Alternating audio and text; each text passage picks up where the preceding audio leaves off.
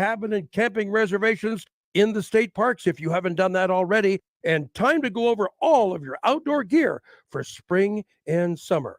Get more information on Nebraska's outdoor scene by going to the Game and Parks website, outdoornebraska.gov.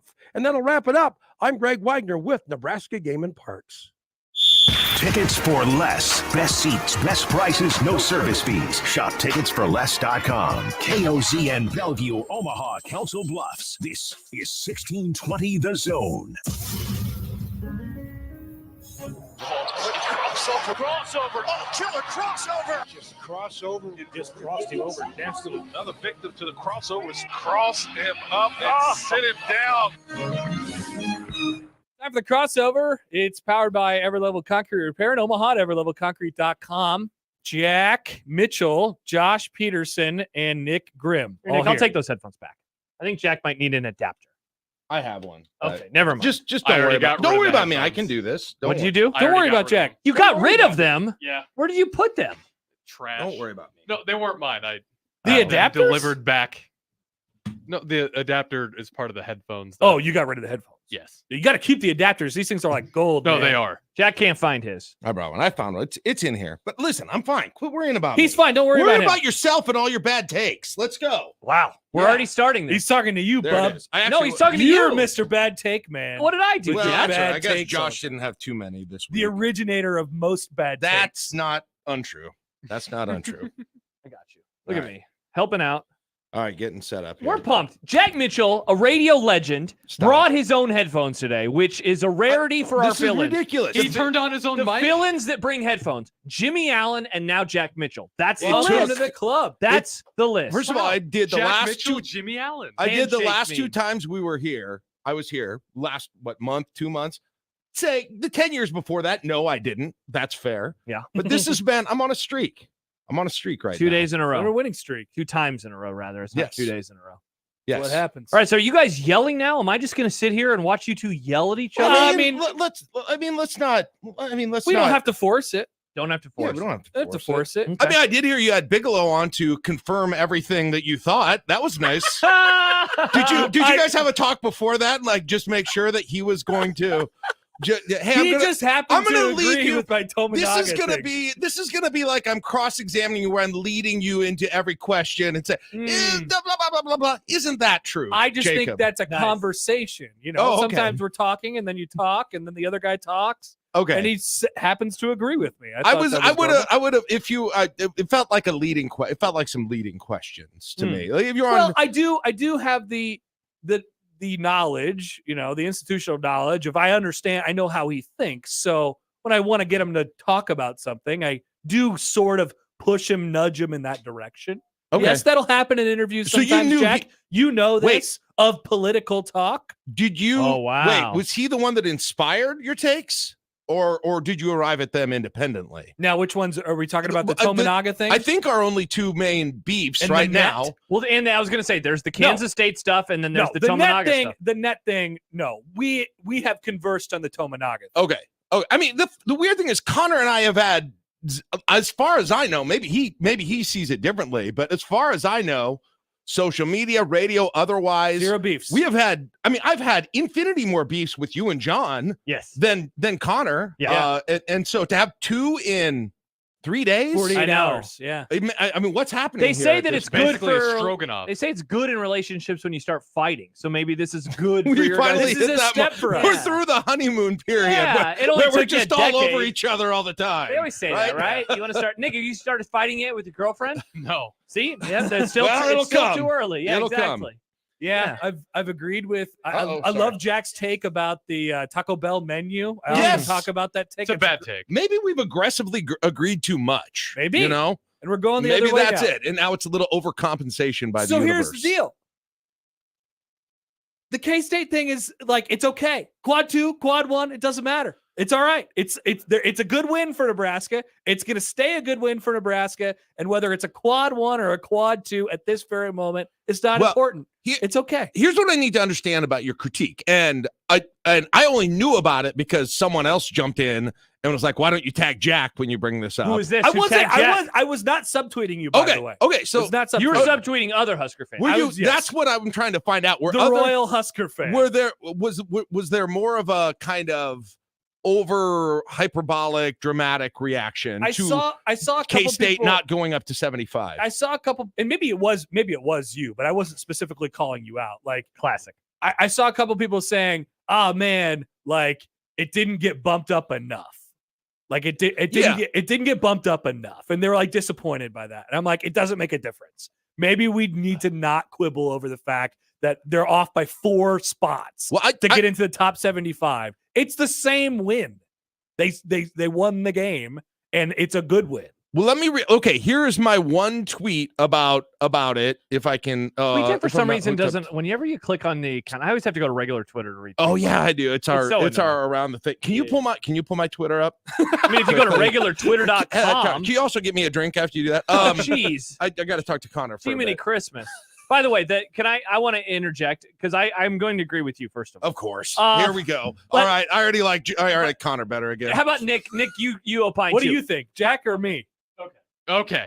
I loved Odson's title of a different pod today where it said Husker fans, always the victim. Made me laugh very hard. Anyway, so Josh is really good at getting clicks. here is why he is. is. He is. We got an He is. email about it. Wow. Stop patting Josh on the back, by the way, company. Well, He keeps getting pat on the back. Well, maybe he's you could good. label your podcast a little bit better, Nick. yeah, start labeling more My controversially. labels are great. Are they? Yes. They're not controversial enough. I have an opinion on those, but I'll keep that to myself for now. Okay, so anyway, Too many exclamation so points. here is where I agree, Jack, with Happer, and I apologize. Oh my gosh, your tweet deck is changing before we know it. I know. I'm trying He to. said that, like, look, if you're you brought up, I think, Illinois or whatever, like they're 15th, or the win over Wisconsin, right? They're 15th, whereas this team is 74th. They're both quad 1 wins, even though we would know everybody can tell the difference. Yes, and everybody so can tell the difference. that's where I definitely agree with Happer. Though now I will acquiesce to you, Mr. Jack Mitchell, because we're doing a show together for the next 4 hours. I understand Jack having PTSD about 2018 and saying, "Yeah, but you all told us this that time, and then it ended up not working out okay." Whoa. Everybody knew that they were on the bubble. Yes, that and that's where I go back to you, where this year is way different than that. yes. Okay. Number one, We're getting deep. My tweet. No, I got a lot to respond to here, Okay, so I got to okay. take some. And then I have a mental question after you guys. notes. Number handshake. one, Mike. Question Let me for you. ask you, Connor. Do you approve of this tweet or not? Here was my tweet 7 hours ago while I was doing my show. Do you approve of this tweet? Last What a night, segment. Last night wasn't enough. Kansas State at 79 in this morning's NET rankings, only moving up 4 spots after beating Kansas. Nebraska needs them to get above 75 for their victory in Manhattan to qualify as a quad 1 win. And then I put a link to the NET ratings. Yeah. Okay. So that is a factually correct tweet. Is even the act of making that tweet offensive to you? Yes, because I think you're overwatching the net. I think you're overwatching it. Yeah. That's what I'm saying. Okay. Look at Bartmore. Okay, now here's where we There's get no difference.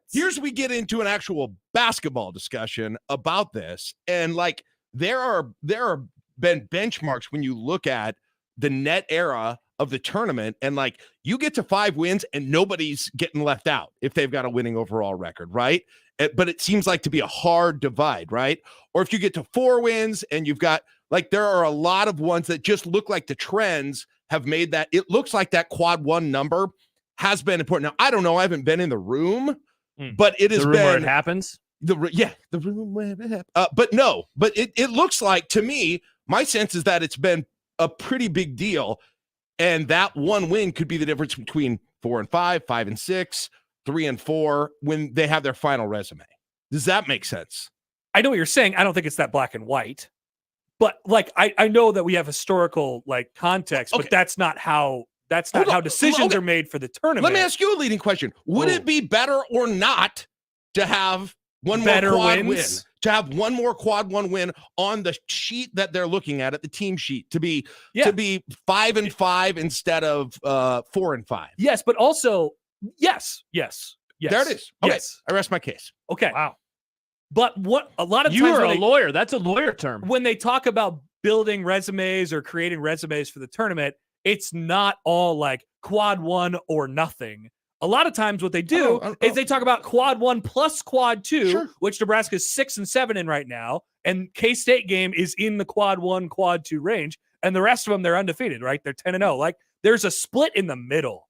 I think there's a split in between But 2 and 3. You admitted it. It is their It's resume better to is have better wins. It is better to have a quad 1 win than a quad 2 win. It is better to have right? better wins. And But if that it- win itself and- is still that win. Also, it took place in December.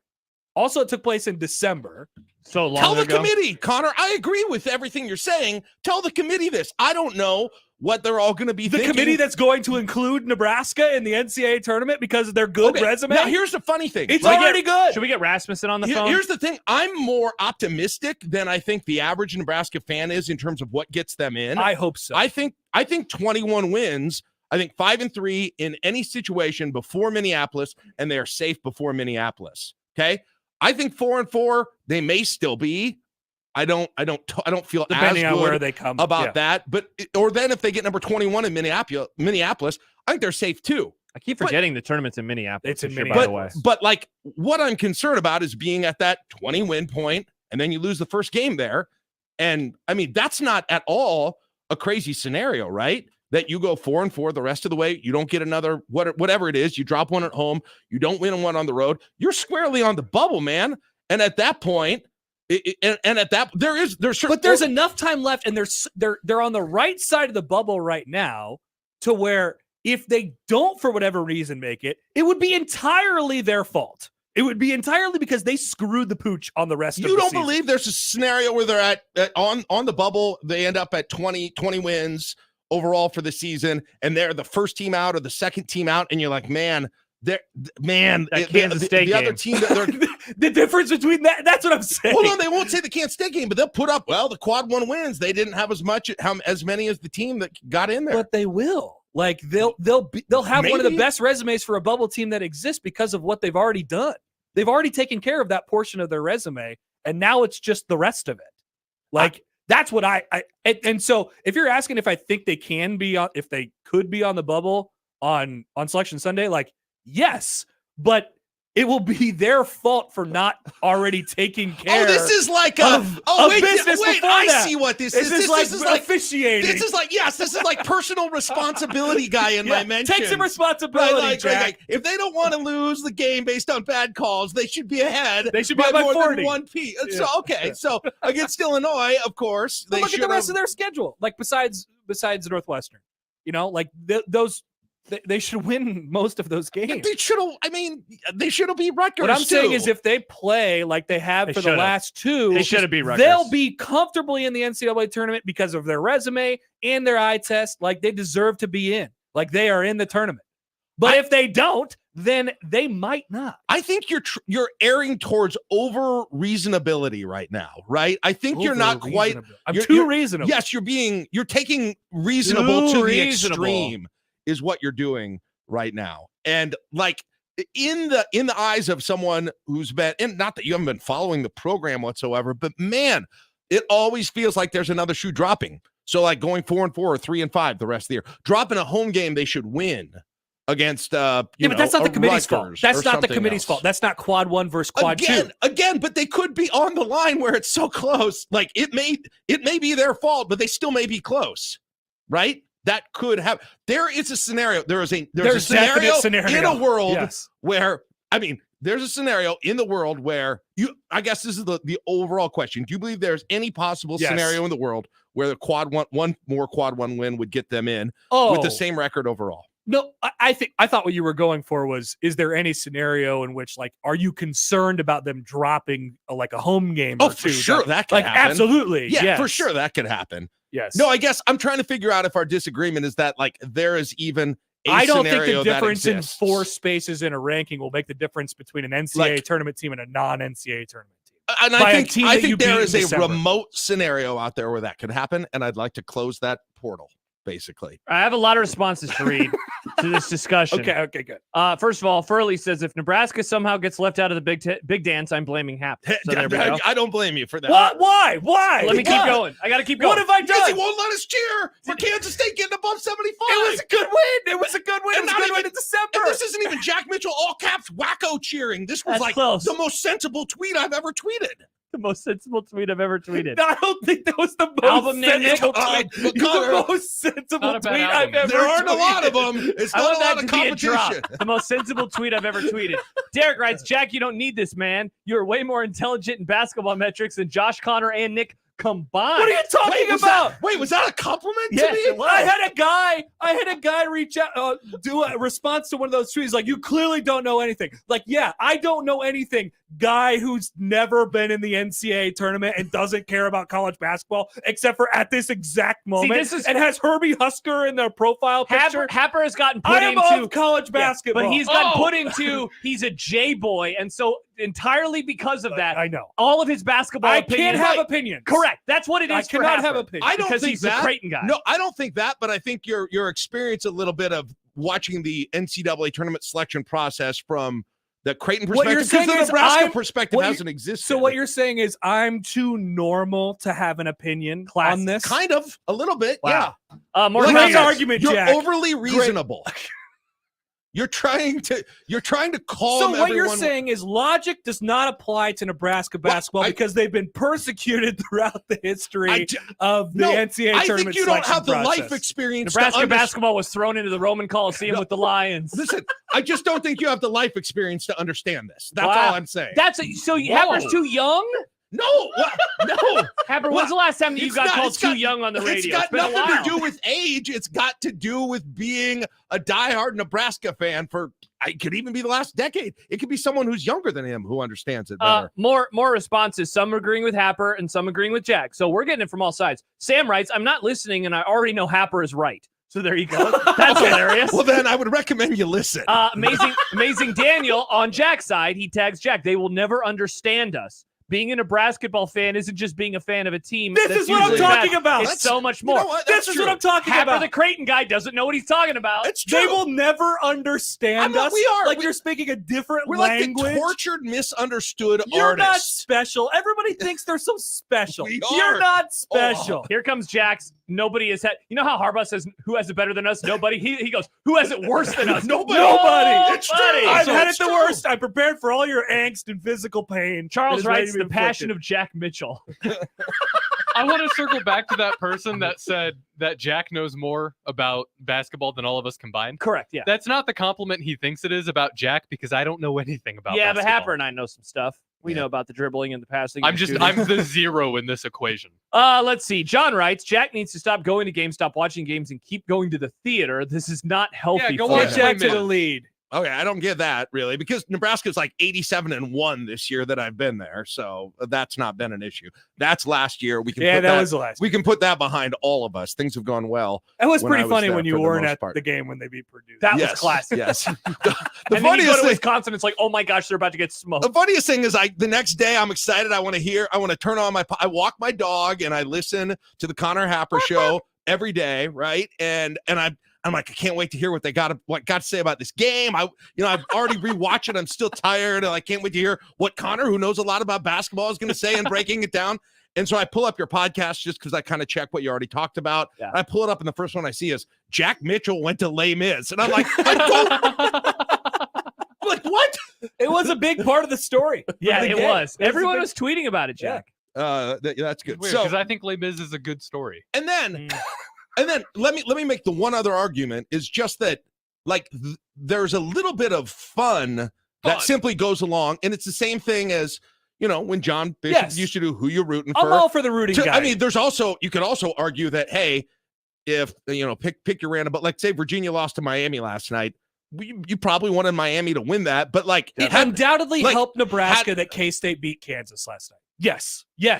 I don't have anything else to yes. say then. I think I we're don't have quibbling anything over else to 4 say. spots in the net ranking. That's what we're talking It about. would be 4 better, spots. not worse. It would be better for Nebraska Yes. if Kansas State moved above 75. So I am going This to is not a black and white So I'm going conversation. to reasonably watch that and cheer for it in the privacy of my own home. Okay. Yes. Yes. So I'll be doing Very that. reasonable. Nothing. You don't have to come. okay. You don't have to join me. I'm going to and do more radio you- segments about it. You don't have to have, the EMA hat on or any of that. You can Power Cat. You don't have to have your power towel. The most sensible tweet I've ever tweeted. You should make a Incredible. t-shirt. That would be such a good T-shirt. Oh, whoa, merch. That'd be pretty cool. Most Okay. sensible tweet I've ever. I mean, look at it. I'm impressed with it right now. Jack's gonna print it out, frame I it. obviously hadn't had any We should put coffee. it on Jack, the wall it's- of random. It's Jack, that meme where the guy's like holding up the thing and it's just him saying, "This is the most sensible tweet I've ever tweeted."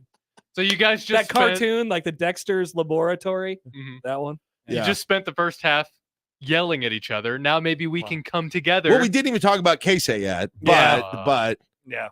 Yeah. I sense we would have more of an interesting. I don't know. I feel like I won this round, but Oh, I feel okay. like we would have a more.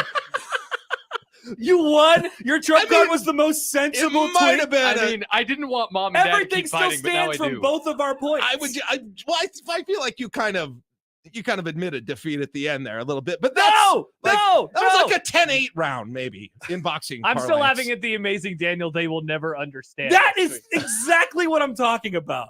Calm down. You're good. You're good. You're Nebraska- good. Nebraska's good. Again, Connor, you're one time I'm calm. I am the calm one here. I'm calm about this Calm whole boy. thing. I'll be honest. I think that I have. They're not just- going to get shut out of the NCAA tournament because K-State wasn't 4 spots higher in the net ranking. they That's could. not a conspiracy They that I'm could. even interested in going They down the could. road of. They 100% could. No, they I'm not couldn't. saying it's likely, but I'm saying it could. And again, I'm shutting off the portal to groin kicks as much as I can.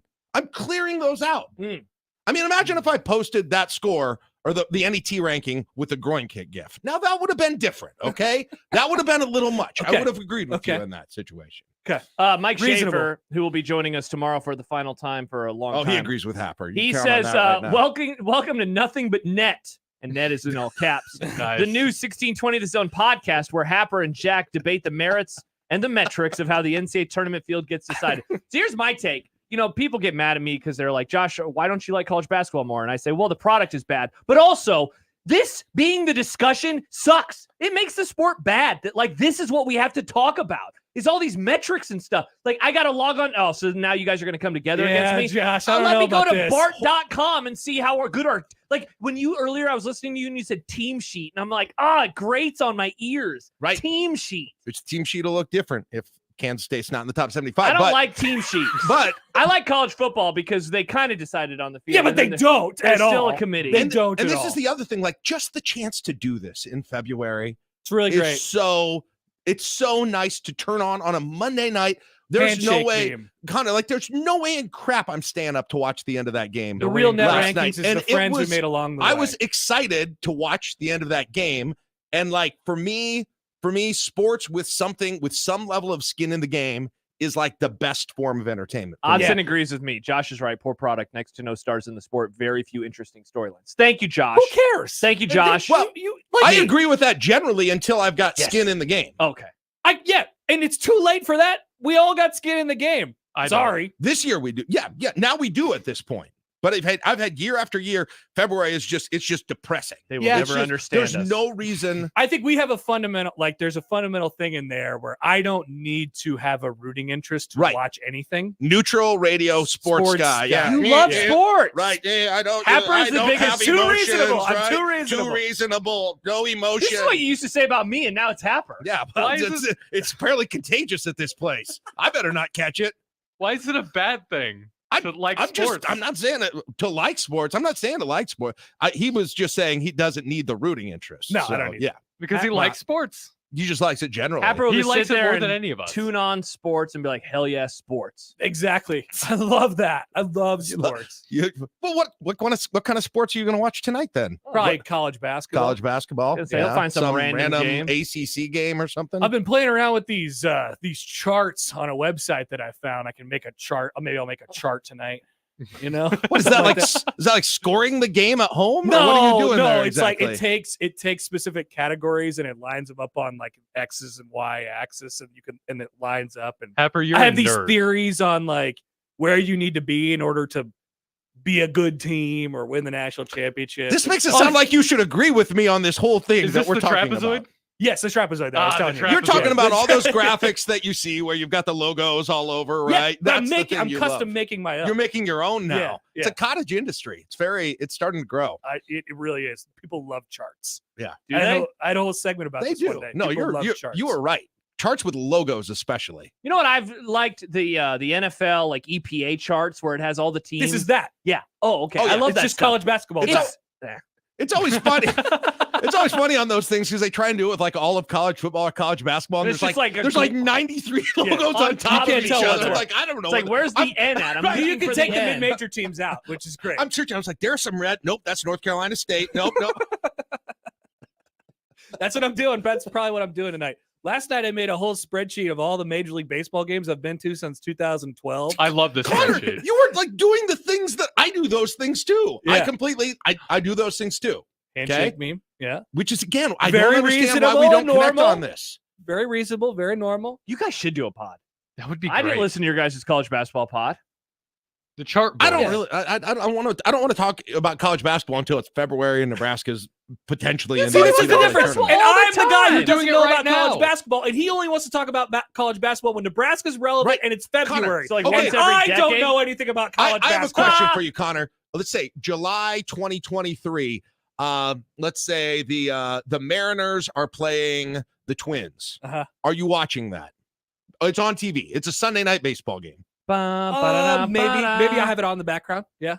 Okay. He I'm loves, not he watching loves it like sports. intently. Baseball and college basketball are the same way for me. The way that we're talking about it right You now. only watch the Royals, and then when they're bad, you stop. Oh, like watching I'll the watch. Royals. I watch Marquette. I watch- Providence, you know. I watch my team all year unless it gets really bad at the end. Did you watch May. Purdue, Wisconsin on Yeah, Sunday? 100%. More. It was. I said this to my wife. I was like, this is the most closely I've watched a regular season That wasn't Nebraska. non-Nebraska game in I don't know how long. Yeah. And so that's how. And I'll get with that in like the years the Royals have been in it. I'll be like, get on MLB TV tonight. Watch all the other games. Maybe it's the fact that because I care about both Nebraska and Creighton, so many games are relevant to helps. me.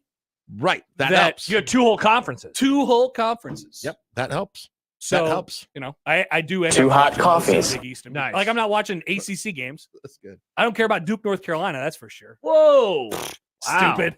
That's dumb. Wow. Who cares Taking a about that? Duke on Duke. A deuce on Duke. Dookie That's on what I'm Duke? doing. Yes. Uh, Deuce on Duke.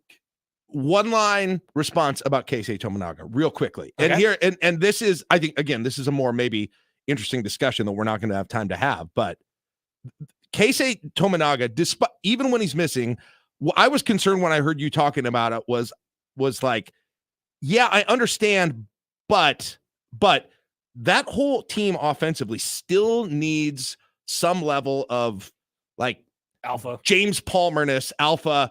You know, so many Nebraska teams have had the guy where they're driving in like crazy. You're like, I wish that dude would quit driving in. Teddy Allen, right? Driving into a million guys. They have too little of that on this team. Agreed. Totally. Actually. Agreed. Yeah. And Keisei, even though it's not always great, he'll do that despite being undersized. He'll take crazy. It's not always threes. It's crazy little mid-range, little teardrop things, but he'll force the issue is what I'm saying. I think they've got to have that sometimes. And I think the other thing I would say is the gap, you know, I think usually it's going to be Wilcher getting more minutes than him. Do you agree with that? If you're putting him on the bench. Yeah, usually Wilcher probably gets the most Yeah, he's a benefit. good substitute minute. 1-for-1. I just don't think he's that far ahead of Keisei in terms of defense I think that he needs. you make up for what they are different offensively. Well, yeah. He needs less shots though in the offense. That's true. Right. That's true. But Tominaga for me, like it's not when he's not shooting it well, it's not a net positive. Even though he does all those little things, like he does, you know, he can move around and he can kind of get to his spots and stuff like that. But like you saw in the Illinois game the other night, when he's on, he starts getting these other parts of his game going, and it's like it's a rocket ship, like it's incredible. But when he has to shoot through these slumps, it's such a was 1 negative for for him that 7. they just have to take him off the floor. I guess. They I just have to take him. I'd in rather that put scenario. somebody else out there defensively. And that was my main point of the whole Tominaga segment. Like, I don't have time to sit here and wait for him to shoot himself out of this slump that he's in. And he corrected it in 10 seconds in the Illinois game. So I look that's like the an thing. idiot. That's the thing obviously. is like, when do you know there's been enough misses that he's not getting out? I of mean, it? clearly they didn't play him. You know, Right, they right. took him off the floor. Right, exactly. And I'm not even saying that decision was wrong, but man, I'm making dang sure that he's He's like done. I'm erring toward playing him more still, right? And I know and I know when you were talking to Bigelow, it was kind of like, hey, the biggest thing is that they don't need him to win, and I agree with that too, right? They don't need him to put up what he did. They don't need him to do what he did last February, which is a good thing about the team. But when that offense is stagnant, I feel like he is the only person who can really bring them out of it, and that becomes a problem sometimes because they just don't have guys who are gonna force the issue. I don't Isn't think. as fun as the earlier argument. You guys were yelling at each other, and I was having a good time. Yeah. I think we have more common ground, maybe. I think this one might have been just more of a simple misunderstanding. On your Maybe. end? No, more his. But I won't give it an inch. Kevin writes, Happy New Year with Jack. I with Jack. Happy New Year, I with Jack. I with Jack. I don't know if this is Happy New Year worthy. That's what I was worried about. Yeah. That's how I evaluate whether my appearance on here was a success. We could have talked about something else. I know, but you could have talked about Bobby Witt and the Royals. Right. Oh, man. We could talk a lot about that. I got some things. Those people who say you never talk about sports in the crossover, congratulations. Yeah, that was we did it. 40 Are minutes. you happy? Yeah. That's what I was worried about. Did you want this more than the weather book? Yeah. Do you like this? Yeah. The weather. No, I don't. The weather. The weather book was Still way a funnier. promo. yeah, Man. Keep it. that one was amazing. Wow, Charles writes, this crossover gives me hope for election year politics. Wow, look at this. Look, did we just fix America? Wow. I don't know how. I don't know where on the spectrum either of us sit. Nick, send this podcast to President T and President B, and let's see if we can bring America together. If you ever run for office, by the way, make little buttons that say "I with Jack." I with Jack. All I right. actually think that Jack and I don't know exactly, but I would imagine that Jack and I actually align pretty close to perfectly politically. Oh, That's interesting. well, that sounds like a boring political podcast. Then. That's interesting. Odds We'll and- have to explore that at a Yeah, different yeah. time. February 6th. That's the real holiday. Am I right? It is February 6th today. February Happy Feb 6th. 6 That's to those right. who celebrate. That's right. Wow, that was a great crossover. Maybe it wasn't Well, as good as the. I weather enjoyed the book. first half more than the second half. Once I Because we said got a little too deep We into just the kinda X's let and them O's. take yeah, over. once I said college basketball is bad because of nerd numbers, you guys turned on me, and then it wasn't as fun anymore. You can't know what we feel. That was you great. can't know. But what I we feel. okay. By the way, I believe that. I believe that. Happer's literally a to my Nebraska grave. fan. What are we talking about? He is of you. He is you. Is he? I don't know. I was there in 2018. I was sitting there in the room while they got selected Okay, as the where it 5 seed in happened. the NIT, and I thought, wow, that team was good enough to win an NCAA tournament game, and they got left out, and Tim Miles was beaten to a pulp by this net thing, and he was like, why? Just What because is his happening fandom with my doesn't life? show itself like you, Jack. Nobody's fandom shows it Okay, like now you. number one. Okay, we're gonna go a little bit. I think deep. we're past time. We are past time. We do have to go. All right, we do have to go. Oh, let me add this one final thing. But I listened to Connor Last back in the word. old days. Oh, the great. And he was a character on the show. He was the Blue Jay fan, right? Well, That I mean, so I that's tried how to hide it more, Right. probably. right. But that's Character. how I listened to you first and knew who you See, were. again, it goes Oh, back to yeah. the comment And it earlier. always goes back to the Creighton thing. Always goes Rent back. free, right? Say it, Always. everyone, so you can get it out of your system. Rent free. Wow, rent free with Stupidest Jack is like saying Taylor in Swift history. and John. Oh, wow. Jack just got himself triggered. Yeah, he triggered himself. He's like that caller the who most called into our reasonable show. tweet I've ever tweeted. Yeah, and now he's mad. I made myself mad by Oh, man. anticipating responses. Oh. I'll shut up now. That was a Okay. great crossover, powered Bye. by Every Level Concrete Repair in Omaha at everlevelconcrete.com. If you couldn't tell, Jack Mitchell is in today. That was Connor Happer of The Connor Happer Show. The program starts next year on 1620 The Zone.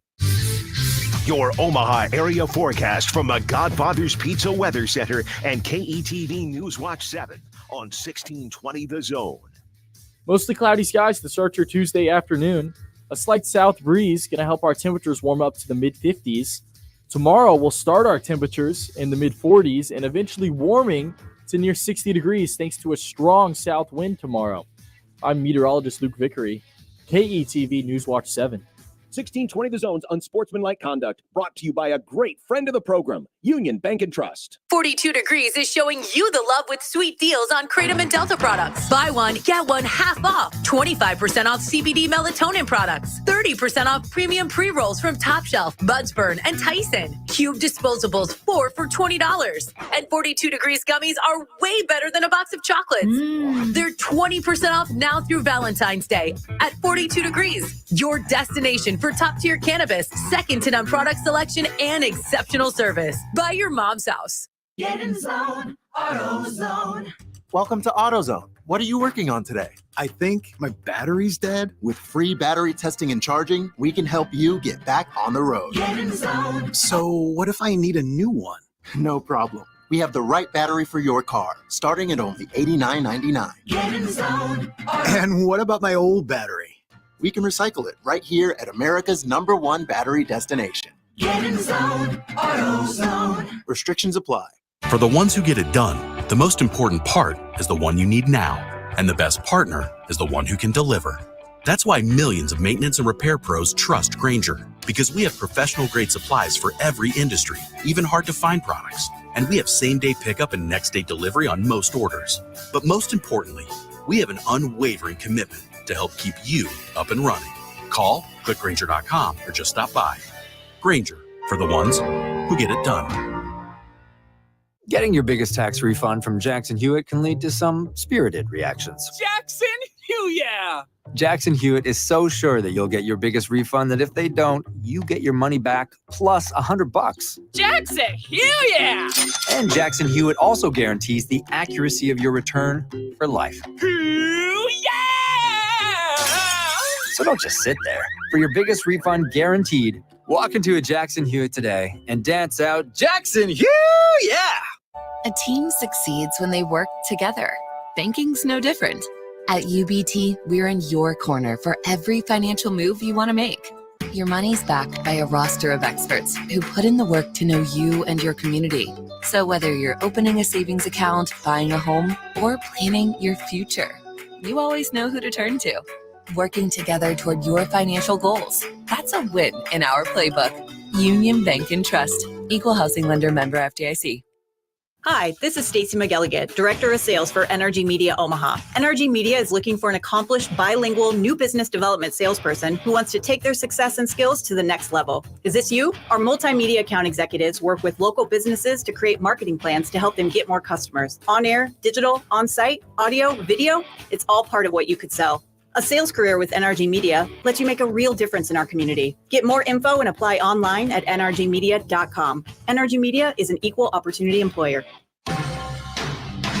This edition of Unsportsmanlike Conduct on 1620 The Zone is proudly presented by Union Bank and Trust. The program starts now. KOZN. Unsportsmanlike Conduct on 1620 The Zone. Husker Athletics, Creighton, and yes, UNO. Don't miss a moment, they'll give you your fix. They're on every day from 2 until 6. Spend your afternoons with John, Josh, and Nick.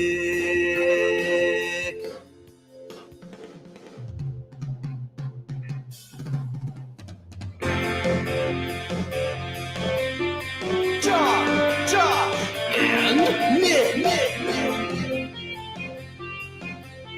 They'll show you what sports talk really is. All right, we got Jack Mitchell in. We got Nick Grimm in. I'm Josh Peterson. We also have win. Yeah, we have a radio show coming up. I don't know how much you and I are going to yell at each other today, Jack. I know. I feel like I got it all out of my system now, so sorry if I'm too agreeable today. Uh-oh. Unsportsmanlike Conduct on 1620 The Zone. Husker Athletics, Creighton, and yes, UNO. Welcome in, everybody, on this Tuesday. Josh Peterson, Jack Mitchell, Nick Grimm. It's Unsportsmanlike Conduct on 1620 The Zone. We appreciate you joining us as Jack waves to the camera. Is it weird when you look directly in the camera? Yeah, I try not to. You know how I do that? I'll do that for like a Jim Halpert type reaction, like If John says something or a caller says something, I'll stare at it a little bit. I'll try to look at either the green light or the number on the very side. So there you go. It's still not. You're not supposed to face the camera. Isn't that a thing? No. No. You're not I don't know. supposed to We're look in directly radio. into We the didn't camera. never need to learn Yeah, that. just stuff. I went to radio school. Yeah. I mean, you can look into the camera. Like newscasters are supposed to look into the camera, but us, we're just chatting with each other. I'm not going to Just talk to chatting it Jack up. like this. Jack, I disagree with that opinion of yours. It's bad. It's also the way my camera. Maybe when we get our new boards, I should ask them to move the camera so it's more in front of me. Because on the video, like you guys, it makes sense. How weird would a screenshot look if we were all staring right into the camera? It would look very odd. It would be really weird. That's why we're not going to do it very much. Anyway, let's get to the Grum Down, brought to you by the Rooferees at John Higgins Weather Guard. It's funny. The first bullet point is Nebraska ball vibes 2 days later. I think that the crossover did a solid job of answering that question. I don't know. We didn't really get into the meat of the discussion. All right, so we'll dive if into you the want meat. to. bring Happer back Don't in sound here. so Yeah. disappointed. No, I planned on it. Okay, John, good. Remember, I texted you earlier, and the first thing that I mentioned was Nebraska. That's true. That's so we'll true. talk about Nebraska basketball today. Nebraska football back in the top 5. So yeah, that's right. We have some news for you later. Michael Bruns will join us in about 40 minutes. A variety of topics that we can get to with Michael Bruns. Tom Chattel has done some boots on the ground journalism for us about the NHL coming to Omaha. Okay. I'm Sports excited. Yes, we'll have that coming up for you in a little bit. Max Olson of The Athletic, he will stop by at 3:50, and we can talk about just a pretty busy offseason so far in college football as it continues to roll on with a variety of news and notes coming from around the sport. Jack Mitchell, Caitlyn Clark, and the Take Machine. So Jack's been alluding to something at various points in our discussions on and off the air, and I just wanted to kind of unpack it a little bit. So maybe we will yell at each other. Maybe we'll yell at each Are you other. being problematic again, Jack? He definitely is. I think He Josh definitely- might be. So we'll do that a little bit later. A handshake meme between you and I, and we're not talking about weather, but it's unrelated to sports, but I think that Jack and I are going to come together in agreement on this. Something I've noticed. Yeah. Since you can't say the blank boys, I think you've leaned more into the handshake. In the handshake meme? You've been saying it a lot I lately. do like the handshake meme. Yeah, I'm not allowed to say boys anymore, which is very, very sad. Also, Steve Sipple will join us to tell us about the offensive line being good. Oh, good. And more. Allegedly. That's good to hear. Some That's people good to hear. disagree with Sipple, and thus me, because I am with Sipple. I think the offensive line will be good. I got to be honest. I haven't thought about the offensive line for a month, so I got to Man, get back in offensive line mode. Basketball season just changes you when they're good. You just does. everything else goes by the wayside. It does. The only thing that you're thinking about right now is weather Right. and Nebraska and the basketball Kansas State NET. Those three things. and the Kansas And State Bobby NET. Witt Jr. And Bobby Witt Jr. I For am a few thinking about minutes. Are you that, still thinking about him today? A little bit, yeah. Yeah. All right, cool. Well, he can answer a question about Bobby Witt when we get to Unsportsmanlike content later on in the show. Plus, Jack Mitchell is in today for his first ever What's for Dinner segment, which he is also of Lincoln. So will he have the same response that John does at the end of every show? I don't know. But I think I did this segment with you once, but that's fine. You did? Yeah. Oh, that's right. You were on Yeah. with us last month. Yeah, that was Weather Book Day. Yeah. Oh, but you were. I guess you were in Because you person. didn't, I had no idea what we were doing. So I was like, I don't know. That's right. You don't listen to the show. Yeah. By the way, Schaefer is listening to the show from Western Nebraska for some reason Hi, Schaefer. today because he was quoting me, taking me out of context on something that I said, which is very unfair. Or I guess he took me in context. He didn't realize the sarcasm that I was trying to attach to my take. A text from the 402 says, "Please God, make the handshake meme line stop." Wow. So the 402 and someone who agrees with him handshake me on wanting the handshake meme to stop. Full question. Back to the boys or Yeah. the handshake meme? Yeah, exactly. What do you want me to do? I have bits. I'm of bits. See, that's the other thing. People don't like when we say we're of something. Yeah, you are really, you really hammer, you figure something out. And Well, you, that you was- just Being of hammer something it. is great. Yeah, I love that I one. know. That but was man. Nick. He got really mad last year. I got and, Happer and at one triggered. point said, "I am of music." Yep. And wow, did he catch a lot of heat for that one? And it lives in infamy now. Months later. You just We got to said, let your bits breathe a little Yeah. bit, I think, like a fine wine. you Nah, know? that's not how we roll. We're Charles. a box wine kind of show. Yeah, exactly. Franzian, right? No, Franzia. don't know. Franzia. Yeah, I was Boda- thinking of John Boda box. Franzen. I was thinking of the author, of which I'm 80% done with his book now, by the way. Oh, Mr. Pretentious. When I think of cheap Okay. wine, I think of barefoot. I don't like barefoot that much.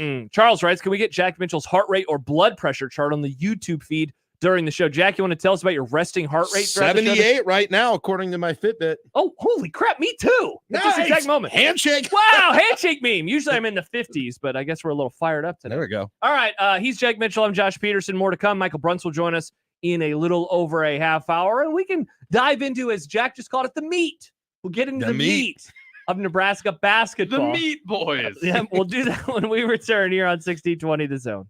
Omaha's most listened to all sports radio station. Again and again and again. 1620 The Zone.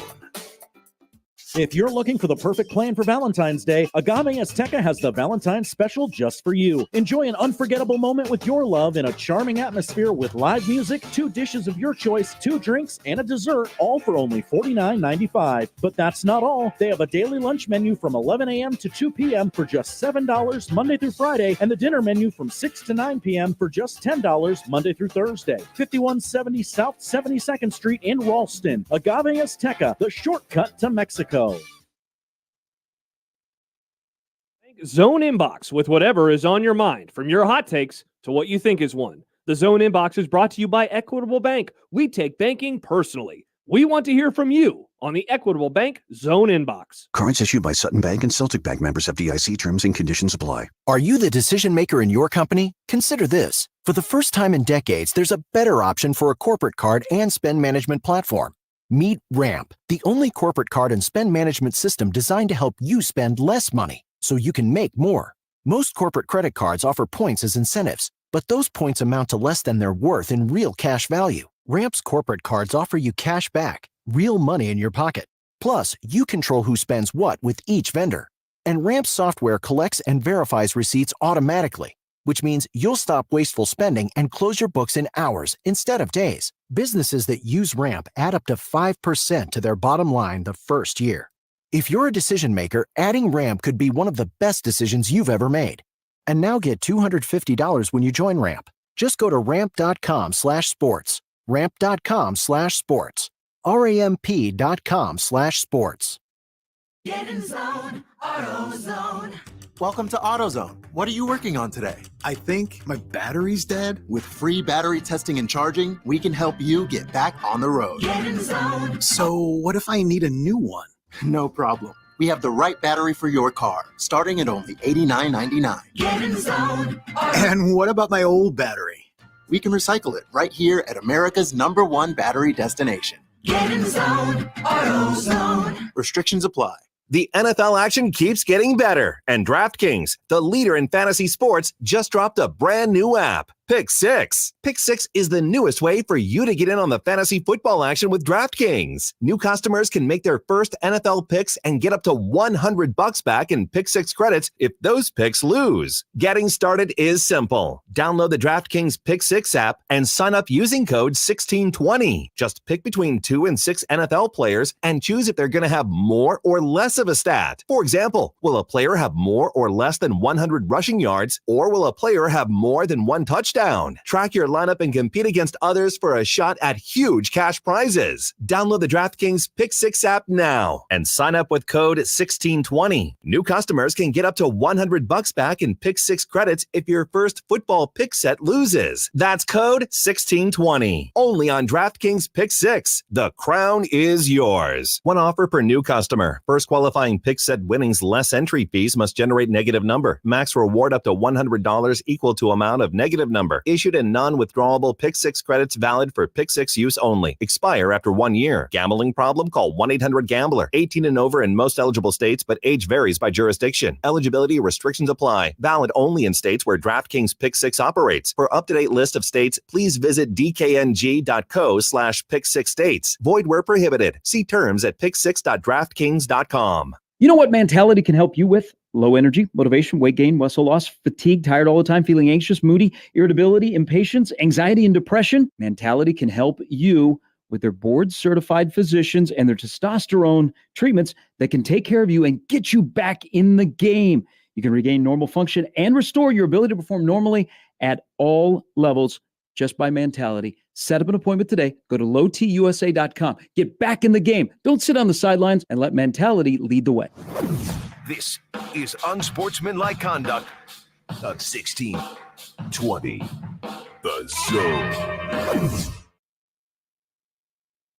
You can give us a call at 402-951-1620 or shoot us a text. That is the hotline powered by 42 Degrees, the source by your mom's house. You can also email us today into the Equitable Bank inbox, josh@1620thezone.com. Or is it jack@broadcasthouse.com? That works. I mean, I think we could all just put on like nrgmedia.com too, and I think that works too. Jay Leavesfeld at nrgmedia.com, right?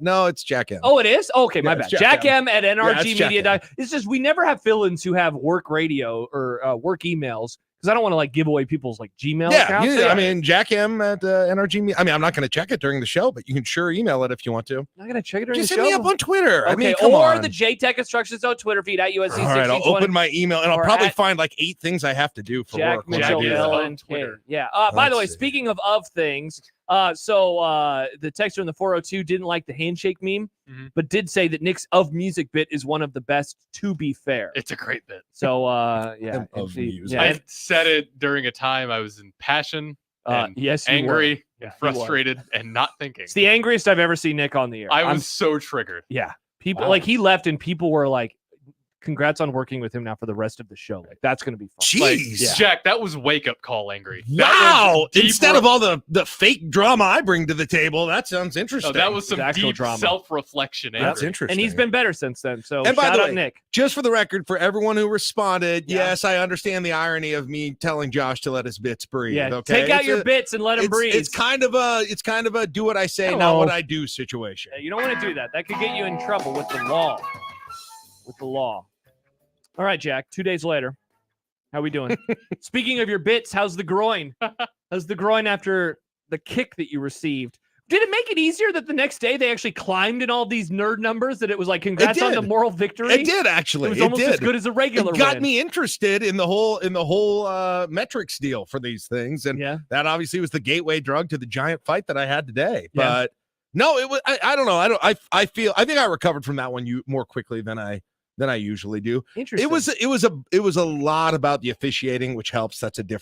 It's kind of a different kind of anger. Yeah. Right. You do like getting mad at the comes out. refs. I do. And I'm like, I don't really want to talk about the refs. It was weird because like everyone else agreed with me this time. Completely agreed with me. It was a weird place to be in. Completely agreed with you? Completely. That's right. You have this complex that nobody agrees with you. I read a positive tweet and you're like, whoa, someone agrees with me, Yeah, Jack I do. Mitchell. I agree with you frequently on a lot of it. Yeah, see, people agree with Great. you. Great. It's like yelling at you when you're wrong. Keep affirming me. I need it. Keep Yeah. it going. Keep it rolling throughout the show, everyone. Tweet me your positive thoughts. Not to bring back the crossover and agreeing with a different person, Mr. Connor Happer.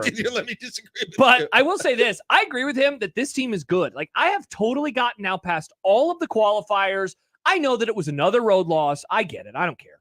This is a good basketball team. And I'm with him. As long as they don't do something, truly heinous in the final stretch of this season, they're going to be in the NCAA tournament. They're a good team. I know, but they've got the capability. They've got the capability to be really Heinous? good, but they've got the capability that we've seen to be still have really bad days. Yeah. And do any of those come up over the course of the next 3 weeks Let me in ask you games this. that they need to win? So the really bad days, and you're not wrong, like the Minnesota day was a bad day after the Creighton loss, the Rutgers, kerfuffle, Right. if you will, and the The Wisconsin Maryland.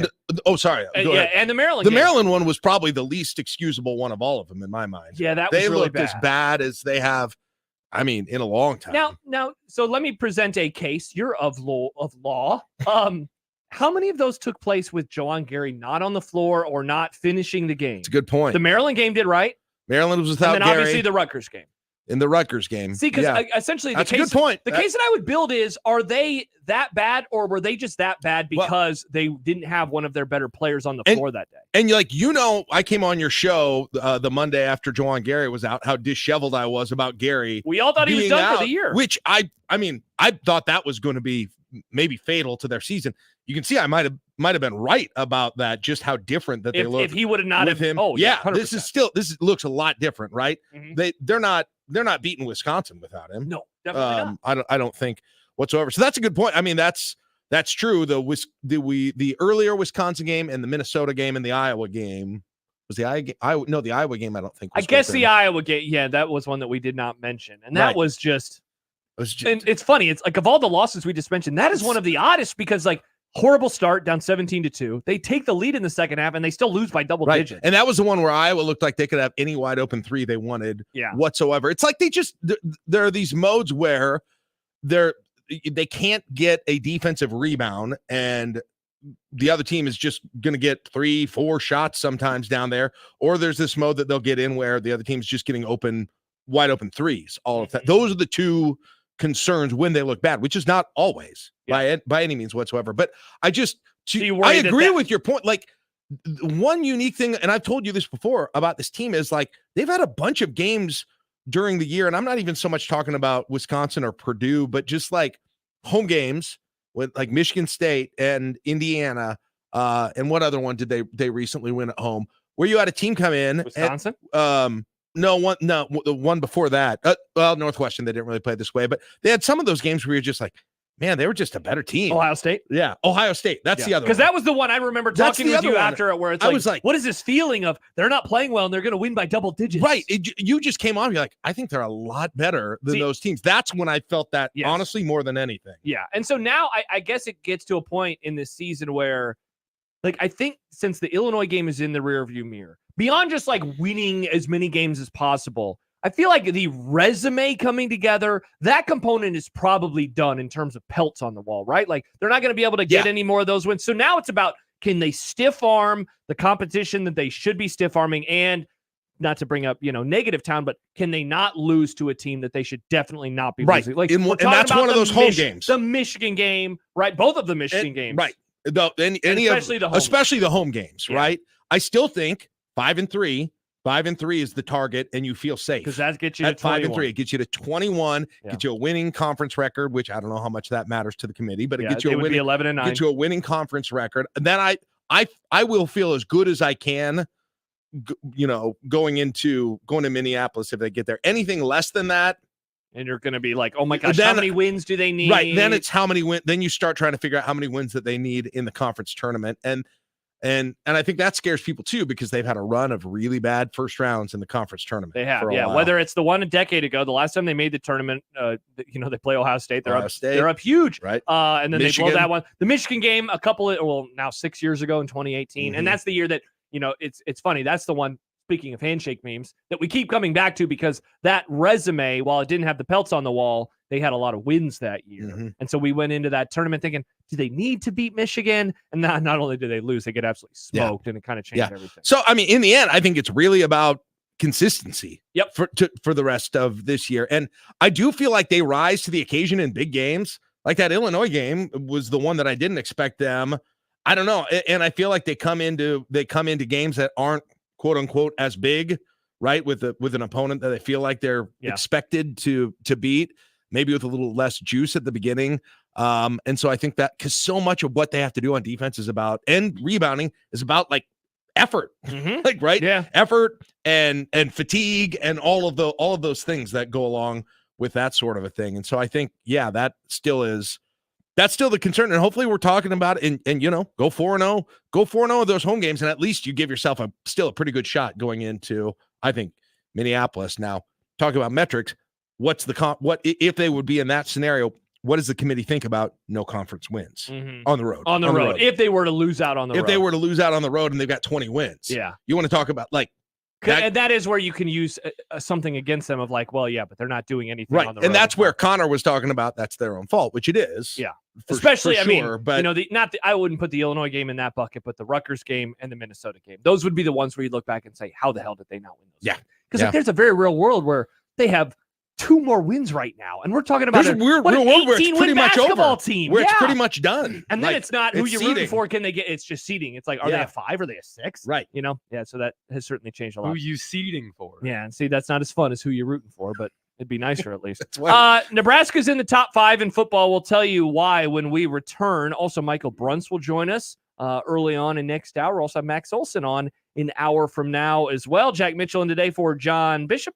Josh Peterson, it's Unsportsmanlike Conduct here on 1620 The Zone. Nick Grimm for Circus Sports Iowa, the sports book you want to use if you're ready to step up your game. They offer tight money line splits and a low hold model. Games rarely get any higher than a -110 split, and they don't keep as much money on large market bets as some other places do. They want you to make money. So much so that they also won't limit you if you're on a very nice win streak and just keep cranking out those wins. Also, don't forget to check out Circus Squares for that big game on Sunday. A $1 buy-in to pick your own squares could turn into over to $100,000. Also, if you ever need any help, their customer service is full of real people who want to offer real help. It's like having Las Vegas hospitality in the palm of your hand anywhere in the state of Iowa. So don't wait. Check it out right now. Download Circuit Sports Iowa today. If you or someone you know may have a problem with gambling, call 1-800-238-7633. Live from the Host Coffee Studio, this is 1620 The Zone. It's the most time-honored tradition to start the weekend, grabbing a cold one from a local Nebraska brewery. Let's be real here. It's cold outside, and you don't want to drink the same boring beer as those Hawkeye fans. Drink Nebraska-brewed beer, cider, or seltzers instead. Each week, we're putting the spotlight on a unique Nebraska brewery with One Beer Friday. Share your brew on social media with the hashtag #OneBeerFriday, and you'll be entered to win a $25 gift card to a local Nebraska brewery. Nebraska is the good life with great beer. Click nebraska.beer to learn more. Your neighborhood is more than blocks of buildings. It's the people who live there that make it special. At Union Bank and Trust, we're not just creating home loans, we're making neighbors. We're not just small business lenders, we're small business shoppers. We don't just live in your community, we help you build it. Because our people are your people. Visit ubt.com/neighbor to learn more. Union Bank and Trust, member FDIC. Man, we're all in this together. Hair loss, lower libido, ED, loss of energy, poor mood. It happens to many of us in our 40s and 50s. But unlike when our fathers went through it, there's an easy, professional, discreet way to go after those problems. John Bishop here for Hims.com. If you want to regrow your hair, have better sex, or tackle anxiety and depression, you don't have to go to the doctor, the pharmacy, or spend all day talking about it. Just go to Hims.com and do something about it. Hims.com is private. The entire process is online. No office visits or trips to the pharmacy. Hims.com is shipped in low-key packaging direct to you. Hims treatments fit seamlessly into your everyday routine. The plan is simple to follow. And Hims has helped millions of guys like us with their hair loss, ED, and mood. To start your free online visit, you need to go to this exclusive address, hims.com/start. That's hims.com/start for your free online visit, hims.com/START. Prescriptions require an online consultation with a healthcare provider who will determine if appropriate. Restrictions apply. See website for details and important safety information. Make an impact on our community. Join Food Bank for the Heartland for their largest fundraiser of the year, the 23rd Annual Celebrity Chef Event, on Thursday, February 15th at the CHI Health Center. Learn cooking tips from Bravo's top chef, Gail Simmons, while helping the food bank raise 2.2 million meals for Heartland neighbors in need. Tickets must be purchased by February 7th.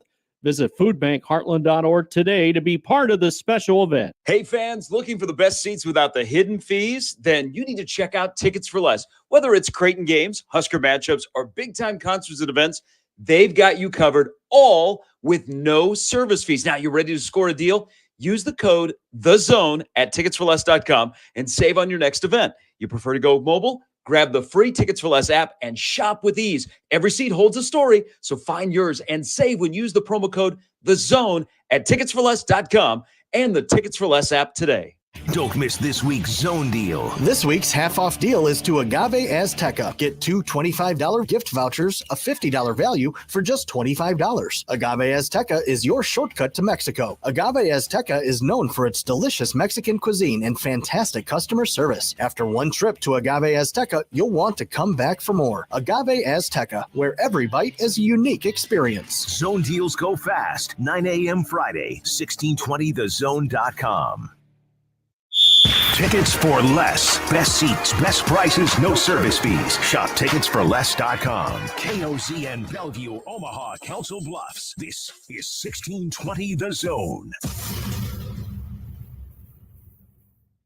It's always interesting that Jack Mitchell listens to like modern music and us debates Nick off air about modern music. I came in here to fight everyone today. You about really their did. takes. What do you want to fight me about? I don't know. I'm just bored. I guess I'm maybe I'm tired of fighting you, and so I needed to have one of these guys. I needed new opponents. Yeah. What other music takes? It's you like got, Jack? Let's go. It's like rotating your schedule in the NFL a little not bit. bad, Get some, not bad. you're always kind of excited, like, Yeah. oh, I get to see the I'm a Buccaneers this divisional year. opponent. Right, you're a Nick- divisional yeah, opponent. yeah, You're yeah. like, hey, cool. Hey, it's our usual Hey, rivalry. right. We get to go. The Buccaneers are coming into town this Yeah. year. We don't see them much. Baker Mayfield. We're Cool. excited about the Nick is the Buccaneers. Oh, no. Congrats, Nick. I don't know why. Fine, The Baker Mayfield of 1620 I'm zone. wearing the creamsicle uniforms. So I mentioned Nebraska's in the top 5. Yeah, what? Now, so you know, I just made fun of you and Happer and all the college basketball dorks who were like, let me check out the team sheet.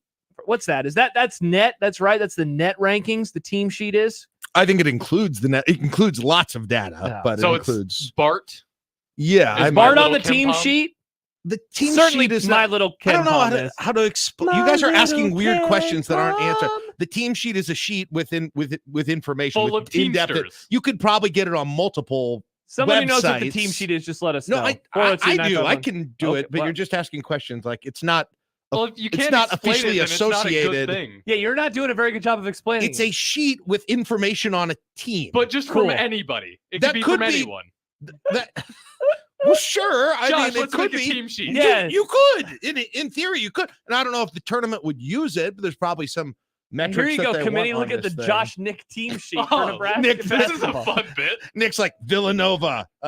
Cool uniforms. Let's see. Gonzaga. Name sounds like boobs. Wow, Nick. That's why I like their name. Wow, It's never a funny heard name. never heard anyone say that before. Bulldogs.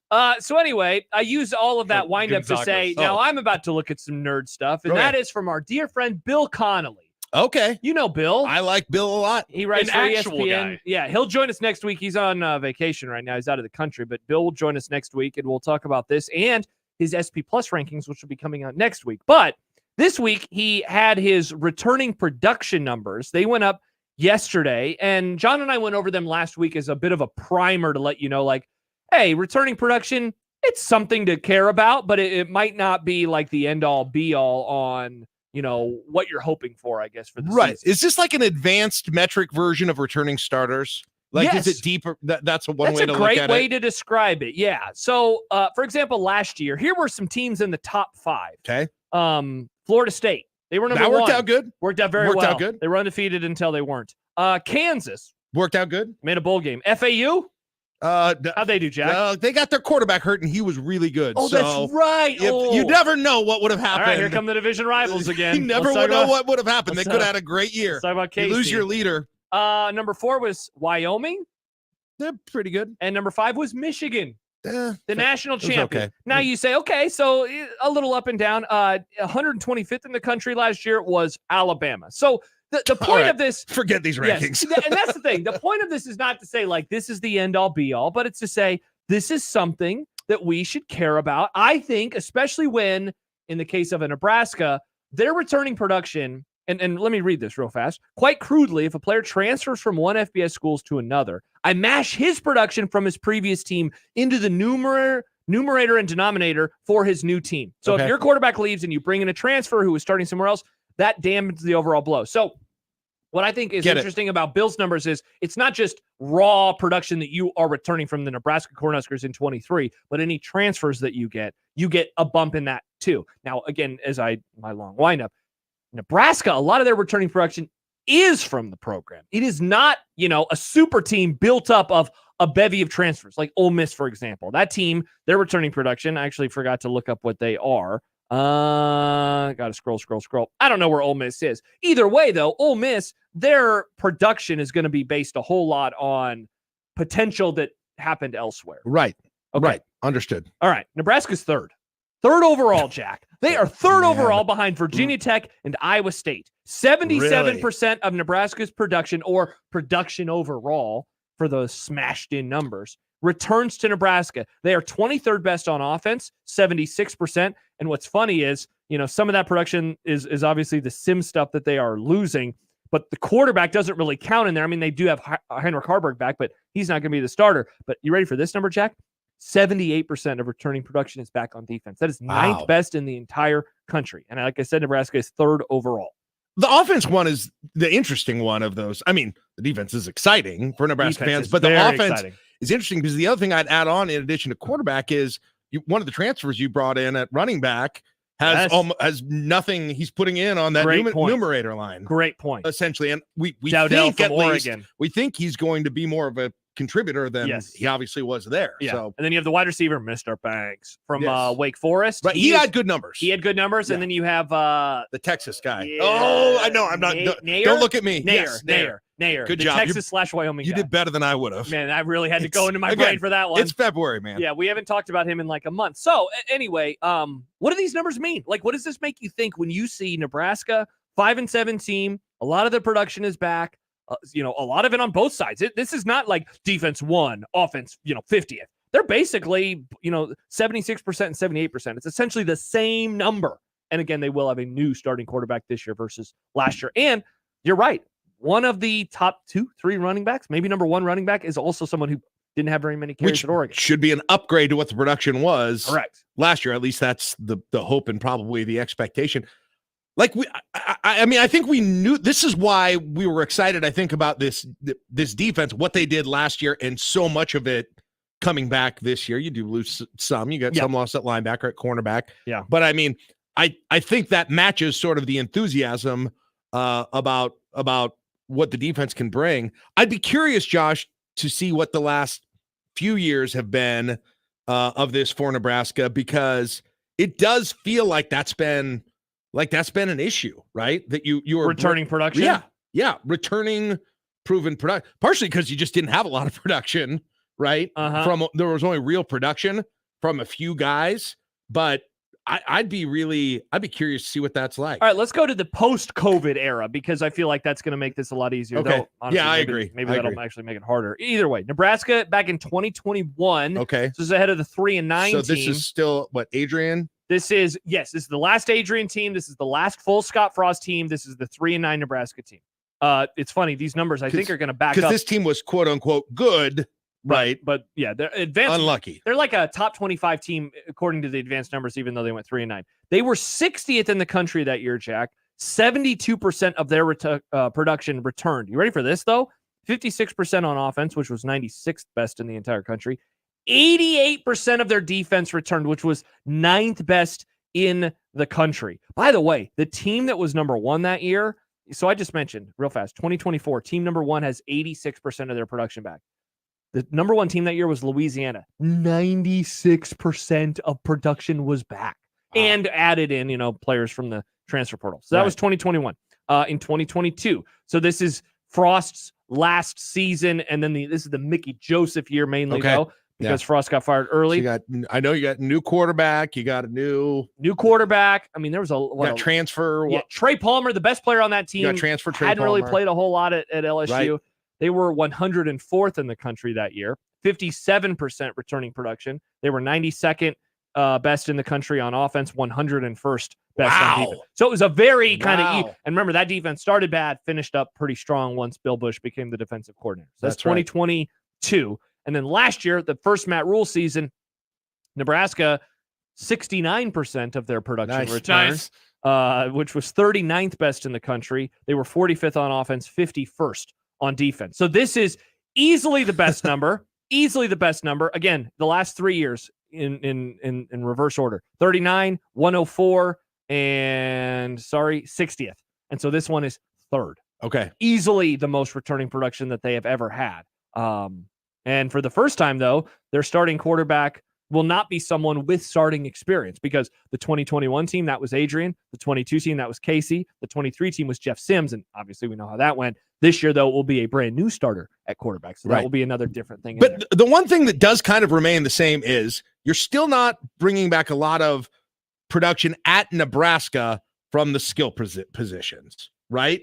Yes. That's the one and that's been something that's now. You had success with Trey Palmer, yes, right? A lot of. I'd say the wide receiver room has probably been the biggest hit in the Scott Frost and beyond era, because you have Trey, who was awesome. Samori Toure was very good, I thought at least. And then you have some Conavai Noah. I mean, he had yards. Obviously, last year Billy Kemp was, I'd say, among the worst in terms of expectation to reality. And then running back room is the same.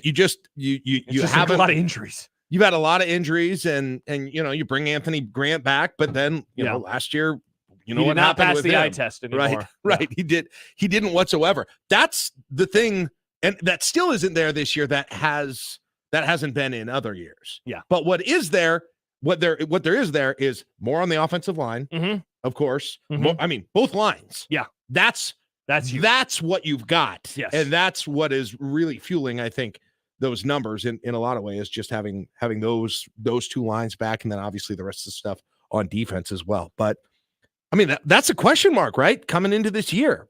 That's the real question is, how does Dylan Raiola do?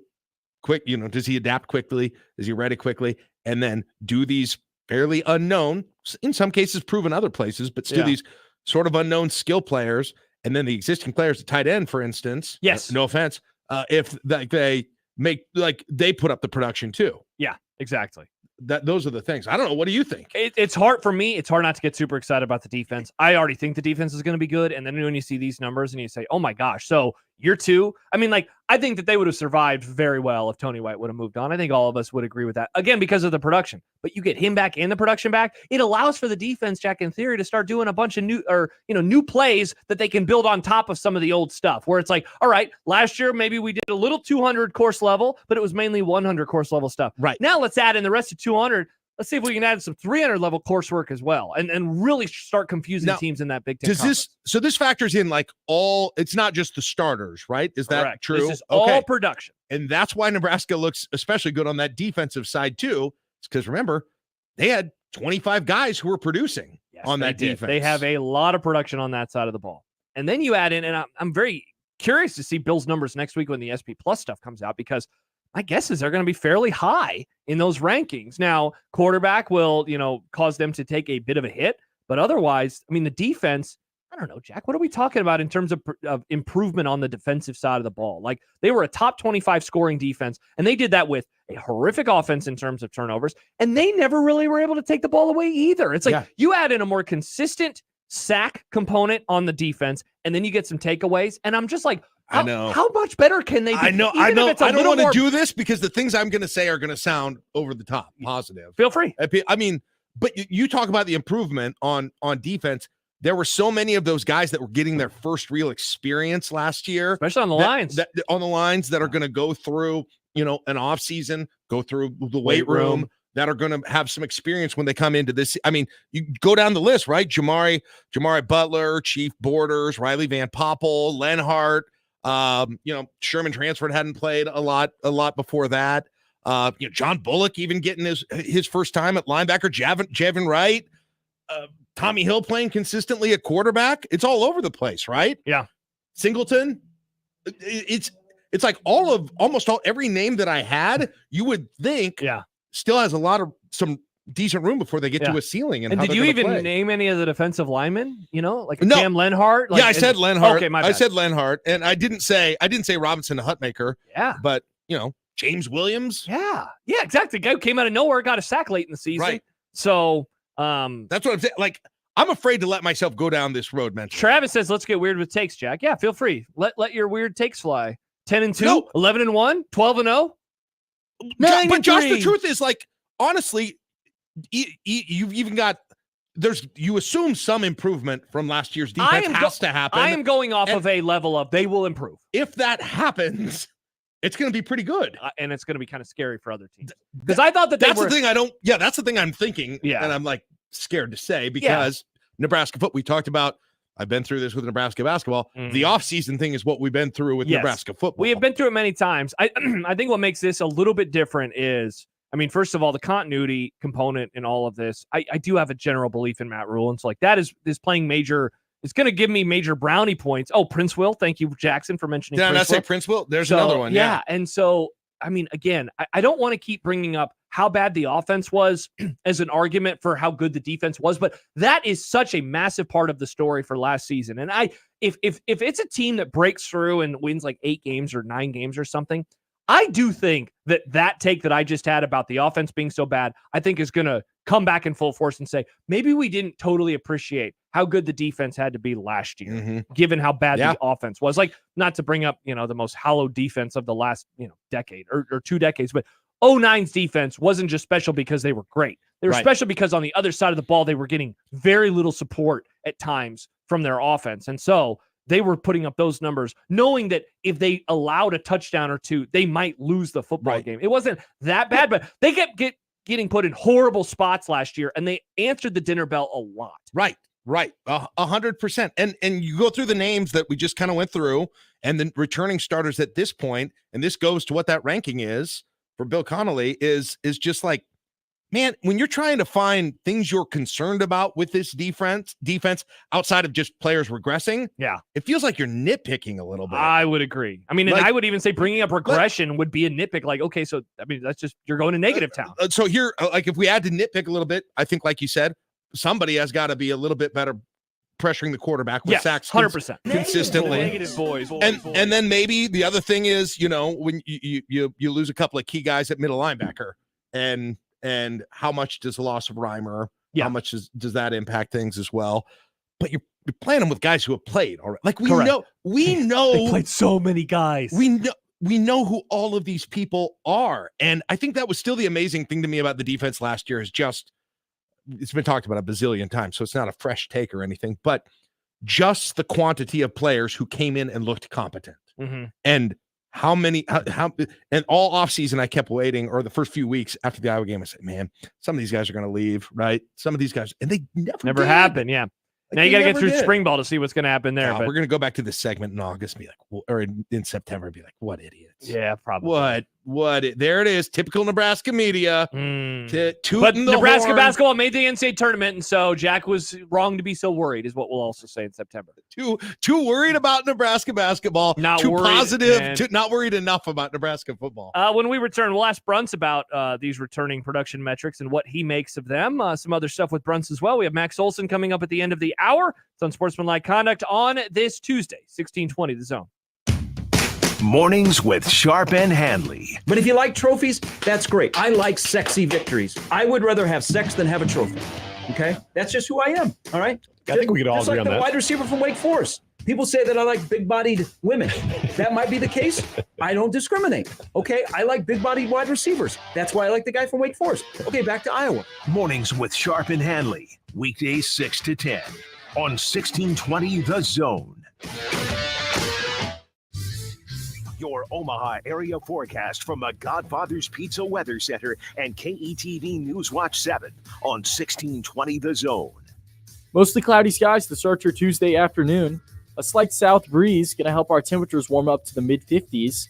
Tomorrow we'll start our temperatures in the mid-40s and eventually warming to near 60 degrees thanks to a strong south wind tomorrow. I'm meteorologist Luke Vickery, KETV News Watch 7. The Zone Hotline is powered by 42 Degrees. The Source, by your mom's house. You can find pizza anywhere. But when you want pizza pie piled high with more toppings, that's when you come to my place, Godfather's Pizza. For a limited time, get your hands on 2 of my large one-topping pizzas. Pick pepperoni, beef, black olives, you choose. All this food for only $30. Feed your whole mob without breaking the bank. Hey, it's an offer you can't refuse. Godfather's Pizza. Do it. Margot felt quite exquisite as she dipped her fries in mayo, gracefully extending her pinky to the sky. See, she had just saved by getting Cox Mobile for her family. Yes, more lines, more savings, Margot. Brilliant. She finished her cherry slush drink with a triumphant... exquisite indeed. Visit a Cox store and pay as low as $30 a line for 4 or more unlimited lines. 4 lines required for $30 per line price, max of 5 lines. Prices exclude taxes, device activation, and other fees and charges. Other restrictions apply.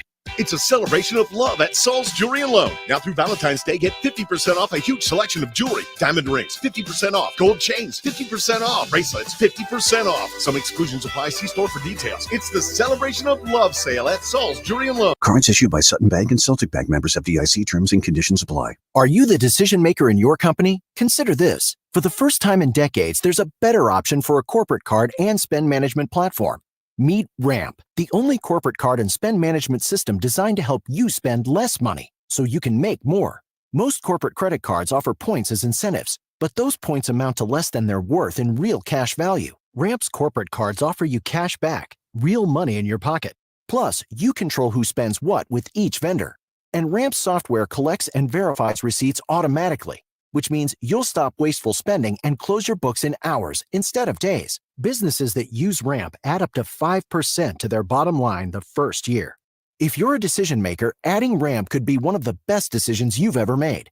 And now get $250 when you join Ramp. Just go to ramp.com/sports. Ramp.com/sports. RAMP.com/sports. Email any of our shows anytime into the Equitable Bank inbox. At Equitable, we take banking personally. For me, John at 1620thezone.com. The Equitable Bank inbox from 1620 The Zone.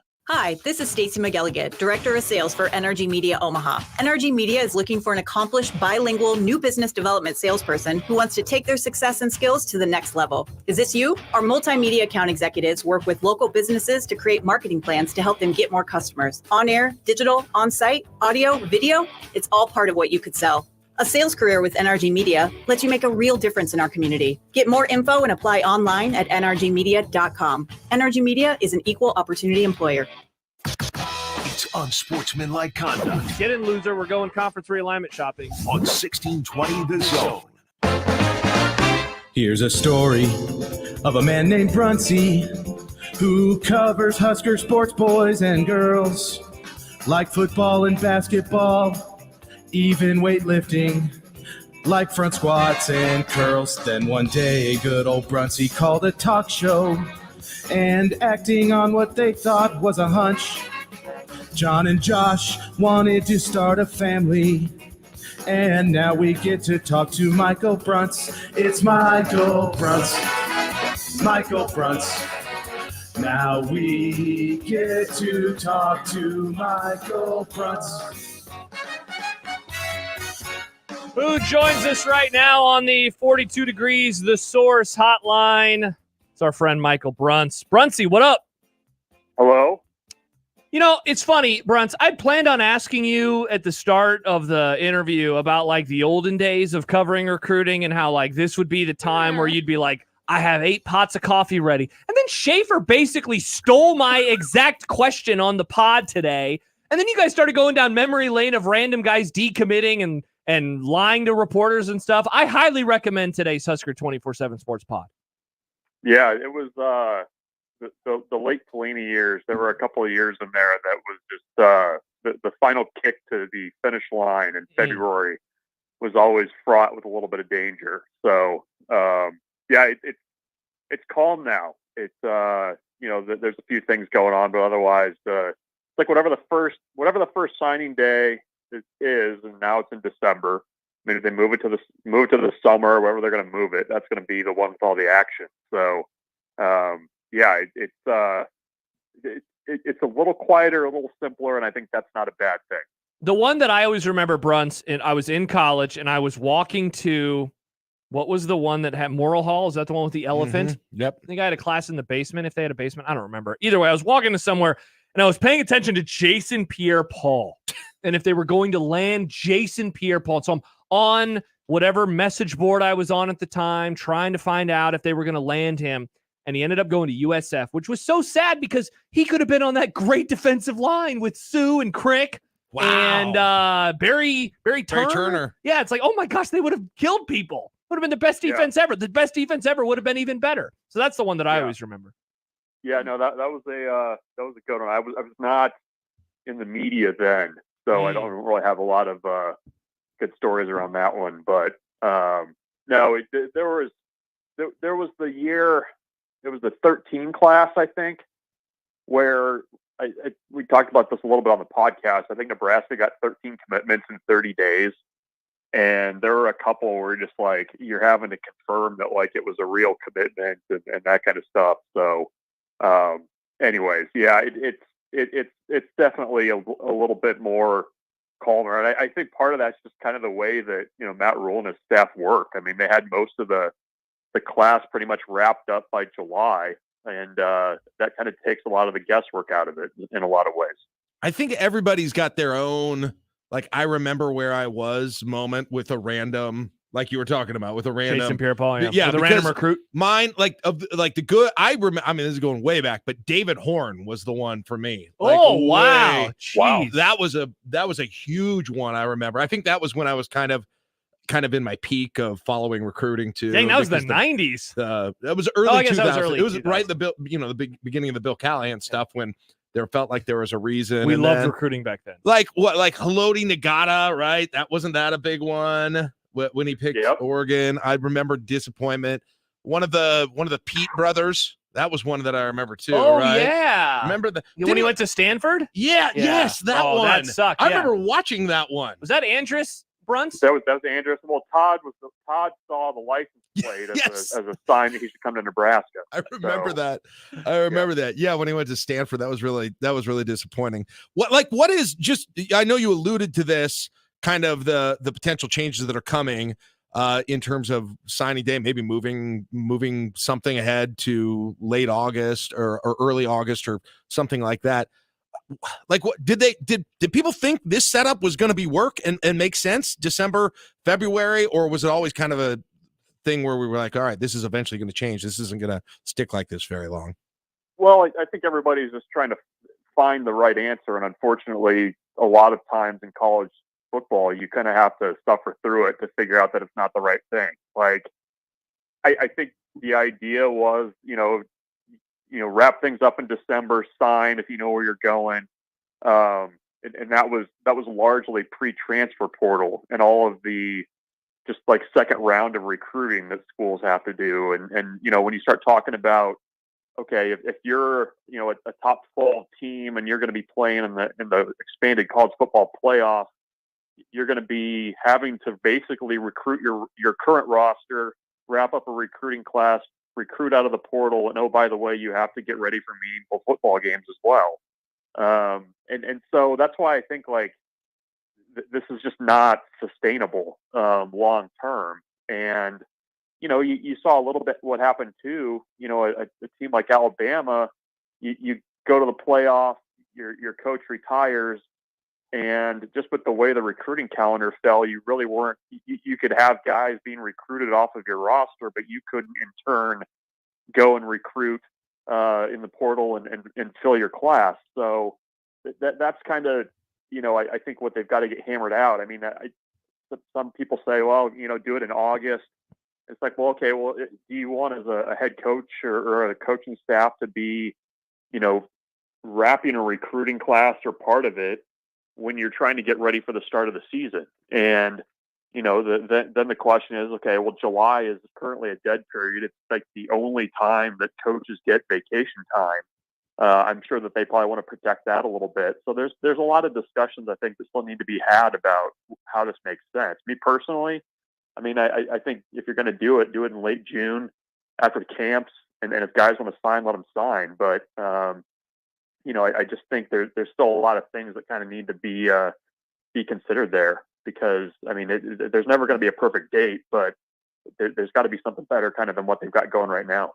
Michael Bruns, Husker 24/7 Sports, joins us right now on the 42 Degrees The Source hotline. Bruns, we were just discussing Bill Connolly's returning production metric that went up yesterday on ESPN.com, and essentially it's not just players that Nebraska returns that were on the roster last year, but guys who have experience and like put up numbers, aka like a Jamal Banks from Wake Forest. That is included in the formula, and Nebraska overall is third in the country, only behind Virginia Tech and Iowa State. We went and looked at the last few years, and Nebraska's best number was 60th, and that was the 2021 team, if I remember right. I don't know how much you've ever paid attention to this, but I'm curious as to what your first reaction is at hearing they have the third most returning production and what that could mean for them on the field.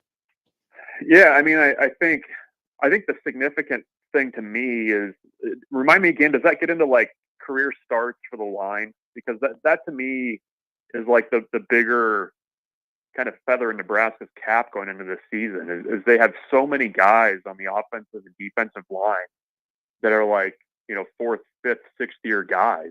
And, that's significant to me, because I feel like anytime you have that kind of seniority in those two groups, you can just do so much. And it feels like it's been a long time since Nebraska's had that on both sides of the ball. I mean, they had it a little bit last year on the offensive line, but that's been, a little bit of a rarity, I think. But I mean, the production, it helps. They wanted to find guys in the portal, especially that had some proven experience at the Power 5 level, and they got that in both of those wide receivers.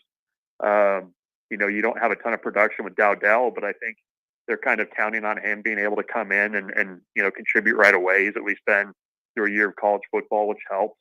I do wonder, some of that production returning is, Heinrich in the form of Heinrich Harburg. So, is he even going to be in a position to start this year? I don't know, but this is kind of I think the roadmap that Matt Rule wants, where you're getting these guys, 2, 3, 4 years into your program, and you're not having to completely reset the deck. I mean, that's how you build more of a sustainable program in a place like Nebraska. Yeah, and getting into the nuts and bolts of it, you asked about offensive line snaps. So how he weighs his offensive numbers, 47.5% goes to just returning offensive line snaps. Yeah. That's how much those are weighted. Running back yards, for example, rushing yards, only 5%. Meanwhile, on defense, the things that you want the most, percent of returning tackles overall, 69.5%. among some other things. So yeah, it's not just, hey, this guy's played, but it really does weight specific positions and how much returning production you have at those. That's even like, talking offensive line. I mean, that's like I've said this. I mean, I didn't really feel like they needed to go out and get another guard out of the transfer portal.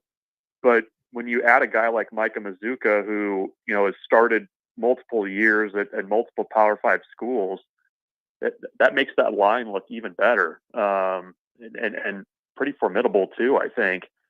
Just kind of having him there. I mean, when you're talking about your backup guards being guys that have been, 2 and 3 year rotational players, I mean, that's not a luxury that Nebraska's had in quite a while. I've been following loosely the Kamir Prescott stuff. I know he's a Wisconsin decommit. I understand announcements coming. I guess first off, what do we know about this? And then number two, like, why is Matt Rule interested in, and he may be a great player, but why is Matt Rule, especially with the roster issues being like they are, especially with some of the depth at the position that he's at, why is Matt Rule maybe going after a guy like Prescott right now? There's no scholarship issues. There's no number issues. No, that stuff kind of works itself out.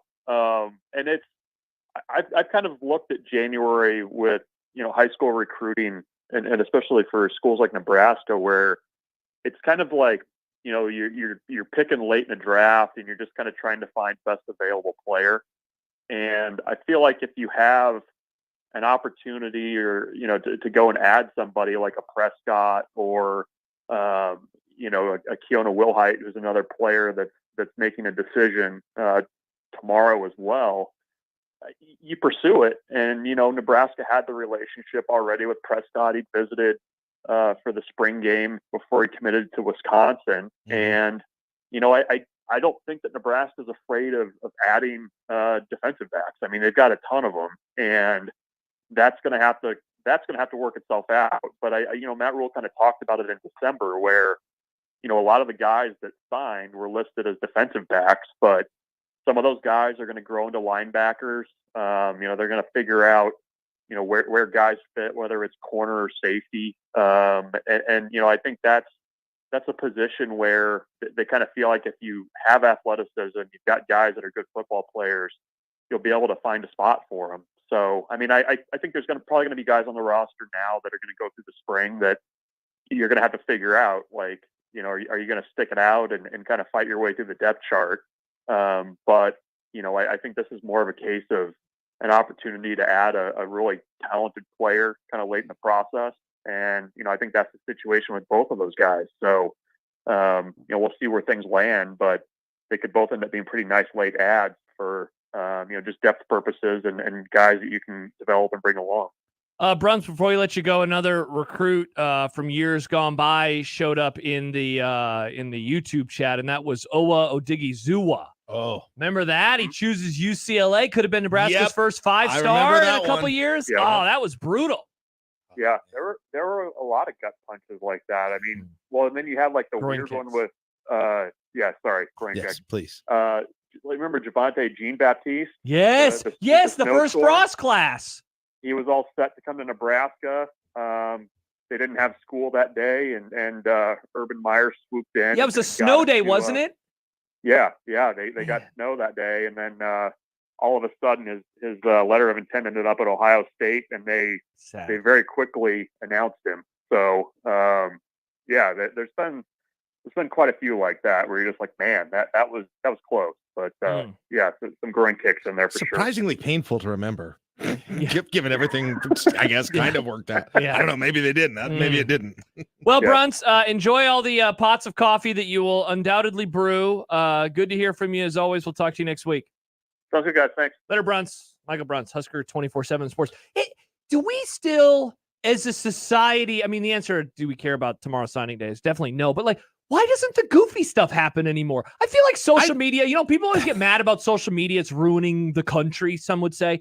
It's ruined signing day is what it's done. Signing day used to be wild, and now it's just like, hey, here's a tweet from Nebraska saying that they signed Bob. Josh says make signing day great. Well, again. It was awesome listen, back in the day. You at 1620 The Zone could move the needle and go to wall-to-wall signing day coverage again tomorrow, right? Like a little, every time a fax comes in, right? Oh my gosh. A little ding. Nick, give us 8 news, guests tomorrow. A sounder, interview every, high school player. Yeah.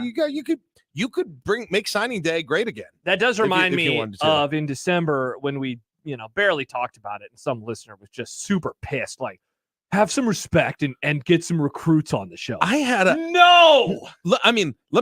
even had a program director a few years. This wasn't even that long ago on signing day. He was like, we got to break in every half hour with updates on signing day. I was like, really? Yeah. I'm like, I follow this stuff pretty closely, but the best thing that's happened to sports radio in the last decade is that we don't do that anymore, and we don't have fantasy football guests on anymore. We have made sports radio so much better. I still want the worst segment of all time to happen. Yes, me too, Nick. Thank you for reminding me. I still want Happer and Josh to do that. it is kind of weird that there's like that They just all went away. It went from like, I give our show credit. We were the first ones that were like, we're not doing this anymore. but even just like signing, like I forget. It's like the national championship game. Well, I forget that they it's should put it on Monday night. Like we had Bruns on, and I remembered halfway through the interview, signing day was tomorrow. Yeah. Then I was like, oh, I should ask him about that. I suppose. You asked a good question about the Wisconsin guy, and hey, look, they have unlimited spots. I didn't think they were going to be. I didn't think anything was going to happen, and now there's a little buzz about these two guys about Will Height and the decommit from Wisconsin. The over-under that anyone set after the first signing day, the over has easily hit on all of these players. Yeah.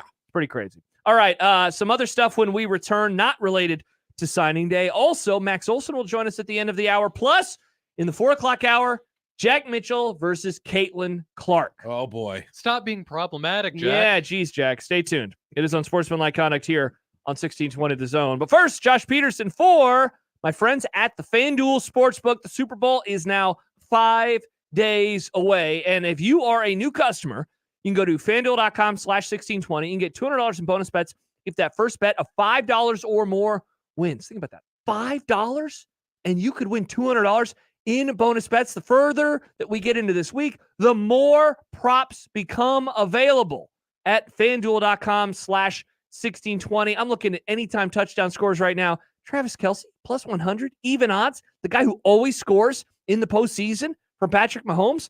What about one of those quarterbacks to score? Maybe like Mahomes on the ground at plus 370. Maybe like Brock Purdy at plus 850. Also, maybe you look at those carry props.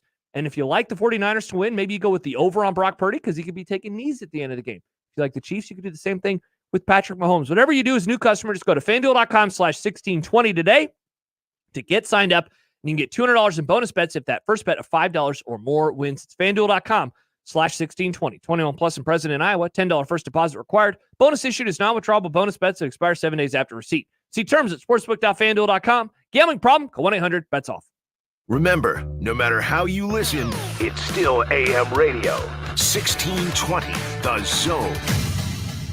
It's the most time-honored tradition to start the weekend, grabbing a cold one from a local Nebraska brewery. Let's be real here. It's cold outside, and you don't want to drink the same boring beer as those Hawkeye fans. Drink Nebraska brewed beer, cider, or seltzers instead. Each week, we're putting the spotlight on a unique Nebraska brewery with One Beer Friday. Share your brew on social media with the hashtag One Beer Friday, and you'll be entered to win a $25 gift card to a local Nebraska brewery. Nebraska is the good life with great beer. Click nebraska.beer to learn more. 1620 The Zone's Unsportsmanlike Conduct, brought to you by a great friend of the program, Union Bank and Trust. Hey folks, Kent Pavelka again to tell you about your local concrete experts at Everlevel Concrete Repair. Now, if you have cracked, uneven concrete, Everlevel can fix it at a fraction of the cost compared to replacement. This is no Band-Aid. Their products are built to last. It gives your concrete the durable protection it needs, and there's still time. I chose Everlevel for my driveway, and I've got peace of mind with their long-term transferable warranty. Everlevel's products and customer service are top-notch, and that's why they've been voted Best of Omaha again this year. Say it with me. Everlevel, Everlevel, Everlevel. The Eagles present The Long Goodbye, the final tour, live in Omaha. With special guest Steely Dan. Are you reeling in the Eagles. This Saturday at CHI Health Center. Get tickets now at Ticketmaster.com. The Eagles, The Long Goodbye, the final tour. Your neighborhood is more than blocks of buildings. It's the people who live there that make it special. At Union Bank and Trust, we're not just creating home loans, we're making neighbors. We're not just small business lenders, we're small business shoppers. We don't just live in your community, we help you build it. Because our people are your people. Visit ubt.com/neighbor to learn more. Union Bank and Trust, member FDIC. O'Reilly. You need parts? O'Reilly Auto Parts has parts. Need them fast? We've got fast. No matter what you need, we have thousands of professional parts people doing their part to make sure you have it. Product availability. Just one part that makes O'Reilly stand apart. The professional parts people. O'Reilly Auto Parts. Hey fans, looking for the best seats without the hidden fees? Then you need to check out Tickets for Less. Whether it's Creighton games, Husker matchups, or big-time concerts and events, they've got you covered, all with no service fees. Now, you ready to score a deal? Use the code THEZONE at ticketsforless.com and save on your next event. You prefer to go mobile? Grab the free Tickets for Less app and shop with ease. Every seat holds a story, so find yours and save when you use the promo code THEZONE at ticketsforless.com and the Tickets for Less app today. 1620 The Zone's Unsportsmanlike Conduct is brought to you by Union Bank and Trust. Now back to the program.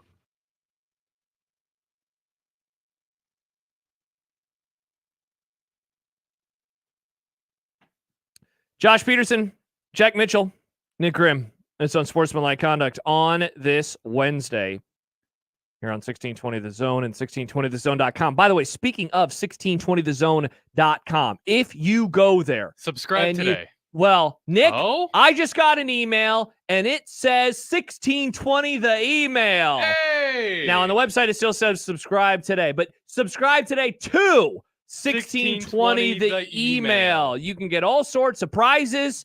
Possibility for prizes are in there. And I don't know, what are you going to say, Nick? Movie Club. Movie Club, you can help us. Jack, you love movies. You love watching movies. You love talking about movies. You love turning on your mic. You love when people recommend a movie, you're like, I'm going to put that in my notebook and watch it at a later date. That is true. That is true. There's going to be a time in my life when I'm bored and alone, and I'm going to watch every movie I didn't watch. Bingo. And shows, The Wire. You'll get into The Wire. Severance on Apple. You'll get into that. Yeah. I might actually watch that one. It's good. It's so good.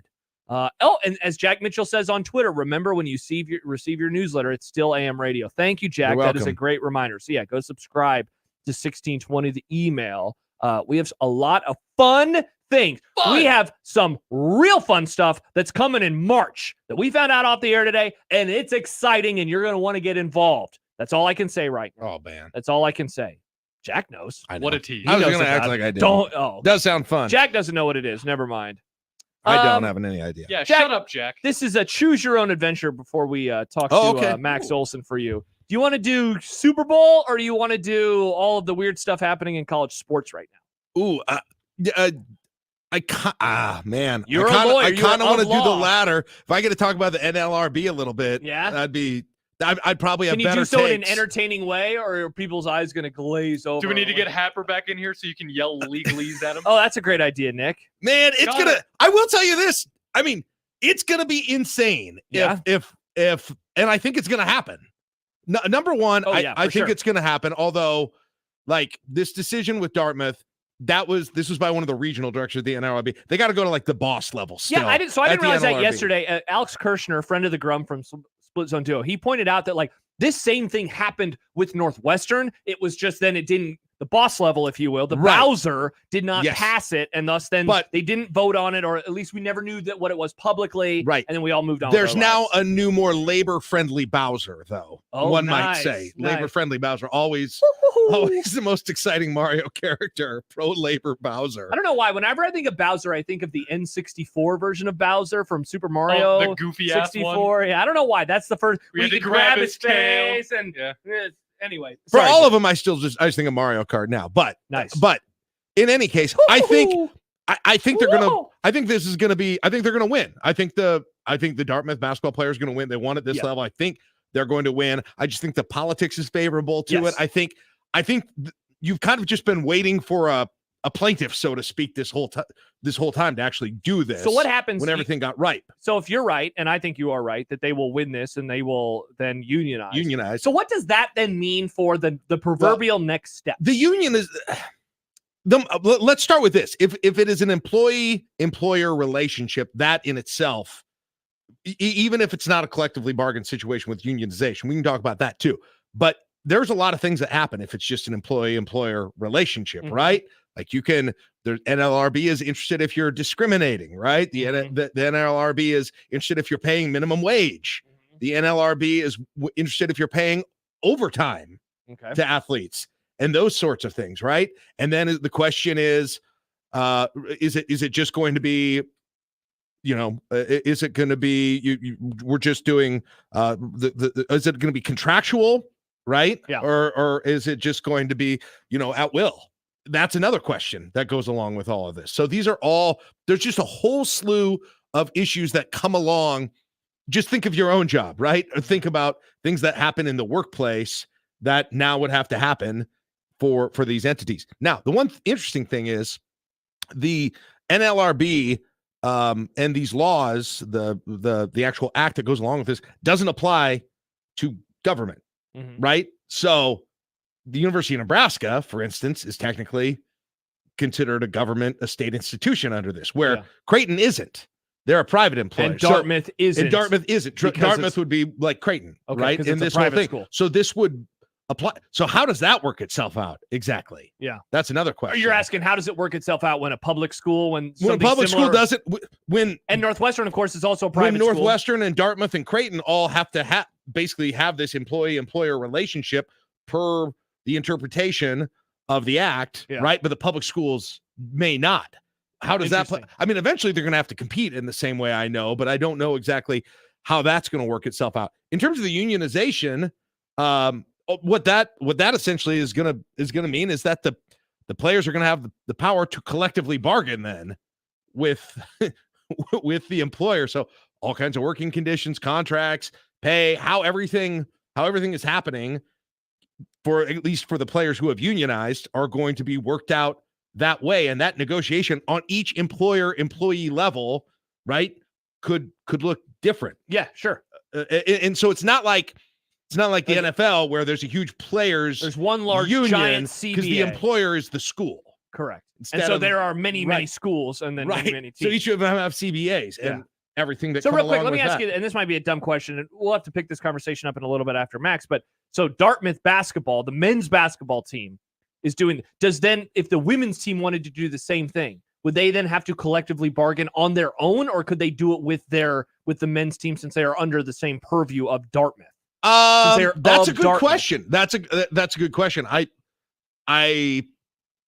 don't fully know which way that would go on that. I mean, I think they could if they wanted to, but I don't know if that would be practical for the negotiations. Because essentially what I'm asking is, like, you said, it's not, this one giant entity doing it. It's all these little ones. Well, then are you having the little ones inside? But it's a good question. It's one of the million things that comes up with the employer-employee relationship and the unionization issues on both of these. We'll pick this up a little bit after we talk to Max. By the way, Andrew Marchand, who now writes for The Athletic, he just tweeted out that ESPN, Fox, and WBD Sports, which is, I believe, Warner Brothers division, right? Isn't that what WBD? Let me look that up real fast. As I go back to, okay. So that is essentially TNT, ESPN, Fox, and TNT, if you will, Warner Brothers, starting a joint streaming service, as he describes in what could be a landmark agreement the networks announced. So now, bundling, baby. We're bundling. Is it something I'm already subscribing to? Well, I don't know. Do you have ESPN, Fox, or Warner Brothers? Do you have you don't have I have ESPN Plus, but you do not have Max.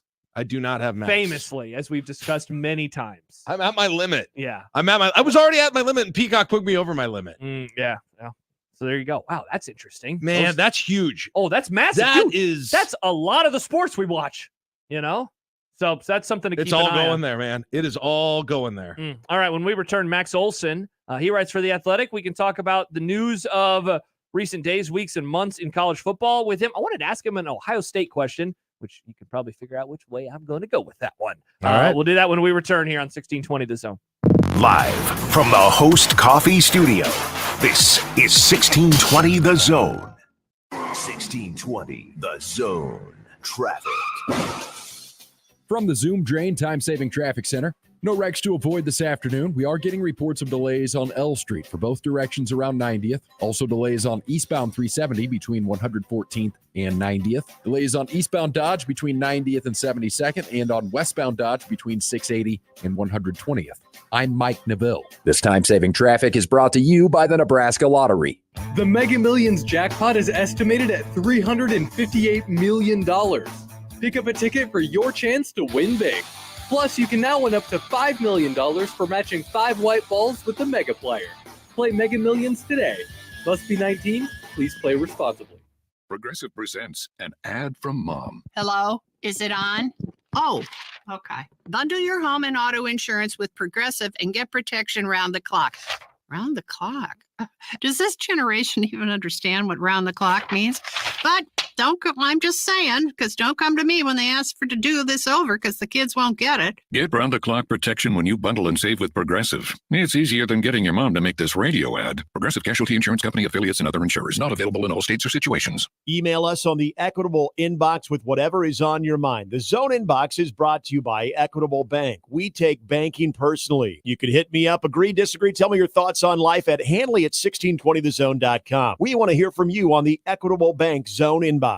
Got the happy hour blues? Get to Cops for happy hour relief with 2 happy hours from 3 to 6 p.m. and 8:30 p.m. till close Sunday through Friday. Cops serves 24-ounce domestic drafts for just $3 and 24-ounce craft drafts for only $4, plus $2 off appetizers. The restaurant that offers great pizza, burgers, and tasty charred wings now offers 2 great happy hours. Visit Cops today at 180th and Center, the Shadow Lake Town Center, and 72nd and Jones, or click copspizza.com. Cops, pizza, and so much more. Maverick baseball and softball are right around the corner. Get your season tickets today by calling 402-554-MAVS. This week, Omaha Maverick women's basketball takes on North Dakota and North Dakota State at Baxter Arena, while Omaha Maverick men's basketball is a game out of first place and making a run for the conference title. They take on South Dakota February 15th and South Dakota State February 17th. Let's pack the Baxter. Get your tickets now by calling 402-554-MAVS or by going to omavs.com/tigs.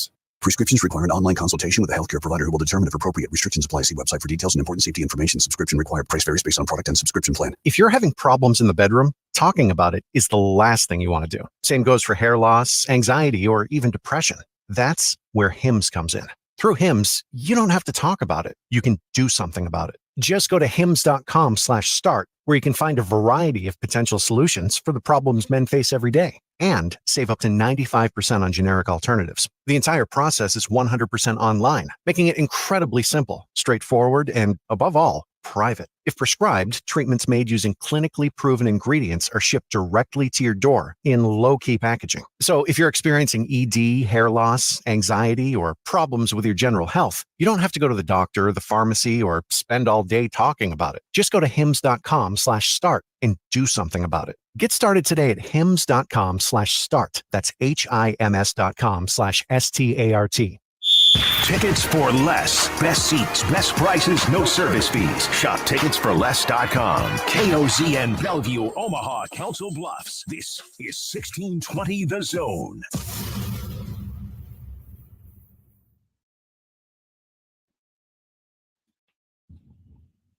Josh Peterson and Jack Mitchell with you on this Tuesday. And all right, now we go to the 42 Degrees The Source hotline and welcome in our good friend of the Grum from The Athletic.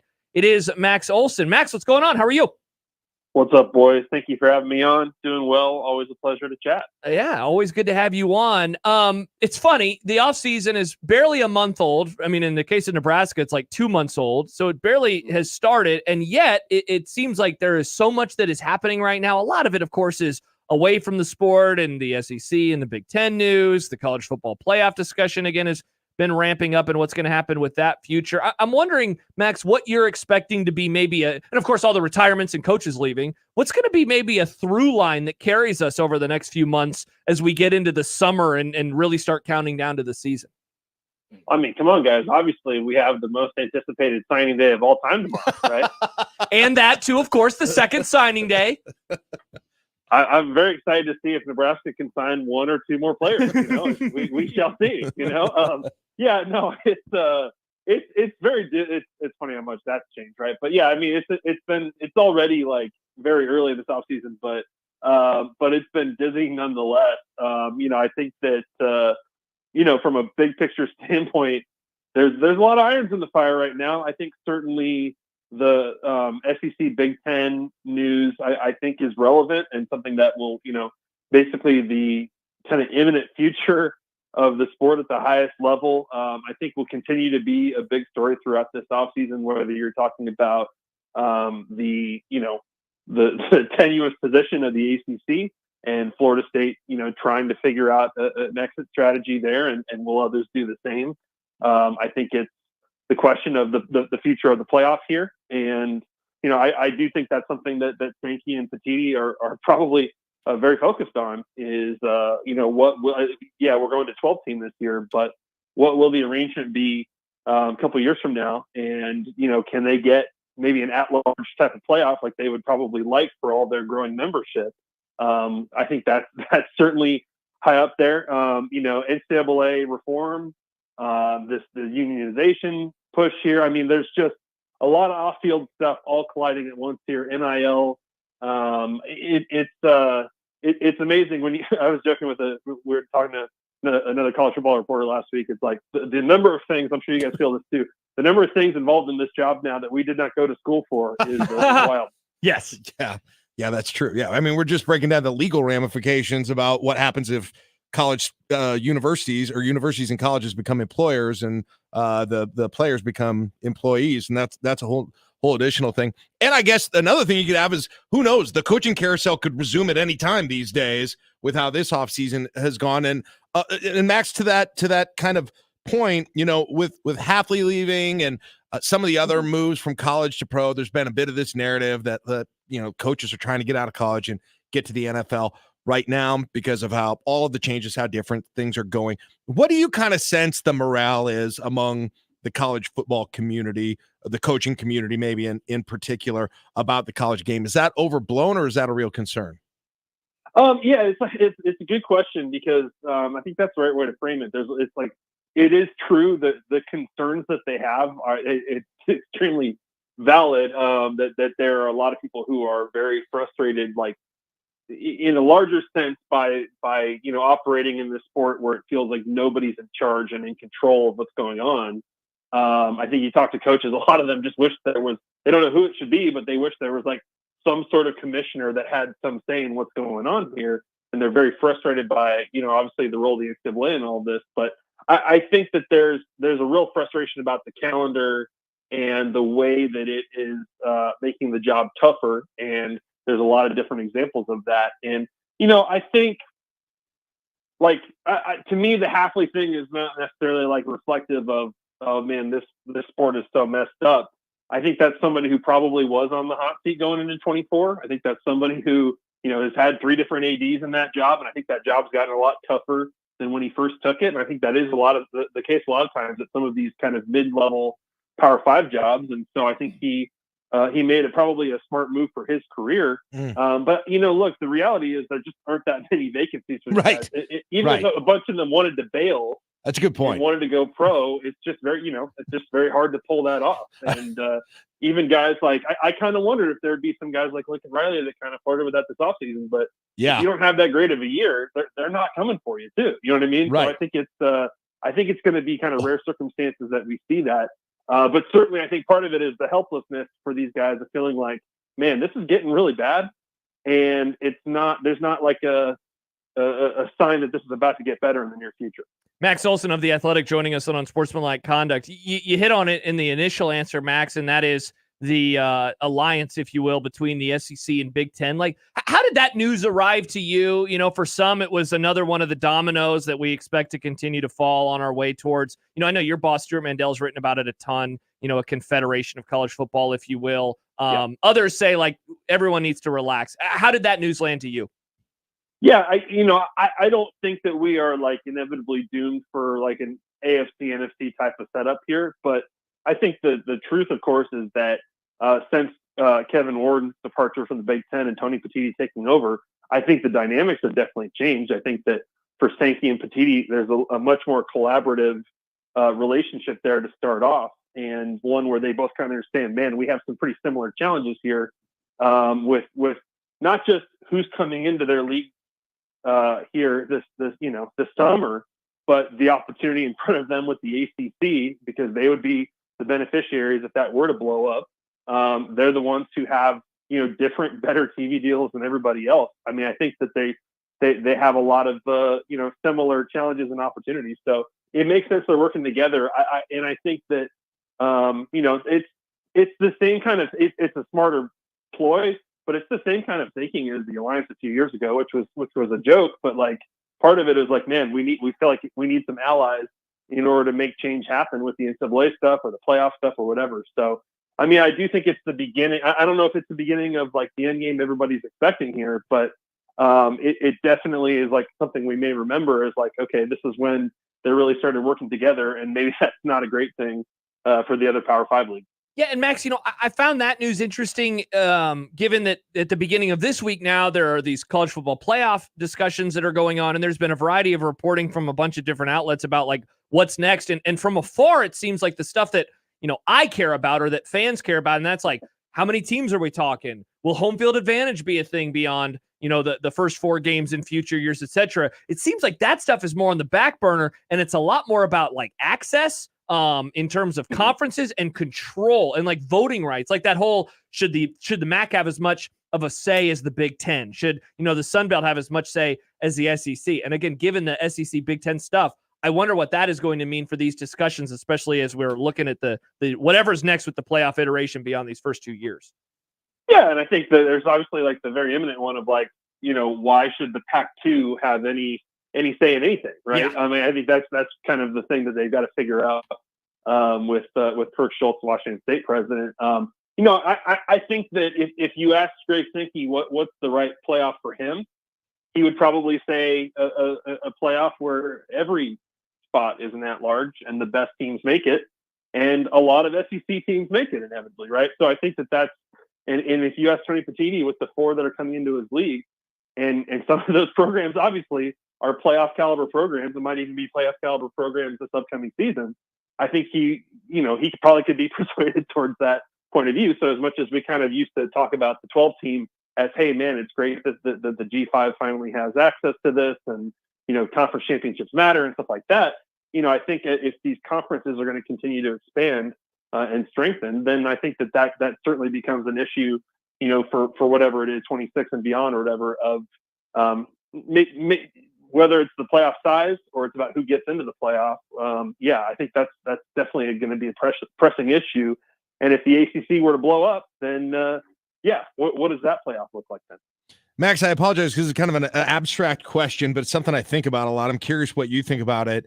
Are we prepared just for how weird and different next year is going to feel when, for instance, on September 14th, Indiana is going to UCLA to play a Big Ten. I couldn't even say it right. A Big Ten football game, and it just feels weird coming out of your mouth. I can barely even say it. And then you add in that Texas, Oklahoma, and the SEC. That doesn't even speak about the changes in the playoff. Like, is this going to be the most different feeling college football season with all the changes that have happened during the years that we've all followed it? Yeah, I think that's 100% right. And I think the exciting thing is that hopefully in July and August, we have a lot of quality time with the video game to really get used to it. Hey, man, that's a great point. What a year. Playing out the dynasties here, kind of getting used to the new conference alignments, the new schedules. So true. I mean, that's to me, that's what 24 is all about. That other stuff is cool, but the video game coming out, that's number one. I think there's definitely I don't know about you guys, but when those Big Ten schedules came out and you just looked at the Oregon schedule or you look at the Washington schedule, it's still just I have a hard time wrapping my head around it of wait, oh yeah, we're doing this. Oh, okay. That's what that means. You know what I mean? It's really going to be bizarre. And, I think the postseason piece of it too, it's easy to think just kind of theoretically about oh man, there's going to be some great matchups and it's going to be, a lot more teams involved. These games are going to matter way more, all that stuff. But just the first round and second round piece of that is going to be wild. And the championship game is going to be January 20th.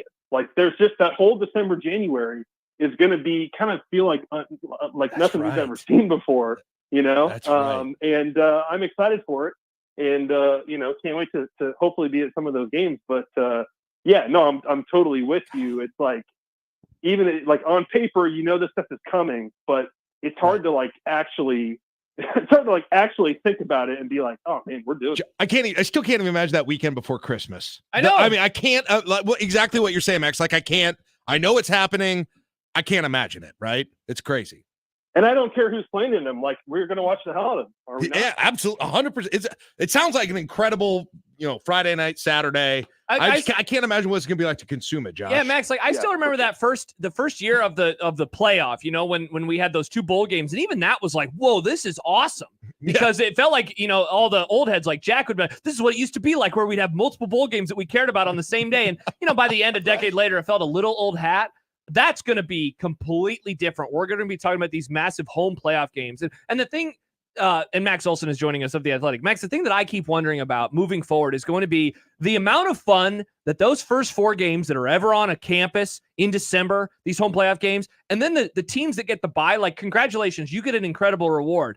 But wow, they're going to have to look at that. It's going to be like the Squidward SpongeBob meme where they're going to be watching these teams playing home playoff games. And it's and we'll be at the Peach Bowl in a couple of weeks. That should be a whole lot of fun too. So I'm really hoping that those first four games in particular have just the best atmospheres we've ever seen in a college football game. And then moving forward, everyone's okay, we need more of these. This should not be a punishment, if you will, to get a bye and not get an extra home playoff game. For sure. And I'm, maybe this is naive of me. Maybe, the stars will matter and the best teams will still end up in the Final Four and stuff. But I do believe with this format, there are going to be some years when a lower seeded team actually makes a run. If you think about 2012, A&M was not one of the four best teams in the country, but Johnny was you would not bet against Johnny with the way they were playing at the end of that season, right? There's going to be some of those years, I think, where you catch some good matchups and maybe some breaks, and there's going to be a lower seeded team that has a chance to win it all. And I think that's going to be, I could be wrong. I could be totally wrong about that. Maybe it's just Georgia's going to win the next four national championships and we'll all just be yep, saw that coming. But I think that I just, the fun of the 14 playoff ideally in the best years is you feel like last year's semis or even this year's semis where you're oh man, we get a national championship caliber game in the semis. That's a lot of fun when you get a bunch of those. And hopefully this year's playoff can give us a bunch of them. Max, before I let you go, one of my favorite things about this previous college football season was honestly you joining Ari and Dave Ubben on Until Saturday. Especially, I always love the preview pods on those Fridays as I listen to them on my run. And of course, the through line of that is always Ari's discussion about Ryan Day and Ohio State. And I'll be honest, I have found myself gravitating a lot more towards his point of view than anyone else's over the last couple of years. Is this, you think, going to be a put up or shut up type year for Ryan Day? Because I mean, the roster that he has assembled seems like it seems like the best. Obviously, Harbaugh is gone, so like that game. Answer the question. Yeah. So yes, I guess. Do you agree, Max? Do you agree with Jack on his opinion? It's gotta be. Oh, 100%. And I mean, some of the guys that, to bring in Quinshon Judkins, to bring in Caleb Downs, I mean, guys, these are not inexpensive guys to bring into your roster, right? I mean, we are investing in this team, and they've got a lot of great players that bypass the draft to come back. So they've got the roster on paper that you're like, oh, yeah, they can go win a national championship this year. We'll see if Bill O'Brien takes the Boston College job here, or what kind of how that all shakes out. But I think even that addition kind of signals that, like, okay, we got to do some things differently, and this has got to work. And I think you're right. When you take Harbaugh out of the equation, I don't think Michigan's going to backslide like crazy, but that it's all setting up for, and the Will Howard addition too. It's all just setting up for just like the most dramatic season you could possibly have for Ohio State. And I don't know, you could say like, oh yeah, if they win like 11, 12 games, great year. They don't have to win the national championship. Like, no, I think they probably need to be in the Final Four and maybe even the Final Two for that to be like up to their standard for what they're building here. So yeah, I do think I fully agree. I think this is a year where Ryan Day has got to prove he's one of the best in the country. Max Olson of The Athletic. Max, always great to catch up with you about college football. Enjoy the week. Enjoy signing day tomorrow. Hey, thanks, guys. Later, Max. Max Olson joining us on the 42 Degrees The Source hotline.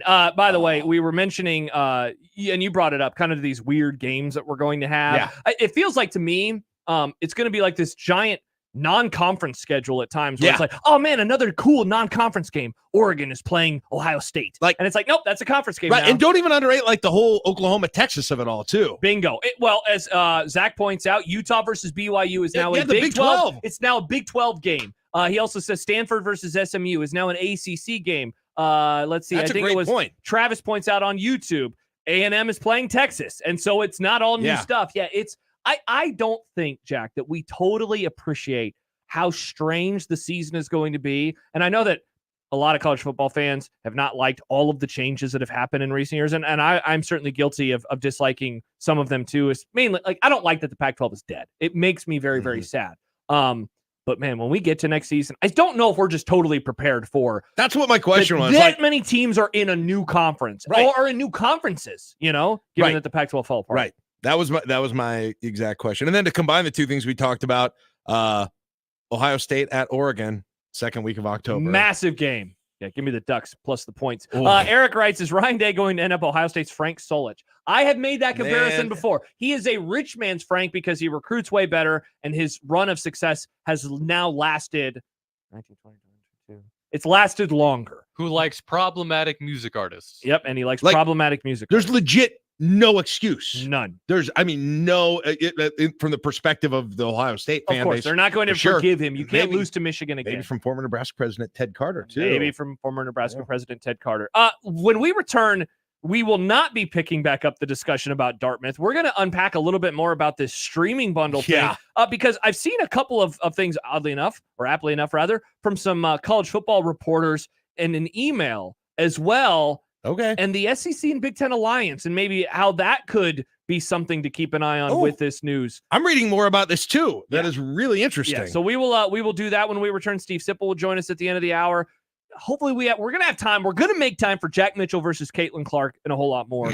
Stay tuned. It is Unsportsmanlike Conduct here on this Tuesday, 1620 The Zone. The Connor Happer Show. Had a bad experience, Josh. Would you like to talk about it? In high school, I had a girlfriend who was trying to change my appearance to be more like Harry Potter.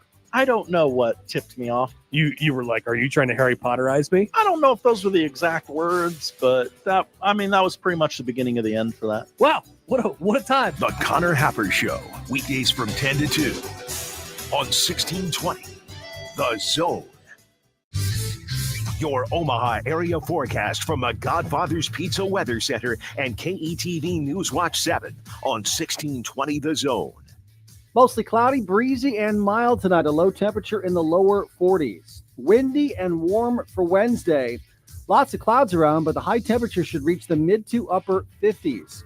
I am Chief Meteorologist Bill Ranby from KETV News Watch 7. 1620 The Zone's unsportsmanlike conduct, brought to you by a great friend of the program, Union Bank and Trust. 1620 The Zone. Traffic. From the Zoom Drain Time-Saving Traffic Center, no wrecks to avoid this afternoon. We do have some slow going on eastbound L Street, going from I-80 all the way to 90th. Delays out on West Center Road for both directions around 175th. Same goes on northbound 204th at Q Street. And then if you're west on Dodge, delays between 680 and 120th. I'm Mike Neville. This time-saving traffic is brought to you by Fernando's Omaha. Love Languages, presented by Fernando's. 2 acts of service. I made you tacos. Come and feel the love at Fernando's, 75th and Pacific, 114th and Dodge, and FernandosOmaha.com. How powerful is Cox Fiber?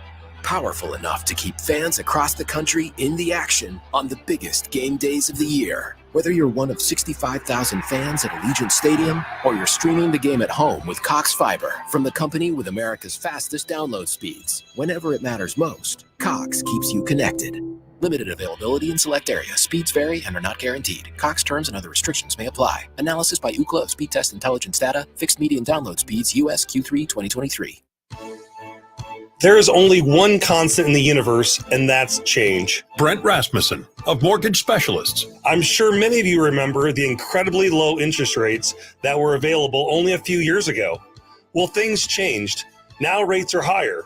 But would you believe me if I told you there was a time when people were paying double-digit rates? And that's the thing. Everything changes. Rates go up, rates go down. So if you're waiting for the perfect time when rates drop before you buy a home, you might miss out on the home you really want. So when you think about it, what's a thing today might not be a thing tomorrow. See? Change is good. I'm Brent Rasmussen. Call me at Mortgage Specialists, and we can show you all the details. Mortgage Specialists. Driven, trusted, reliable. Click mtg-specialists.com. NMLS number 5918, Equal Housing Lender. Don't miss this week's Zone Deal. This week's half-off deal is to Agave Azteca. Get 2 $25 gift vouchers, a $50 value for just $25. Agave Azteca is your shortcut to Mexico. Agave Azteca is known for its delicious Mexican cuisine and fantastic customer service. After one trip to Agave Azteca, you'll want to come back for more. Agave Azteca, where every bite is a unique experience. Zone Deals go fast. 9 a.m. Friday, 1620thezone.com. Make an impact on our community. Join Food Bank for the Heartland for their largest fundraiser of the year, the 23rd Annual Celebrity Chef Event on Thursday, February 15th at the CHI Health Center. Learn cooking tips from Bravo's top chef, Gail Simmons, while helping the Food Bank raise 2.2 million meals for Heartland neighbors in need. Tickets must be purchased by February 7th. Visit foodbankheartland.org today to be part of this special event. Roofing, siding, and gutters. Make the right call with the rooferees at John Higgins Weather Guard. Unsportsmanlike conduct with John Bishop and Josh Peters. I can only keep track of rednecks when they have a number on the side of their car. On 1620 The Zone. Alongside Jack Mitchell of KLIN, Josh Peterson with you, Nick Grimm producing the Grum. John will be back tomorrow-ish. Like, he'll be back, but like, okay. I was going to say, I yeah. thought you asked me to be in tomorrow too, and I told you I couldn't. So I did? That surprised me. Okay. Yep. John is back tomorrow, so okay. I'm glad I couldn't be there. Yeah, yeah, me too. That would have been weird. Here. Yeah, he asked that me. would have sucked for you if you would have made the drive. But no, you could produce for me. He'll be doing the show live from Rhode Island as Creighton gets prepared to take on Providence tomorrow night at 7:30. Blue Jay shoot around right after the Grum at 6:00, and we will have John on the show tomorrow. Also, a quick reminder: you can go to 1620thezone.com right now for your chance to win $5,000. So, Jack, we mentioned the news that came down really within the last half hour or so that Warner, Fox, and Disney are going to launch a streaming sports joint venture, as Variety calls it. So this is, let's see, I just want to make sure we have all of the details here. So this is going to be a joint venture for sports. This is not a Hulu, because Hulu is kind of, they're in with like FX and those types of stuff. This is not a Hulu. You're not going to get like NBC or no, not NBC. Yes, one of the other networks. ABC is on Hulu. ABC, yeah, because that's where I watch Abbott Elementary. Yeah. So this is not going to be like you can watch The Bear and also watch that Ray Romano show from TNT. You probably watched that show back in the day, the Ray Romano. Everybody Loves Raymond? No, the old guy show. The show about the old guys, and Ray Romano was one of the old guys. No, I didn't watch it. I don't know what you're talking about. All right, I know what you're talking Quit stereotyping me. You're the two who know about it, not me. Men of a certain age. You weren't a men of a certain age guy? Come on, All right, stop. anyway, back to the news. Did you like the Tim Allen show? Better? No, I don't. I apologize. Stop this. So ENT, TNT, and Fox Sports will now be on a standalone app. Is as what Variety says, in the process likely shake up the world of TV sports. I'm just going to read the next paragraph. The three media giants are slated to launch the new service in the fall. So it's coming this year. Subscribers will get access to linear sports networks, including ESPN, ESPN2, ESPNU, SEC Network, ACC Network, ESPN News, ABC, Fox, Fox Sports 1, Fox Sports 2, BTN, TNT, TBS, True TV, and ESPN Plus, as well as hundreds of hours from the NFL, NBA, MLB, and NHL, and many top college divisions. Pricing will be announced at a later date. The best way I can describe this, I mean, and this, I'm not even making the joke that everyone's making, but the closest thing this is to like a streaming cable tier that is only sports. It's kind of like, remember when we were growing up, or maybe like a decade ago, and it's like, man, I wish I could have a cable, but only with the channels that I want to watch, so I can watch March Madness and also college football and the NFL. So if you're but only not the home interested in shopping sports, network, correct? If you're only interested in sports, that's this. Although it's not quite all sports. Let's point out it does not. So this will not have. If you're an NFL fan and you were like, I'm going to sign up for this. I mean, first of all, you're going to get a ton of stuff, but what you will not get is you will not get Sunday Night Football. Yep. You will not get Thursday Night Football. Right. And you would not get CBS. But Fox is on it. Big Fox is on it. And so it's funny because earlier when this news came down in the commercial break, Nick was mentioning his excitement just that Fox would have a app, because right now, if Nick wants to watch Creighton basketball when they're on Fox Sports 1, which he does, he goes home and he's like, I wish I could watch the Jays. I'm so mad. He can't because he doesn't have a cable login, because currently Fox does not have an over-the-top standalone. Correct. Yeah. Whereas like it's the only big network that doesn't. And that until is now. That is yes, bingo. They are the only one, and I've actually appreciated them not being one, because mainly a lot of these apps suck and they're clunky. And they're like, we're just going to do the games. If you want to watch the games, have a cable login. Now, I say that as a person of privilege that has a cable login, so it's never a problem for me. Of cable. Of cable. Nick is not of cable, but Nick could be of this streaming service. Now, a couple other things real quick, Jack, before we unpack this together. As Zach pointed out in the Equitable Bank inbox, the SEC and Big Ten Alliance news is also interesting to note when you factor in that ESPN and Fox are starting to bundle their streaming together. ESPN and Fox have theoretically competed against each other. One has the SEC, one has the Big Ten. Well, now they will be under the same roof. Chris Vanini, Max's colleague at The Athletic, he tweeted out a few minutes ago, so many questions about this ESPN Fox WBD joint sports streaming app. Notably, if they're airing stuff together, does this mean they won't compete with each other for sports rights and could bid together for sports against Amazon, Netflix, and Apple? And then he adds, what about CBS and NBC? And then what about, not to go too legal, what about antitrust? What about antitrust? I mean, how does that come in? Into this whole thing? So as I read his tweet, the beginning of it, I think it was so many questions. Yeah, so many questions. You said, yeah, me too. What's the question that what's your takeaway from this? Is it as granular as how much will this cost? Or is it more, what does this mean for everyone? Let me add one thing that I don't know if you said this or not, if I missed it, but one tweet I saw about it says the service will be available to ESPN Plus, Hulu, and Max subscribers. So it'll be built on to something. So it's already a subscription you've already had. Now, that means they definitely could raise the price. The prices will definitely. I assume they'll raise the prices on it. But, I would guess so too. But God, if I could use my Max login onto this app. That's what this says right here. ESPN Plus, Hulu, Max. So that's the original Disney, the original, right? The Hulu who has part on that, and Max. I assume you can also get it standalone.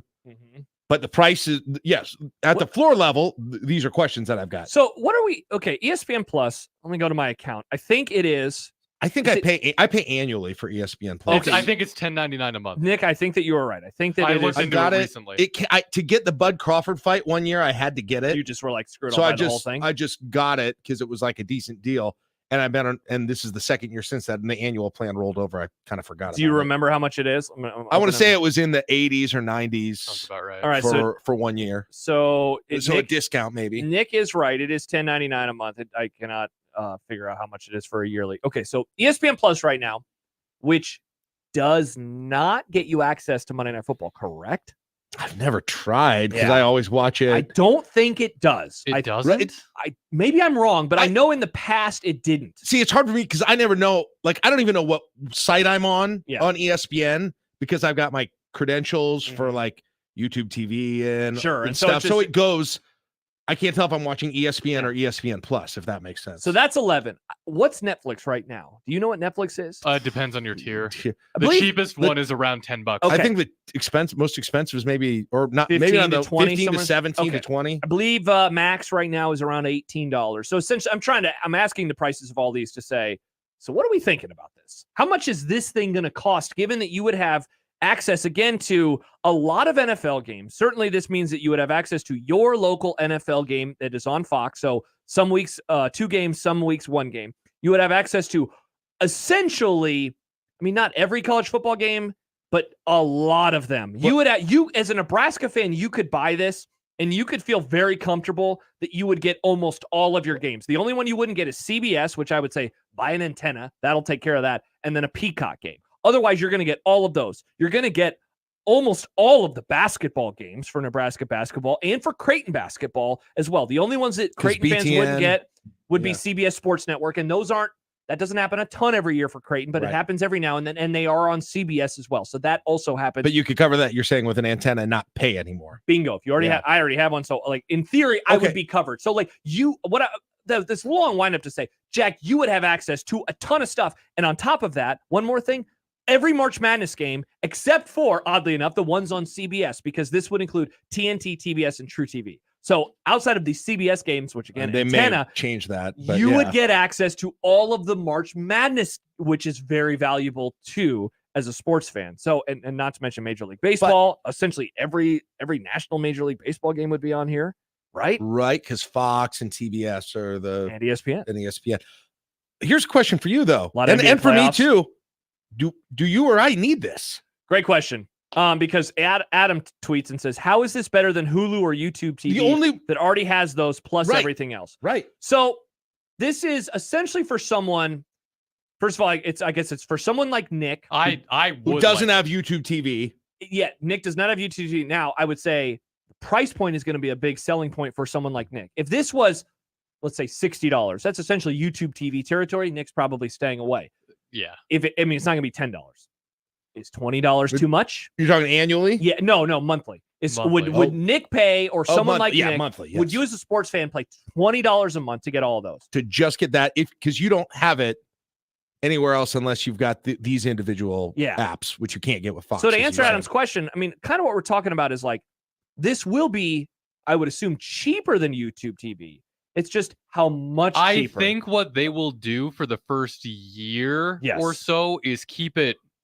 Basically, they'll be losing money for the first year or two that it's out and just take the Netflix approach because they have the money. Like, they'll lose the money, but they're not going to lose that much. And then that's when we'll start to see the price increases after they build that audience. It's like what YouTube TV did at first. Yeah, I've got the same question he does. It's what Netflix. Why should you other than ESPN Plus, perhaps. Well, again, I already have that. Which I've got that already. Yeah. I mean, I guess the cool part of this is that everything's on the same thing, right? That's what I complain about. My latest complaint about Peacock is, like, when there's one Big Ten game on Peacock on a Wednesday night, there's 20 other games. I'm like, there's a commercial. I want to go watch another game, and you can't. You could more easily, at least on this. Jack, that's a great point. Another one that I would throw in here is, given the technology and what we just saw with YouTube TV, and that Fubo already does this, having all these under the same roof, you would assume that it would allow for quad box type stuff where you could have ESPN and Fox games and TNT games and TBS games all on your same television. And for someone like me on a Saturday, that is incredibly valuable because I like having as many games on as possible. So I wouldn't mind some kind of tiered option, which I'm guessing that they will have. Like, I'll pay for Fox, FS1, FS2. If I can somehow get it to where those are the only ones that I get and I don't have to pay just cable. Basically what it is. If I could just do this. But man, this has got to be way cheaper than YouTube TV. Like way cheaper. Otherwise, what's to stop you from just saying, well, fine, I'm just going to pay the rest and get everything else that goes along with that. The thing that I would, I'd sit down and I'd add up. Okay, so right now we have cable, we have internet, obviously, and you're going to need that for this. We do have ESPN Plus. So in terms of me as a sports fan, those are the things that kind of would be included in here. I have those things. I would assume that those would be way more than this new streaming service would cost. But how much more? Is it worth it for me to punt on cable and have this and watch all of my games this way, and also understand that if I want to watch a CBS game that I would have to use, or NBC, I'd have to use the antenna. Now, that's not a deal breaker for me. I don't mind. I don't care if but there's got to be. But if you're punting on cable, is there some stuff on cable that you don't have access to then? Well, right? Do you watch anything, including, I guess, you using the antenna, but non-sports programming? I do, but I watch those on like HBO Max, but that's or Hulu, and so I watch like shows that are on those apps, like an HBO show, and we do have. You don't watch it live, correct? And Jack, we do right now. We have a Max login because of our cable. We have the Max login the old school way of. We have a cable subscription through Cox. And thus that gives us then a login to HBO, and we get all of the shows that are on HBO. So that's a great point, because if you're just a diehard sports fan like Jed, then you're like, sign me up. I don't care, because I don't need all of those other channels. If you are someone who likes to dabble in TV shows, like, this is a great thing for you, because you don't really watch a whole lot of movies or TV shows. No, but there are things I do like. I would want, access to, maybe like, and there's probably standalone apps too, but maybe like the cable news networks, right? Or like, or for me, I like to watch a Food Network sometimes. Right. You want something you can just throw on and turn your brain off. Yeah. You're right. I don't watch as many cable TV series, although I do watch some, but I also still use some of those channels, which I don't know if you do at all. Like, I don't use any cable channels live? Not for like turning my brain off. I mean, honestly, on Saturday night, we were bored after whatever we watched, and I was just like, I wonder if anything's on a movie channel. And Independence Day was on one of the movie channels, so I was like, let's just watch that. But there was no commercials, so because it's not one of your garbage TNT movies. Yeah. So anyway, we watched 2 hours of Independence Day. Welcome to Earth. Andy says, will it include Big Ten Network? It will. I will read you again the channels that you would have access to.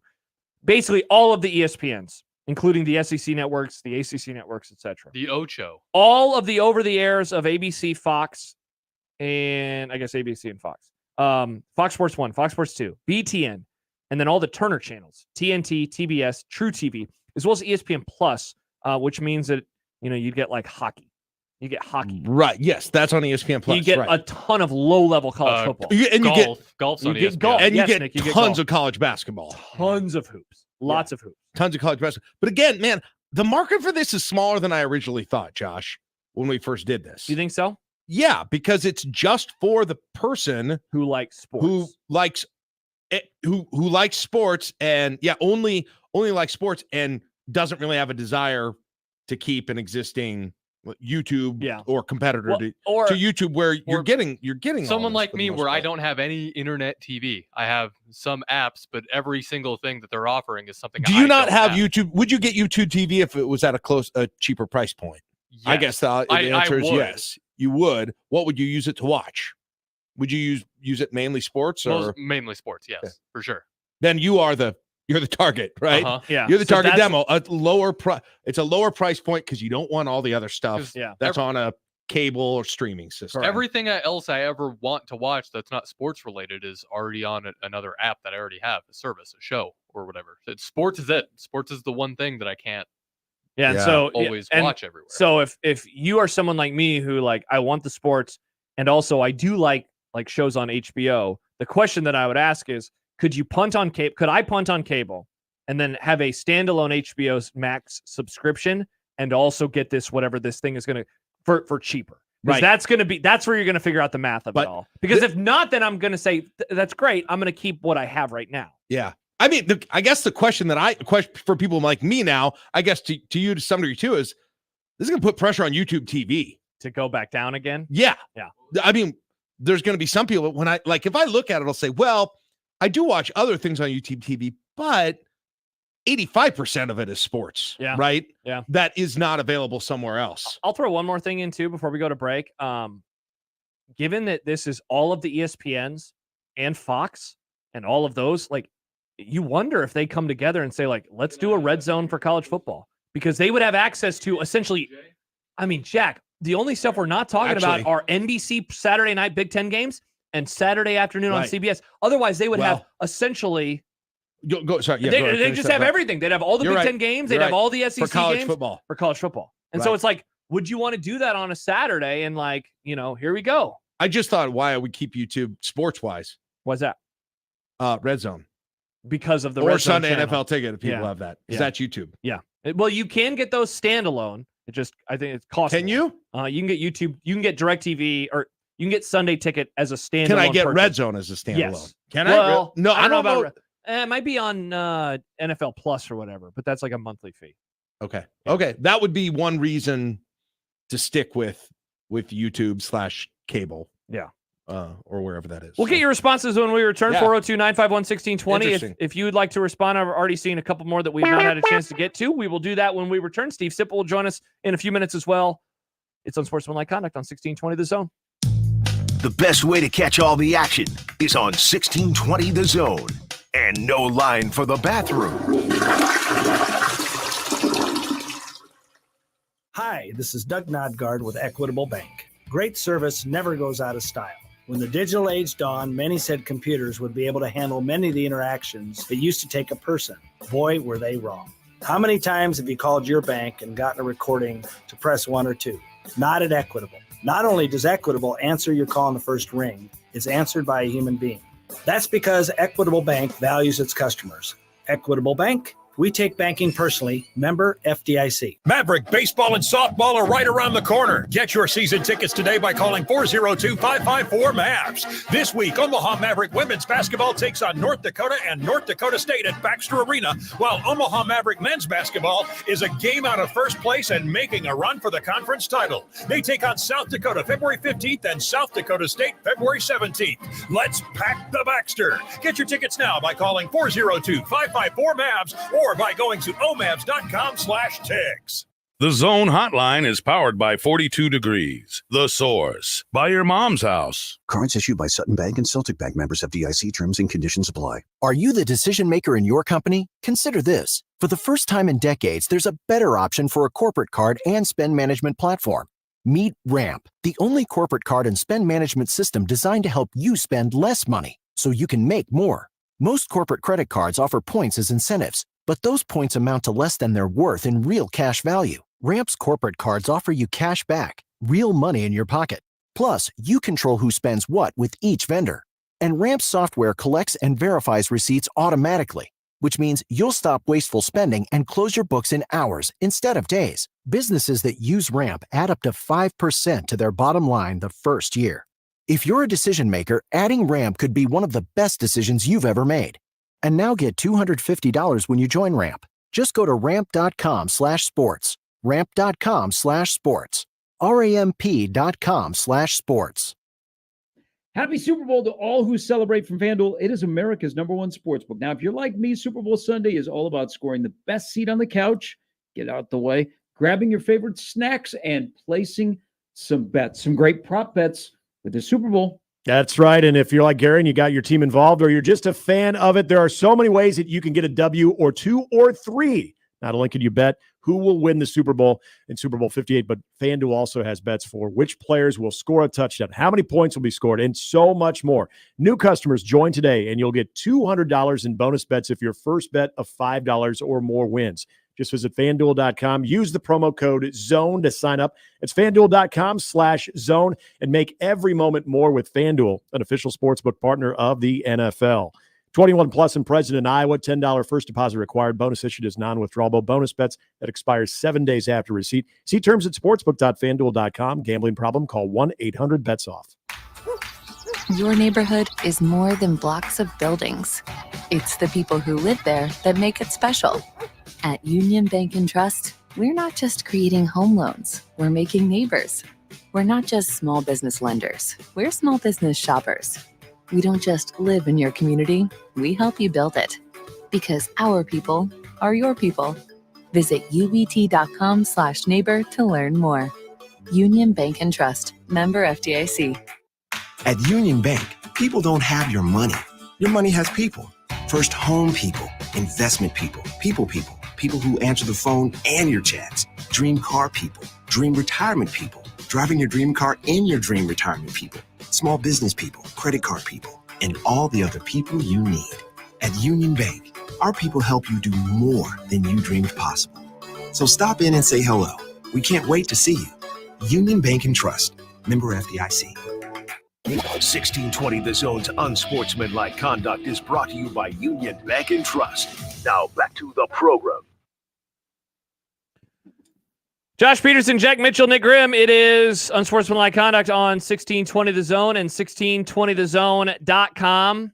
Look, you can still listen to us for free, and that's what matters, unlike all these over-the-top apps and streaming services. Some responses coming in. By the way, Steve Sipple will join us in about 15, and we'll get to a phone call. I bet he's excited about this. Oh, this is going to be the massive combination for him. of Steve. He can finally sit down and watch all the games. Jed writes, I absolutely would get rid of YouTube TV, which I love. I have Peacock, so I can see those games, and any CBS game would be on BTN and 60 the next day on BTN, which I would have them with, or which I would then have with this app. Let's see. A text from Alex and Lincoln. Does your ESPN Plus subscription get you this, so no extra cost? That's the part that we still don't totally know. My guess is it would be an extra. I can't imagine that having ESPN Plus for $10.99 would then allow me to get access to all this other stuff for free. This is the only spot I've seen this, so I do question it. But I read that this Front Office Sports app was the one that tweeted out, and they cover business, but they said it will be available to ESPN Plus, Hulu, and Max subscribers. So available. So maybe that does mean maybe it's an add-on. Like, yeah, that would be my guess. I'm not a sure. Universal add-on. It's available to ESPN Plus. That makes it sound, because if the dumb thing is, like, if I do decide to stay with YouTube TV and ESPN Plus raises their prices to add this, and I'm like, well, I don't necessarily need this, maybe. Yeah, we talked about it during the break, and Andy Staples tweeted about it a few minutes ago as well. He's from On3. He says, essentially, this is cable for sports fans. Curious to see the price because the only thing I watch on YouTube TV is sports. Beat the price, and I probably switch. They've got to beat the price. So you, I think you said this last segment. Like, there are times where you will throw on the Food Network or whatever. Essentially, just turn your brain off television that is just on comfort food, if you will, not to bring up the Food Network, but comfort food. Would you be willing to spend, $30 a month less on this app and not have that comfort food? I'm guessing a lot of sports fans would say, hell yes, I would. Sign me up. And so that's what it comes down to for someone like you. Am I, Jack Mitchell, willing to spend less, even though I won't have this thing that I do enjoy? Now, again, if you are someone who does watch TV shows, which I do, that's where it becomes tricky. Is I watch stuff on Hulu. I watch stuff on HBO. Because if you've got all those other ones, though, you're not going to lose anything. Correct. By getting rid of cable. And that's the thing. It's like, so should I sign up for Max and Hulu and then also have this new sports thing? And would that be cheaper than cable right now? That's the question. For me, the only other thing, again, that I would miss in terms of live TV would be breaking news. Yes. Right. To the extent that there's interest in breaking news. If something big happens in the world and you're like, I'm going to turn on, whatever cable news channel I like I'm going to need this tonight. But I suppose something big happens. Aliens have landed. Right. I suppose there's standalone apps for that too, I guess, if you wanted to do that. But at some point you don't feel like continuing to add those on if you're doing it this way. The idea is to consolidate. Correct. Right? Yes. Yeah. 402-951-1620. Let's go to the hotline and welcome in Jay. Jay, what's going on? Is Jay gone? I guess Jay's gone. Jay is gone. Sorry, so Jay. What Jay brought up is Sling basically kind of does this already at a cheaper price point. You could already kind of add on different sports. So Sling, for those of you who don't know, is a, I guess I would say, is a form of a YouTube TV. It is a streaming service that has sports channels and non-sports channels alike. They have two different bases. There's an orange, which is your ESPN family of channels, and then there's a blue that includes the Fox family of channels. But then for another $11, you can add on NFL Network, Big Ten Network, FS2, the Golf Network, and a bunch of stuff like that. And it was how much? So that comes out with that add-on to about $50 a month. All right, So, is that any different than YouTube TV then? I think there are fewer channels though, but Okay. it's very similar to YouTube TV with a whole lot less channels. So I think that is a nice starting point for, okay, what are we looking Price at you in terms gotta of beat. price? Yep. You got to beat 50. Yeah, I think you have to gotta beat 50. And I think you said it on the air earlier.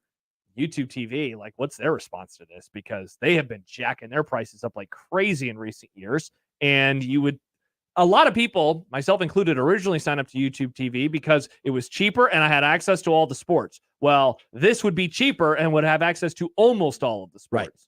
Another question, and I assume the answer to this is yes, but one of the things I do like about YouTube TV is like the unlimited DVR space thing, which I guess maybe everything has now. But yes, is that going to be, am I going to have everything on demand through this new app? Yeah, I guess that's another question. Yeah. Like ESPN Plus does.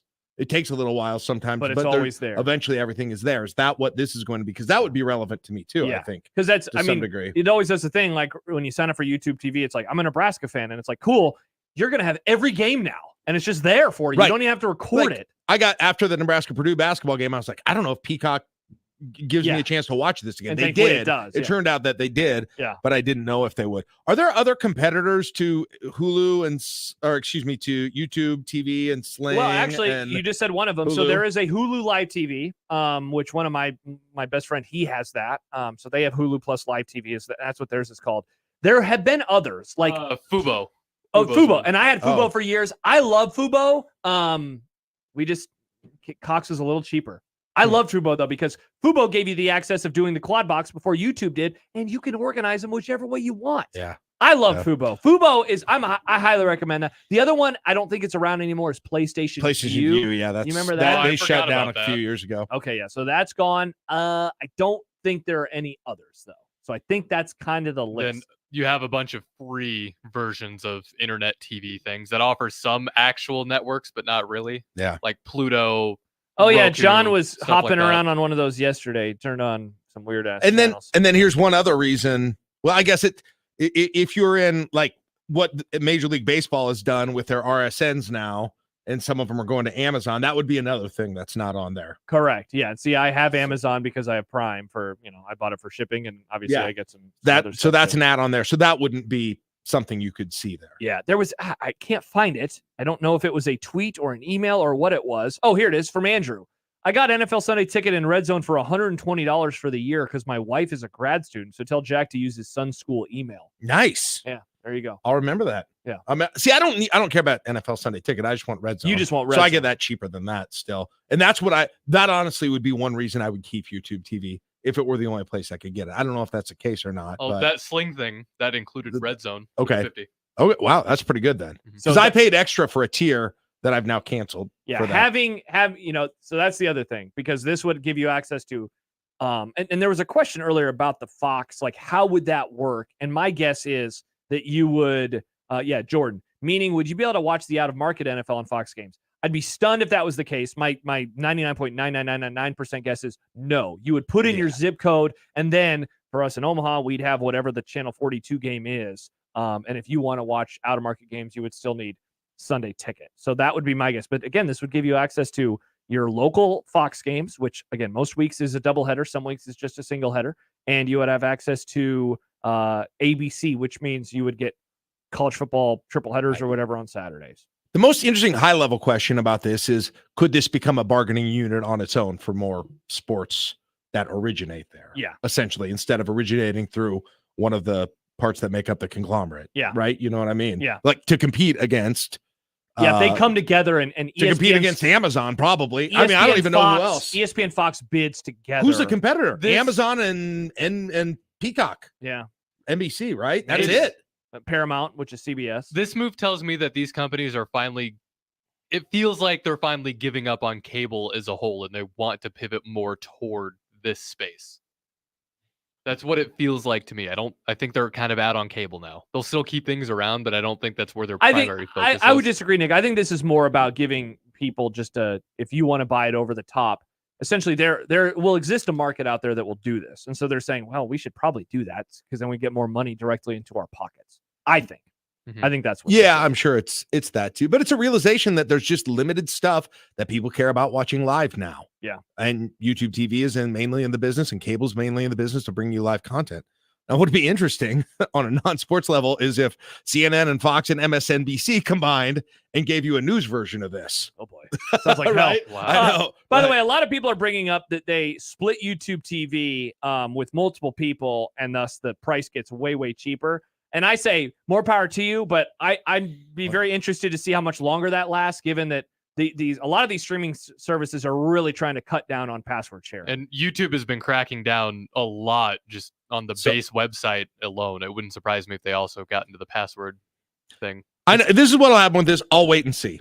Yeah. I'll keep YouTube and I'll wait and see. The first question we got to have is give me the price point, and then you Yeah. figure it out from there. I really would hope, though, if I am someone who is involved in this, give us a college football red zone, because you want to get me subscribed. Yeah. If you gave me access to, hey, on a Saturday, that's a great point. Again, because you'd have Fox Sports 1, Fox Sports 2, BTN, ABC, all the ESPN. Honestly, Jack, that is, gosh, Josh, look at last year's schedule. Dozens of games at a time. Even beyond that, what about just a red zone channel for life on this? Do you know what I mean? Life? For a 24/7 red zone channel of all of their sports content. Oh, and I they're see. bouncing around. Oh, wow, that'd be college wild. basketball. So it's just on ESPN. It's just Plus. live sports all the time. And we're watching the best NBA and college basketball games tonight and hockey games. The best, right? And we're card on bouncing. this. Like, I would turn that on. Just a red zone for every sport, for all of their content, essentially. By the way, real quick before we go to Sipple, so I just pulled up Saturday, September 9th from last year, and I just wanted to look at the 11 a.m. window and see, like, okay, so how many games in theory would we have? So there was actually a 10 o'clock game on ESP or on ACC Network, so that's 1. A game on SEC, that's 2. ESPNU, that's 3. Nebraska, Colorado on Fox, that's 4. A game on ABC, that's 5. Game on ESPN2, that's 6. FS1, 7. ESPN, 8. 11. BTN, 9. So that's 9 games in theory that would all be in this bundle that you could bounce back and forth between. You go to every time slot, it is essentially the same thing. And there's probably more on ESPN Plus that you didn't mention. And there are great point. Yeah. So, wow. Something very interesting to pay attention to. So, yeah, we'll be watching this. Important question, Josh. Do my BTN Plus games get included in Many this? are asking, Jack. There was a question about BTN Plus. Jordan, what about BTN Plus? Legit question, man. Many are saying, I'm paying for that. Can I get my garbage baseball too, please? Please, business daddy. All right. When we if you return, stop paying them, they'll probably that go one red zone 24/7 red zone channel is one of the best ideas I've ever had. pretty good. Yeah, when you said for life, I was like, what is this? that was the a bad, Truman Show? That was a terrible way to describe it. But all of their even just every night primetime on everything they're showing. I was still stuck That'd on be good luck the to news. the Scott Hansen of that show. My God.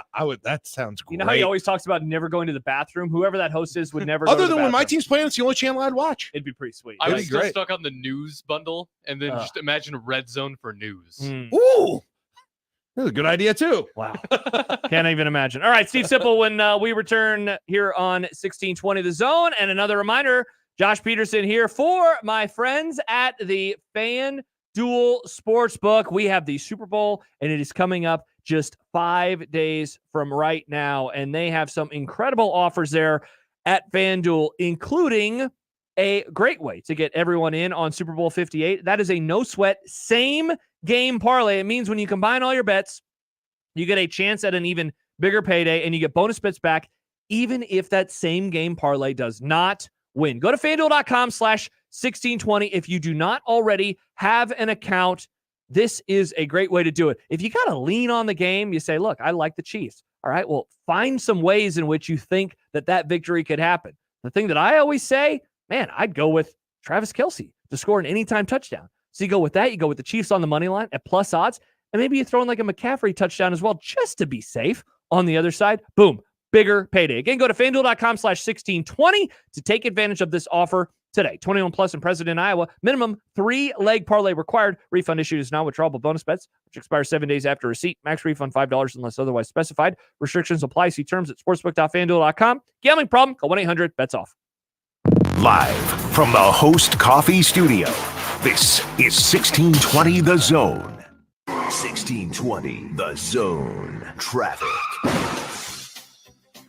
From the Zoom Drain Time-Saving Traffic Center, currently just one wreck to avoid. That's a crash on the southbound North Freeway at Hamilton Street. We've also still got a stalled bus causing delays on westbound Dodge around 84th. If you're west on I-80, delays between 60th and 72nd, and delays on L Street for both directions around 90th. I'm Mike Neville. This time-saving traffic is brought to you by Zoom Drain. Zoom Drain's highly trained team of experts and our fleet of well-equipped service trucks are dedicated to providing solutions for homeowners, plumbing contractors, mechanical contractors, and business owners across many industries. Contact Zoom Drain anytime by logging on to zoomdrain.com.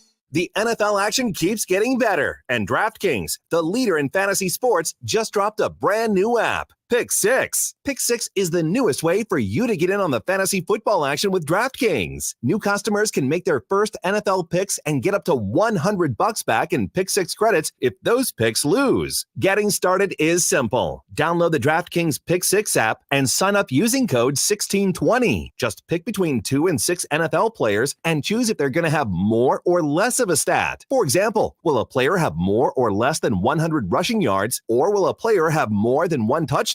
Track your lineup and compete against others for a shot at huge cash prizes. Download the DraftKings Pick Six app now and sign up with code 1620. New customers can get up to $100 back in Pick Six credits if your first football pick set loses. That's code 1620. Only on DraftKings Pick Six. The crown is yours. One offer per new customer. First qualifying pick set winnings less entry fees must generate negative number. Max reward up to $100 equal to amount of negative number. Issued in non-withdrawable Pick Six credits valid for Pick Six use only. Expire after 1 year. Gambling problem? Call 1-800-GAMBLER. 18 and over in most eligible states, but age varies by jurisdiction. Eligibility restrictions apply. Valid only in states where DraftKings Pick Six operates. For up-to-date list of states, please visit dkng.co/pick6states. Void where prohibited. See terms at pick6.draftkings.com. Email us on the Equitable Bank inbox with whatever is on your mind. Zone Inbox is brought to you by Equitable Bank. We take banking personally. You can get me, Gary, at 1620thezone.com.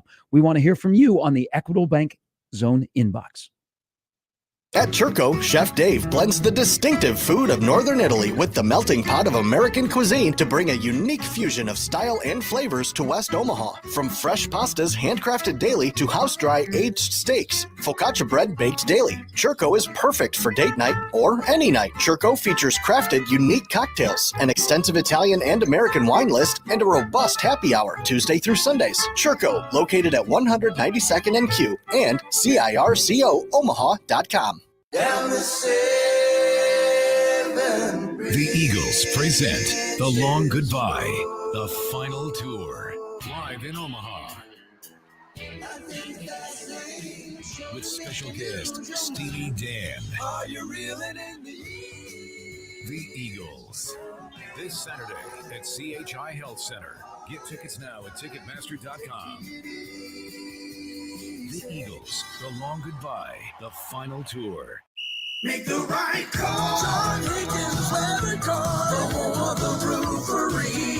When it's time to replace or repair storm damage, make the right call. John Higgins Weather Guard, the local, trusted, and proven choice. No one has installed more Da Vinci roofs, and there's a reason why John Higgins Weather Guard is the nation's leader. Community member, community supporter. Make the right call. John Higgins Weather Guard for the roofery. Make the right call. Creighton Sports Update. Spring is just around the corner. Celebrate the coming of warmer weather with Creighton baseball. Season tickets are on sale now for 25 home games, starting at just $140. To follow along on all things Creighton athletics or to purchase tickets, visit gocreighton.com. And that's your Creighton Sports Update. 1620 The Zone proudly supports Creighton Athletics. Tickets for less. Best seats, best prices, no service fees. Shop ticketsforless.com. KOZN Bellevue, Omaha, Council Bluffs. This is 1620 The Zone. Throw. It would be nice to have a blow. Throw. It would be nice to have a blow. Throw. It would be nice to have a blow. Throw. It would be nice to have a blow. Throw. It would be nice to have a blow. Throw. It would be nice to have a blow through. It would be nice to have a blow through from your mom.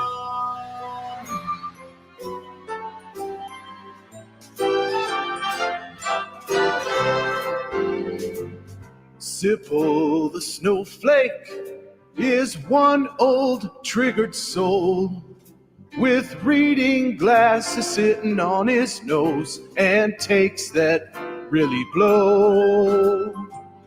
Sipple the snowflake deserves a mouthpiece to the face. He says LeBron's the GOAT and Steph will choke. Then he runs to his safe space. Hey, we gotta be careful here, he tells us when we speak. But when 10 games air in a day, he thinks that's too many. Oh! Sipple the snowflake says words like mature. He's a blogger now and an honor too, and also really old. Emphasis on the old part. It's Steve Sipple of On3, HuskerOnline.com, and he joins us right now on the 42 Degrees The Source hotline. Sipple, good day. How are you? What are you guys doing in Omaha? Well, we've actually spent the last, what would you say, Jack? You're going to love this, Sip. We spent the last hour talking about an announcement that ESPN and Fox and Warner Brothers, aka like the Turner channels, are coming together to create a super app that will have all of their sports on one streaming service. Your thoughts? Oh my God. Yeah. What? Yeah, I don't know how to answer that question. I need to look at that. You're just excited. It's okay. We don't know the price point of it yet, but it's apparently going to debut this fall. Really? Yep. Mm-hmm. The price point, what would you guys are media oriented of sports having people, what would it be? I'm going to guess 40. That 40 is my a month? guess too. My guess is going to be $40 a month. And do you have to get it or you're screwed, or could you go without it? No, essentially this is, as we talked it out again over the last hour, essentially, this is for someone, Sip, who has a streaming service, but literally only has it for the sports channels and says, I don't need the Food Network. Or cable. I don't need, or cable. I don't need, movie channels. I just want to watch my favorite sports because that's the only thing I watch. The only stuff that you would not get on this streaming service would be like CBS, which you could do with an antenna. Same with NBC.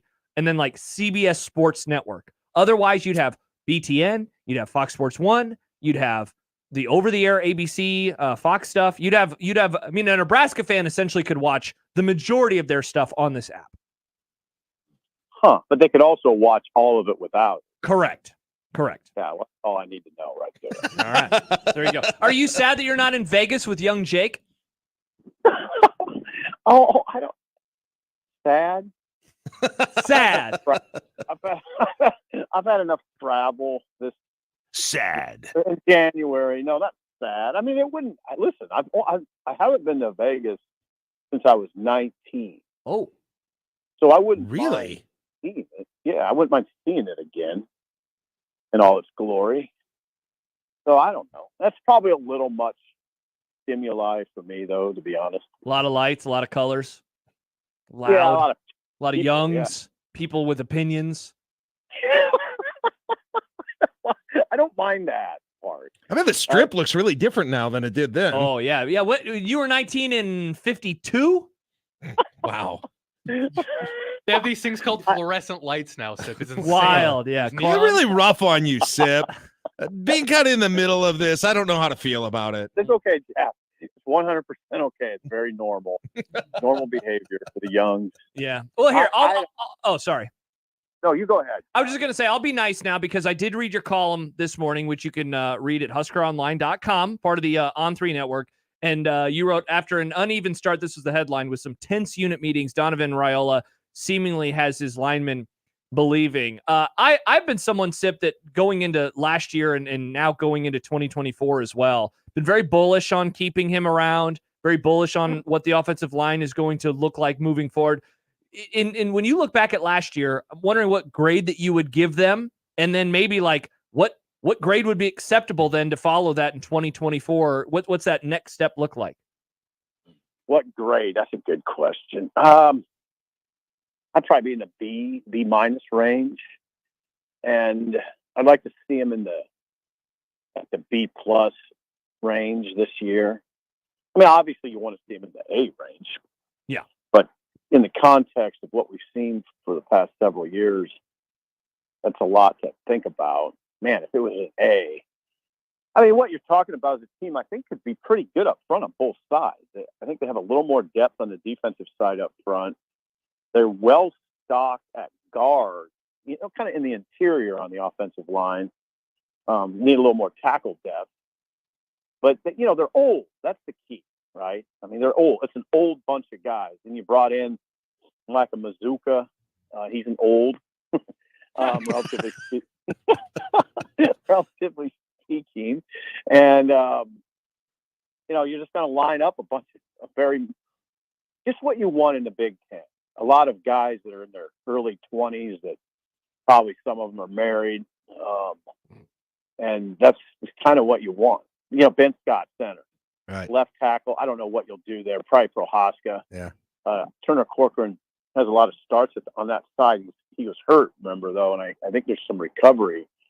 Bazooka at a guard, Ben Scott at a center. The other guard, I don't know there's a lot of candidates. Justin Evans Jenkins and Latovsky are good. I would say Justin Evans Jenkins probably has a inside track to a starting job. And then, of course, Ben Hart with 41 starts on the right side. Sip, what do you make, speaking of the offensive line, of Donovan Raiola's sort of, I don't know, it's redemption when it comes to public opinion? And I mean, I think the obvious reason happened is the offensive line looked a lot better, right, last year than it did the year before. But did he get an unfair shake? Like, what is he?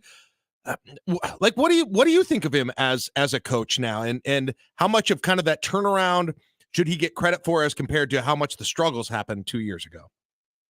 I think you should get a lot of credit. I mean, it's not, but again, it's not a finished product right now with Donovan. These guys are, we want to see how guys like Bryce Benhart and Prohaska and those guards that I mentioned kind of finish their careers, or in the case of Justin Evans Jenkins and Latovsky, how do they develop? I mean, how well do they develop? It's still an evolving discussion with Donovan, but he clearly impressed Rule from the get-go, and then continued to do it. And then when Ethan Piper says he sets the standard, Donovan, for the entire program, and gets your attention, right? And I said, "What? Now you're talking? What are we talking about here? You're talking about Raiola, not Rule, right?" He goes, "Yeah, I'm talking about Donovan. Raiola sets the standard for the entire program. He is very meticulous. You notice he wears. I like.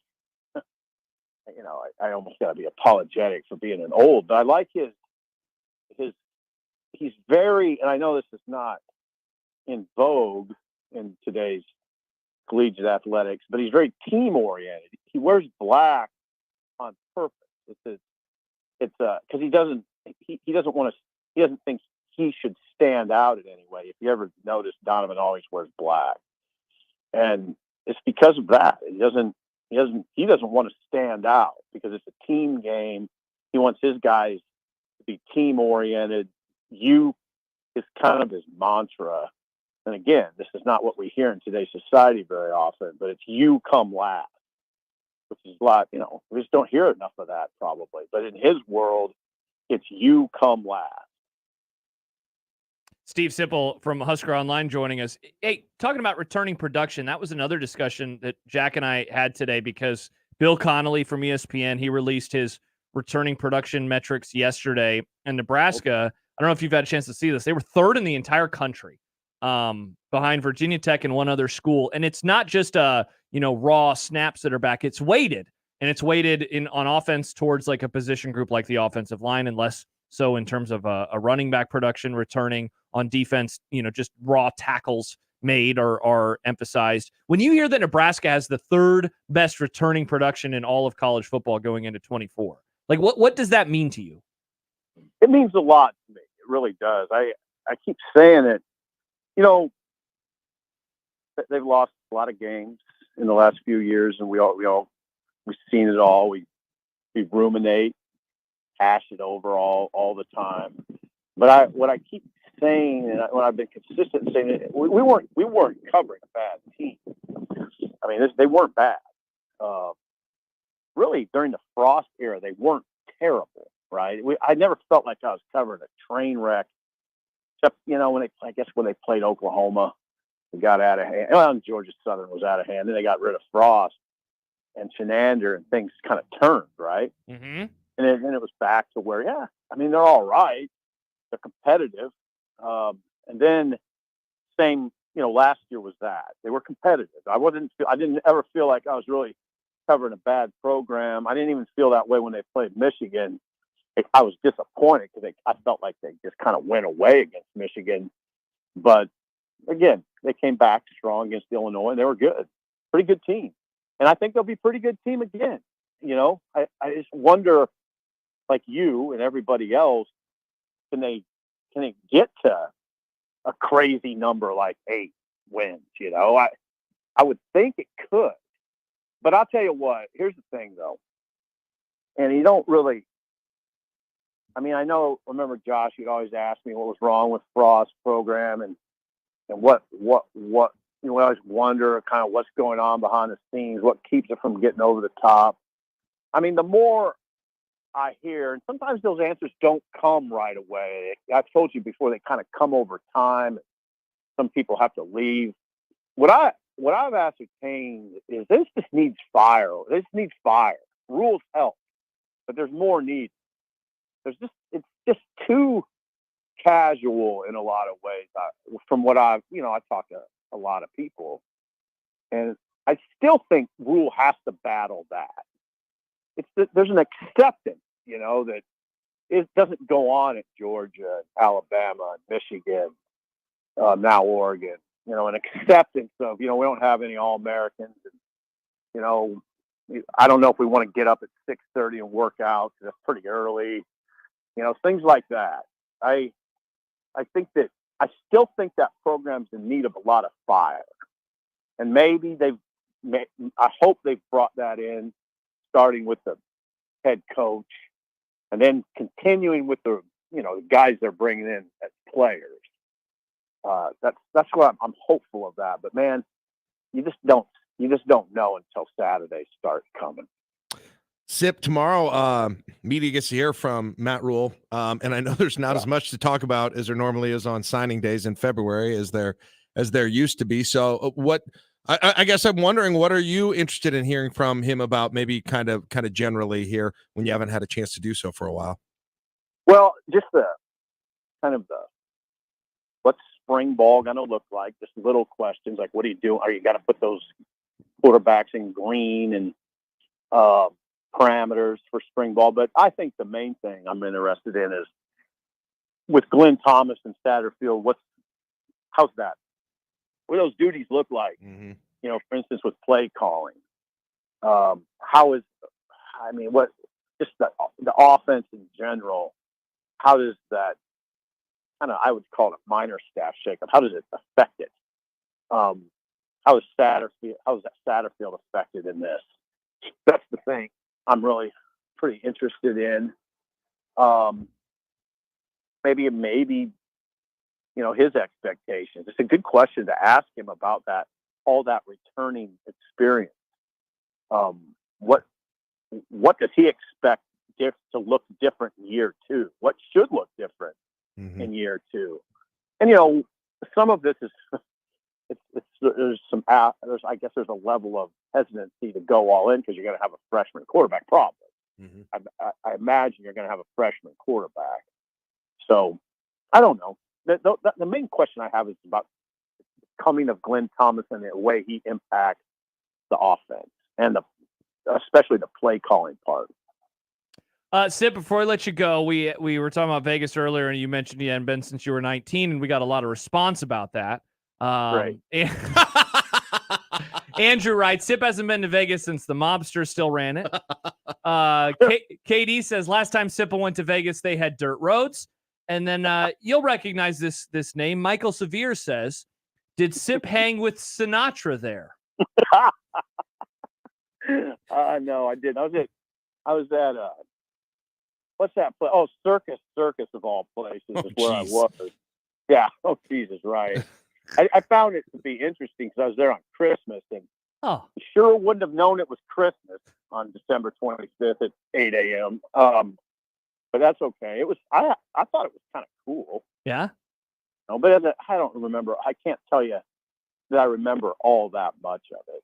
If you look closely at pictures of the Rat Pack, you'll see Sipple He's in in the the background. background? He's usually in the background, but he's He was usually in the original somewhere Ocean's behind 11. Sammy Davis Jr., and you'll see him. Nice.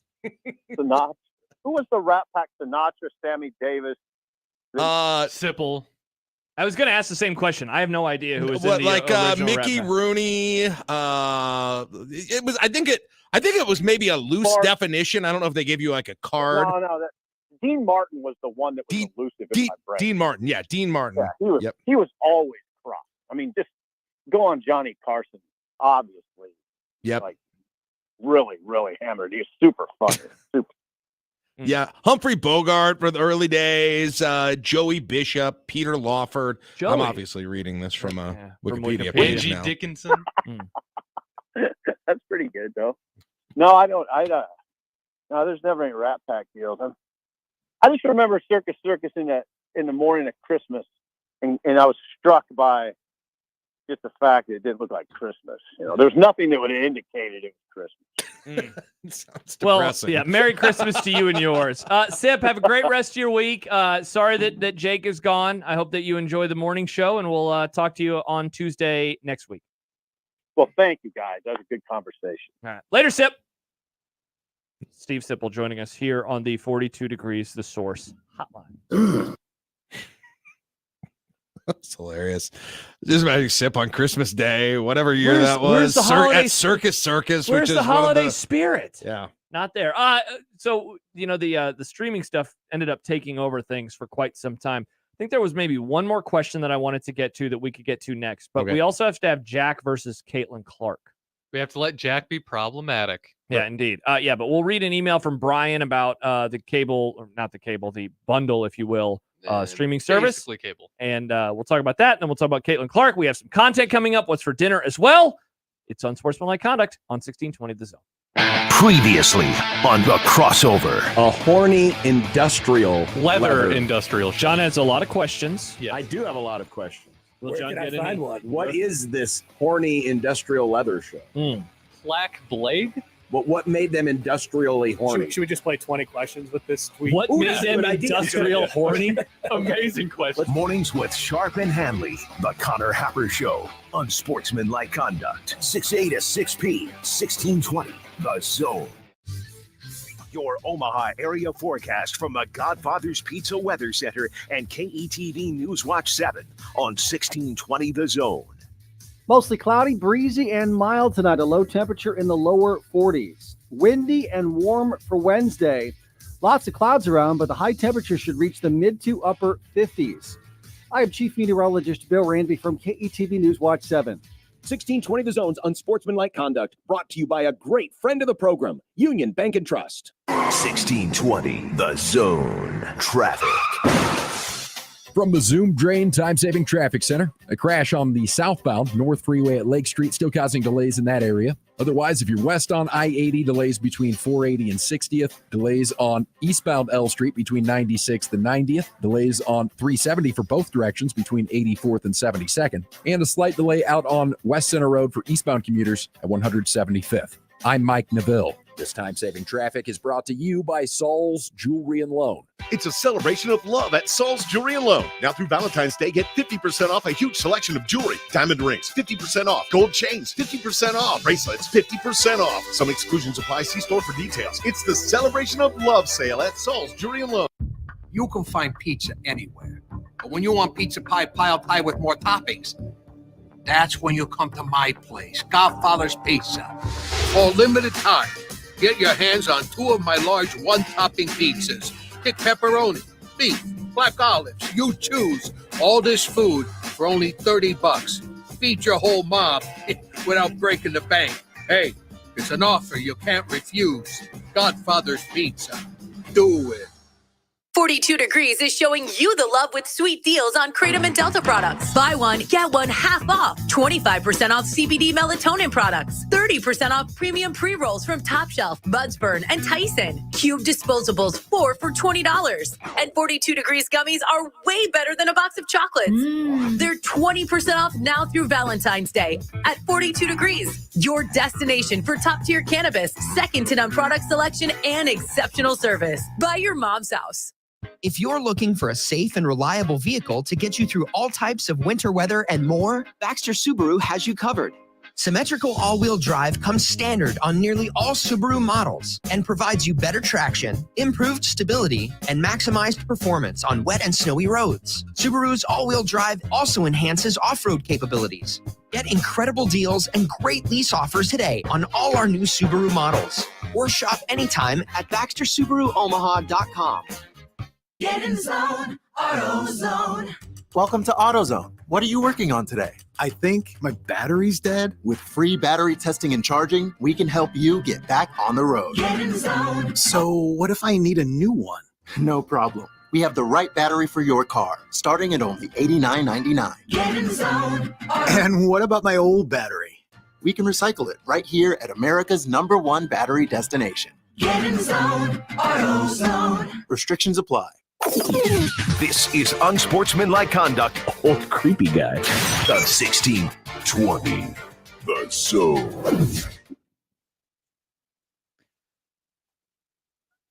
Cheap 1999 on YouTube writes, Christmas 01, my family went to Vegas for Christmas. We stayed at Circus and had 99-cent foot-long hot dogs for Christmas dinner. That sounds kind of sick. That's Christmas No, tradition. it sounds sick for your tradition. stomach, Nick. You're right. Joel writes, Las Vegas, famously known as the Christmas City. And see, they put a little hat on the Welcome to Fabulous Las Vegas. I sign. want someone who can use Photoshop quickly to find an old picture of the Rat Pack and include Sipple in the background. Oh yeah, Severe. He knows all of them. Joey Bishop, Sinatra, Dean Martin, and Sammy Davis. And he sent a. I said GIF. Sammy Davis. I knew. Yeah. I knew. I knew. And he Sinatra, said Mickey Martin, and Rooney? Davis. Question mark? Question mark? Question mark? Question mark? I don't know. I just read the Wikipedia page. Don't come on. Don't kill the messenger, man. Come To be fair, it was an unofficial group of people, so anybody could have just been like, "I'm in the Rat Pack." Yeah. I don't No know. Whatever. organization. Right. By the way, he does add Wikipedia. He man. does add that the Circus quarter-pound hot dogs are so good. All right, now I'm intrigued. See? Now I'm intrigued. Well, I'd like to have a taste off between them and Costco. Oh, Could they have Costco's in Vegas? we almost had Costco pizza the other night. I was jacked, and then we didn't, and I was sad. I want to try Costco pizza. Nick, go there. I don't have a Oh, you don't have a membership? Yeah, they All won't right, let me you in. want to meet for lunch one of these weekdays? I'll buy you a slice. Well, I won't Oh. buy you. I'll get you in. You can buy Hell yourself yeah. a slice. All right, I'm down with that. I'd love to have a Costco slice. They're massive too. All right, real quick before we talk about Caitlyn Clark, Brian emails in. I missed the beginning of the Sports Talk bundle. Are you saying there are some giant sports things that has everything out there? Do you know if it has the RSNs? Because the biggest thing I miss right now with YouTube TV is local pro teams. Mhm. Royals don't bother me as much or bother me too much except when the Braves play them because it gets blacked out on MLB.TV because but I never get to watch Avs games because I don't have altitude. Thanks. This would not have those. So that's a great point because we were looking at this totally from the standpoint of if you're an NFL fan, if you're a college football fan, and even college basketball, you're pretty good. If you're a baseball fan or a hockey fan or an NBA fan that wants to watch not national TV games, you're going to have some problems. Wait. Isn't, and I very well could be misinformed on this, aren't all the NHL games on ESPN Plus now?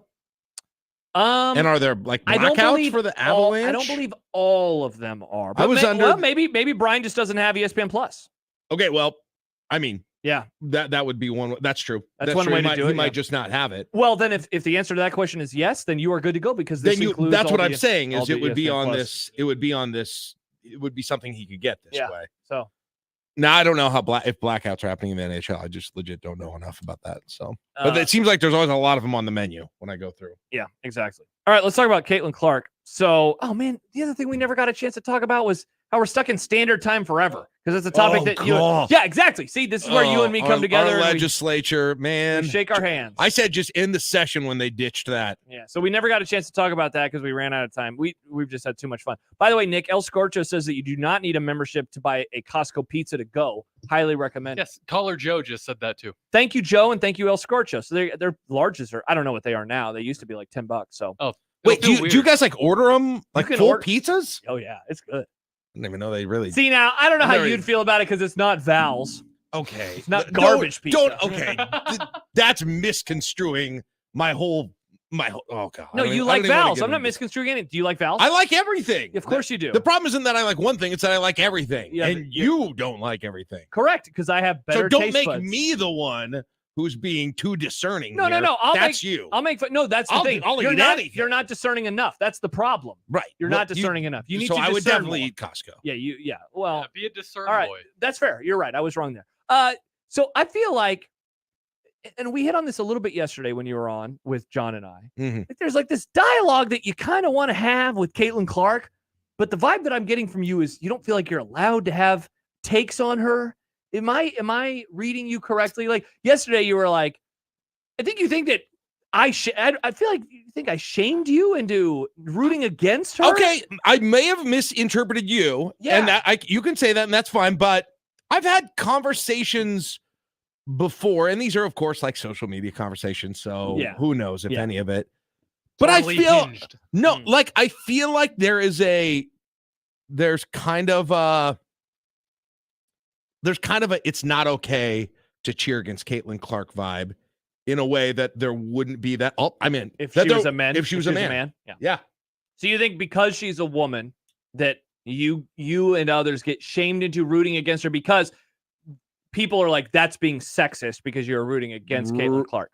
Well, I'm saying they're not. I'm saying they're being sexist. They're not saying I'm being. Yeah. Okay. Yeah. I mean, no, I don't know where it comes from exactly, but I feel it. Right? I don't know if maybe other people feel this too. Like after that LSU game, I felt like that was a whole thing. I just talked to a lot of people who were Husker fans who were like big Caitlyn Clark fans, which is fine. That's basically, and I like that's basically what you said. And I was like, she oh, kicks ass. and I was like, oh, I'm cheering against her. I hope they lose. I was glad LSU won. Yeah. That was fun. Yeah. I enjoyed the whole thing. And I don't know. I felt there was a little judgment from people on that, from Nebraska fans. Nebraska fans.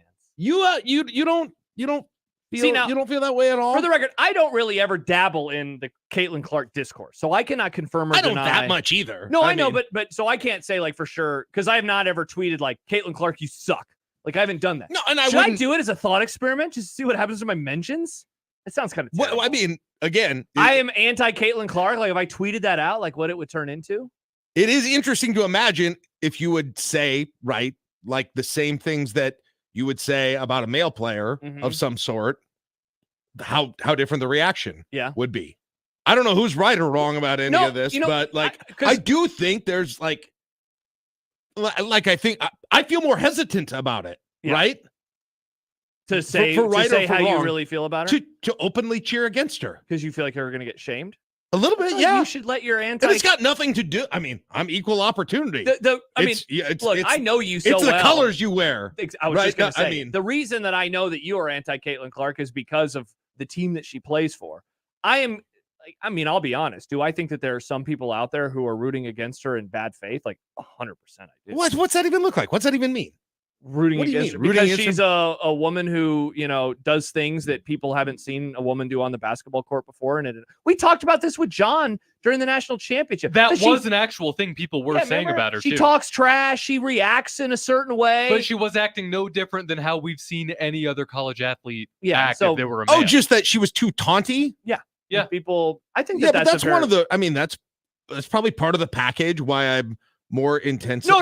I'm not disagreeing with that, but I'm saying I think that there are people out there who root against her because she doesn't act womanly. Mm-hmm. Oh, I see what you're saying. Yeah. So I'm saying when they root against her, they're doing it in they bad don't faith. think a women's player, act that any way. women's player. No, I mean, listen, I think that exists. I liked when the taunting happened back to her. So that's obviously not my position there at all. See, and that's the thing. Like I was defending the LSU team. Yeah, in a way, it's in hard that to have whole this thing. discussion with you, not because you're not presenting good points, but more because I know you, and so you're someone who just hates everybody that's not a Nebraska Cornhusker. You're a normal fan. Katie writes, if you tweet that your mentions would be worse than Creighton fans after the Iowa game this year when their players kept flopping and faking injuries, that was a bloodbath. All right, so I will not. I'm going to stay away. Don't from touch that. I'm going to stay away from saying, Yeah, Caitlyn I Clark, would not. You annoy me. That's or a something Chernobyl like that. tweet. For the record, I like watching. I guess her play the question basketball. is, which way should we go with? I mean, here's a legitimate question. Okay. Women's sports have taken incredible steps in popularity. Go None of Supernovas. us are going to deny that. Oh yeah, they have a new coach. We'll talk about that in My- content. I just brought my daughter down to see a Supernovas game on Saturday night. Oh, My I was wife, there. yeah, my wife and my daughter went to the game, and so Like tomorrow too.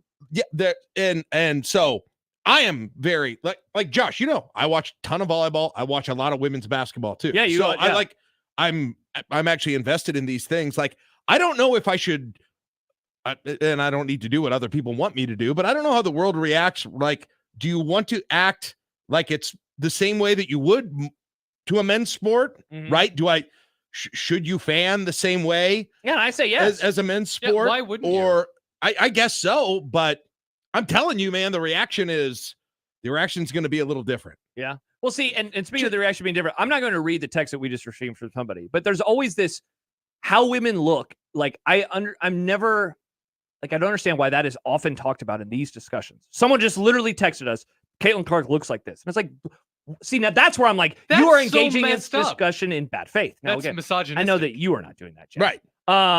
Well, Happers- only how her uniform looks. Happers, nice. Happers meme guy.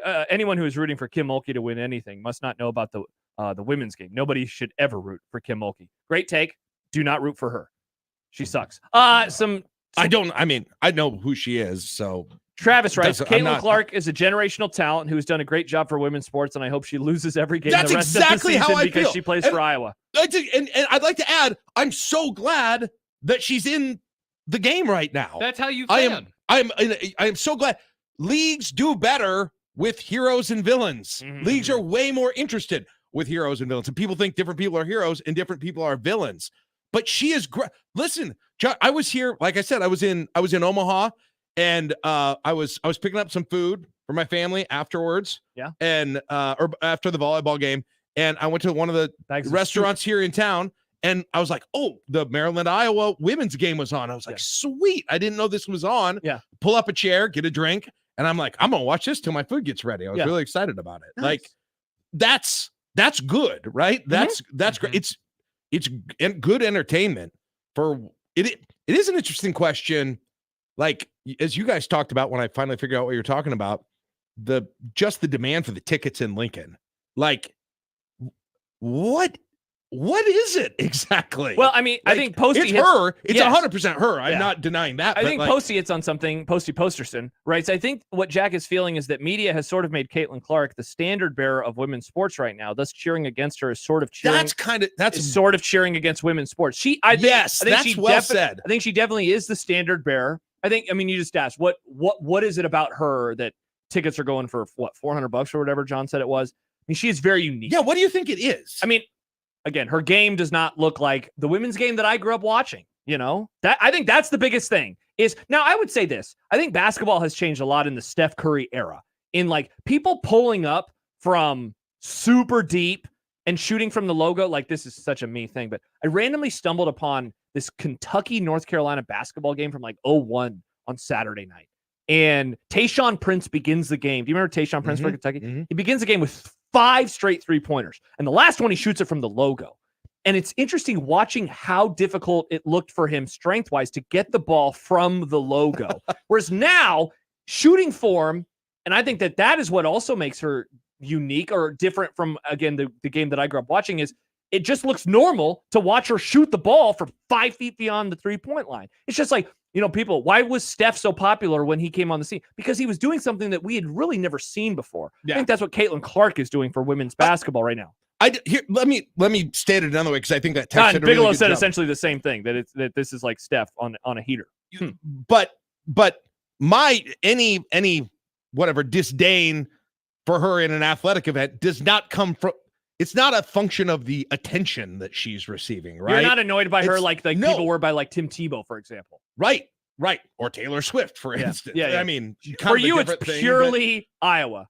yeah, I mean, she's got her own tendencies. I think we could say on the court, the way she That you don't reacts like to her? things that are dislikable. I mean, Like, here's a question: if like she, I would go nuts on a Wisconsin men's sure, player if they like. I would be relentless because they have like Hall of Famers that do that. So, like, if she played for I'm just trying, like South Carolina, Like, I wonder what our takes would be here locally on her. That's a good That's a really good question. You know, because nationally she is obviously a huge star. Here it's very unique given that Nebraska plays Iowa twice a year, and so like we do truly see her up close. Like, and I've seen her beat Nebraska 4 or 5 times, right? Every time they played, like they've literally never, including beaten in the her Big Ten tournaments, some good games though. Yeah.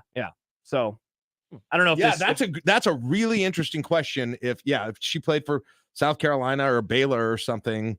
Yeah, again, Posey how said different would it she be? has become the standard bearer of women's sports right now. Thus, cheering against her is sort of cheering against women's sports. Right. Yeah. Yeah, that's I think how some people interpret. And so I'm guessing that. that's probably why there's a lot of defense of her from people who are like, whoa, are you only saying this because she plays women's basketball? Whereas, you know, and again, since I know you, I know that that's not the case for you. I've got all kinds of enemies in sports. Yeah. I'm glad to add some women to the fold. Do you play? Yeah, there you go. Do you play for someone that not named Nebraska? I hate you. That's what Jack Mitchell says. It's a good way to operate. It makes everything easier. It makes all your fandom really easy. It does. You know? It does. But man, the whole thing is completely fascinating. It is complete. The whole. I mean, there are tickets, and they're probably going to go down in price, but there are $2,000 tickets. To that game on Crazy. StubHub. There were this morning. I mean, imagine that. That's going to easily pay for your whole season ticket package if you want to sell it. The face value on those tickets is like $15. I was I gonna say, think. what is it? That's a nice Yeah. ROI. Yeah. All right. Crazy. When we return, we mention it. Some news coming down about the volleyball team of Omaha. The Supernovas have a new coach. What in the world's going on here? Also, Jack and Opine about Bobby Witt Jr. Yeah. And the practice surface in Las Vegas for the 49ers. That and more coming up next here on 1620 The Zone. Big names, big games. We've got them all. 1620 The Zone. There is only one constant in the universe, and that's change. Brent Rasmussen of Mortgage Specialists. I'm sure many of you remember the incredibly low interest rates that were available only a few years ago. Well, things changed. Now rates are higher. But would you believe me if I told you there was a time when people were paying double-digit rates? And that's the thing. Everything changes. Rates go up, rates go down. So if you're waiting for the perfect time when rates drop before you buy a home, you might miss out on the home you really want.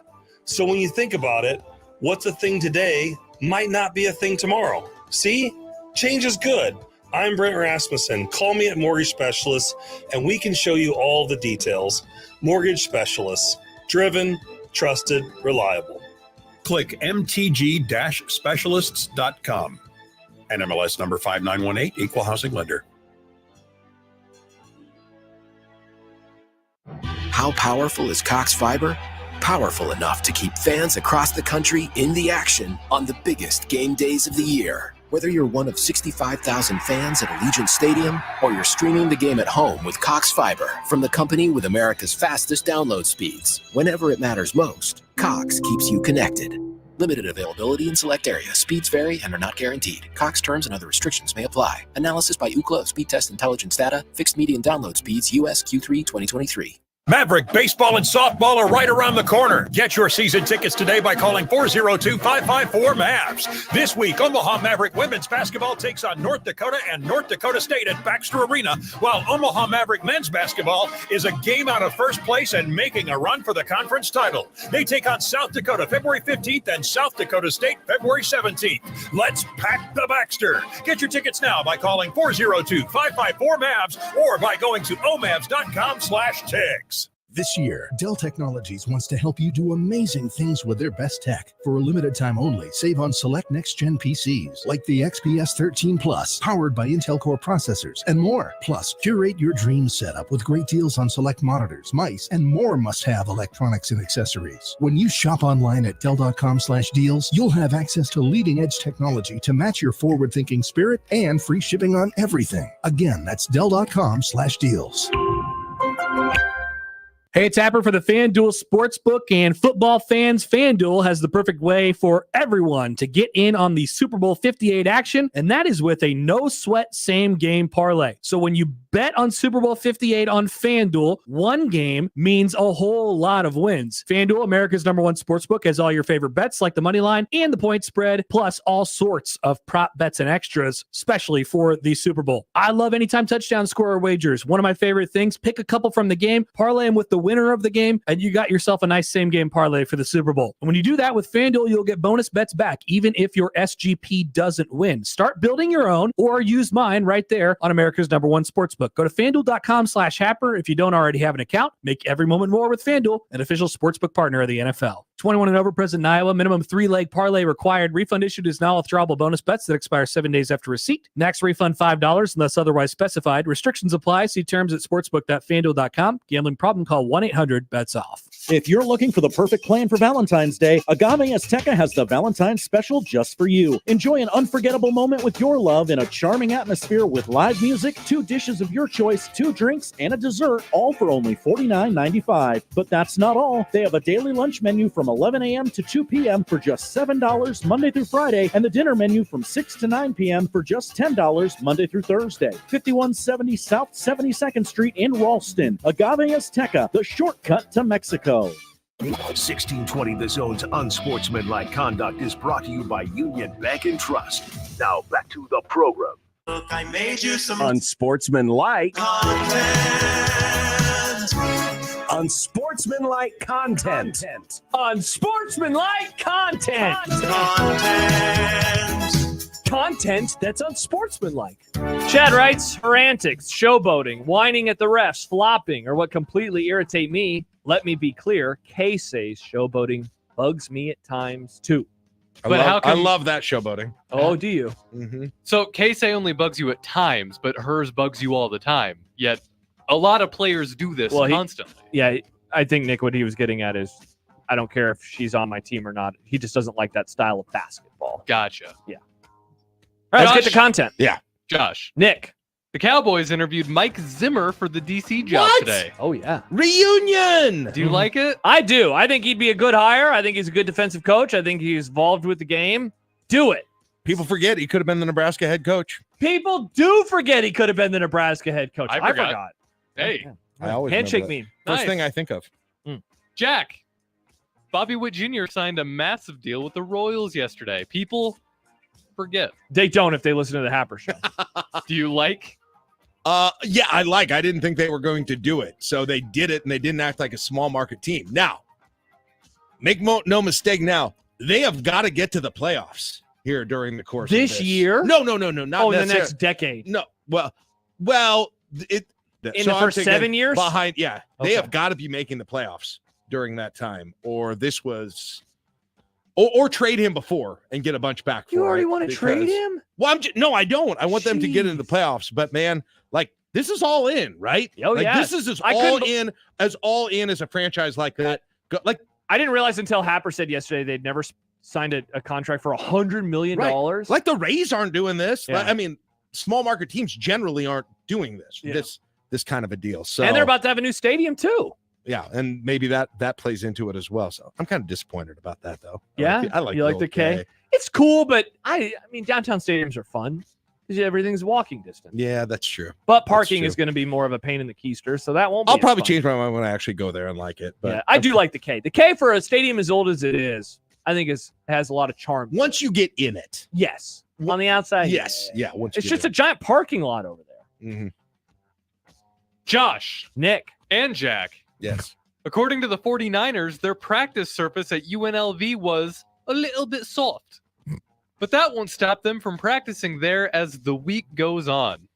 Why is grass so complicated? You know, I saw a picture. Are you of house? You're of house, right? You have a house. Stop that. You have...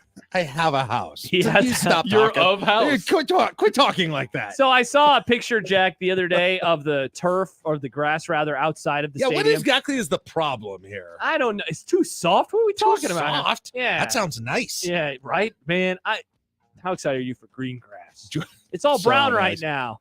George Kittle goes down like, ooh, that's pillowy soft. Yeah, it That should felt help your nice. shoulder. Yeah, Right? I don't care. Exactly. I don't know. Shanahan didn't want to talk about it. He yesterday. didn't. He was like, let's which move is on. good. That's fine. Focus on the things that matter, like beating the Chiefs. Is this the first year? I mean, I know they've gone back to last year, but is this the first year where they've had two teams, like one in the facility, one not? I don't think so. It just seems like it's a way bigger story than it ever has been. I think the story this year is that the Chiefs are practicing where the Raiders practice, and so like that's the part of the reason why people keep talking about it. Okay. Alex in Lincoln says disrespecting the Chiefs, calling their stadium a parking lot. We won't disrespect the Chiefs. Also, Sad Husker fan says tailgating at the K is great. That's true. I mean, I meant more kind of the drive up. The drive to the K is horrible. Yeah.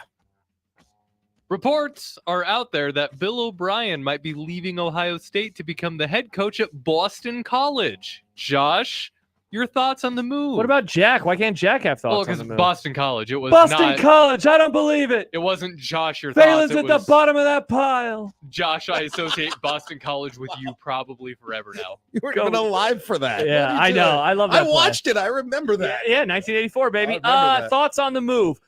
Look, he obviously wants to get his away from Ryan Day as fast as possible. He says he dyes his beard. He looks like crap.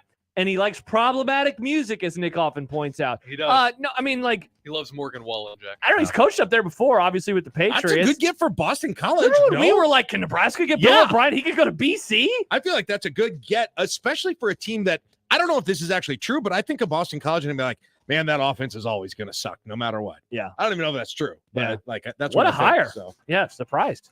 yeah, it's pretty good. Rick Pitino says college basketball needs a salary cap up to $2 million. He did not specify if that number would include name, image, and likeness payments or funding directly from schools. Thoughts?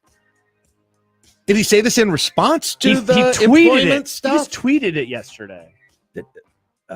Okay, that's no takes. That's weird. I mean, it's just weird timing to say because some of that is like coming, right? That would have made sense to say that 5 years ago. How do we feel about a salary cap? Do we think there will be a salary cap? Now when it that's an happens? interesting question. Or Is should can you do anything like that without it being some kind of anti-competitive activity? Because you would have to collectively bargain that, correct? Like with all the schools. Well, yeah, that's the thing, and would they would have to basically collude on it essentially, and would that be looked at as anti-competitive? Yeah, exactly. Speaking of anti-competitive, I still wonder if there's going to be some things with a TV channel thing on that. That we'll see. We'll see about that. We will. Yes. Shelton, is it Collier or Collier? I think Collier is no longer the head coach of the Omaha Supernovas. Yeah, what's the deal? After a 1-1 start, he wasn't fired. 1-1. 1-1 start, he wasn't fired, but he has been relieved of his duties. Give me your top 5 most memorable moments of him as a head coach. First of all, it's top 50. Top What I 50? like to do. All right, I usually mean, when this happens, There's a lot of the win. I would say the win. I like the the win. win's top What about the 5, loss? Probably also top 5. Oh, that's not a bottom 5? By the way, It might be the same. their president, Diane Mendenhall, said with the Supernovas off to a tremendous start. 1-1. Tremendous start. Okay, so the only team in the league right now that's 3-0 is the one that beat us. Atlanta? Yeah. Us? Yes. Wow, Nick's a diehard I'm in Supernovas on fan them now. already. All right, let me get back to the statement. We need to expand our operations and preparations for our immediate future needs. What kind of word salad of a statement say is that again. With the Supernovas off to a tremendous start. Don't interrupt me, Nick. We need to expand our operations and preparations for our immediate future needs. He's moving into a role as advisor. What the hell's going on with So they're this? keeping him on, so it's not like he did something. That was my wrong? first thought too, right? Yeah, I didn't want Like, to say anything if he did. Yeah, once I saw that statement, I was like, okay, cool. I can include this into the question because it's not anything problematic that we know of. It's like, let's hope it stays that way. That's essentially what happened with the Seahawks, isn't it? He With stepped down Pete as head Carroll. coach, but Yeah, they fired Pete and they said, hey, go up to your new office upstairs. Is this the highest standard any franchise has ever had for a head coach? Seriously, this in makes the sports SEC history? look like an easy peasy conference to coach. No in. NFL coach that I know of. That Auburn's couldn't make like, it we're through- very normal now. through game 2, especially coming off a sweep win. I can't believe he called him we. Are you a diehard Supernovas fan there, really Nick? like the Supernovas. Really? Yeah. Wow. I'm in. Give Nick a tiny baby microphone and have him go do some TikToks. Who do you have on your hot board? I really like Torrey Dixon.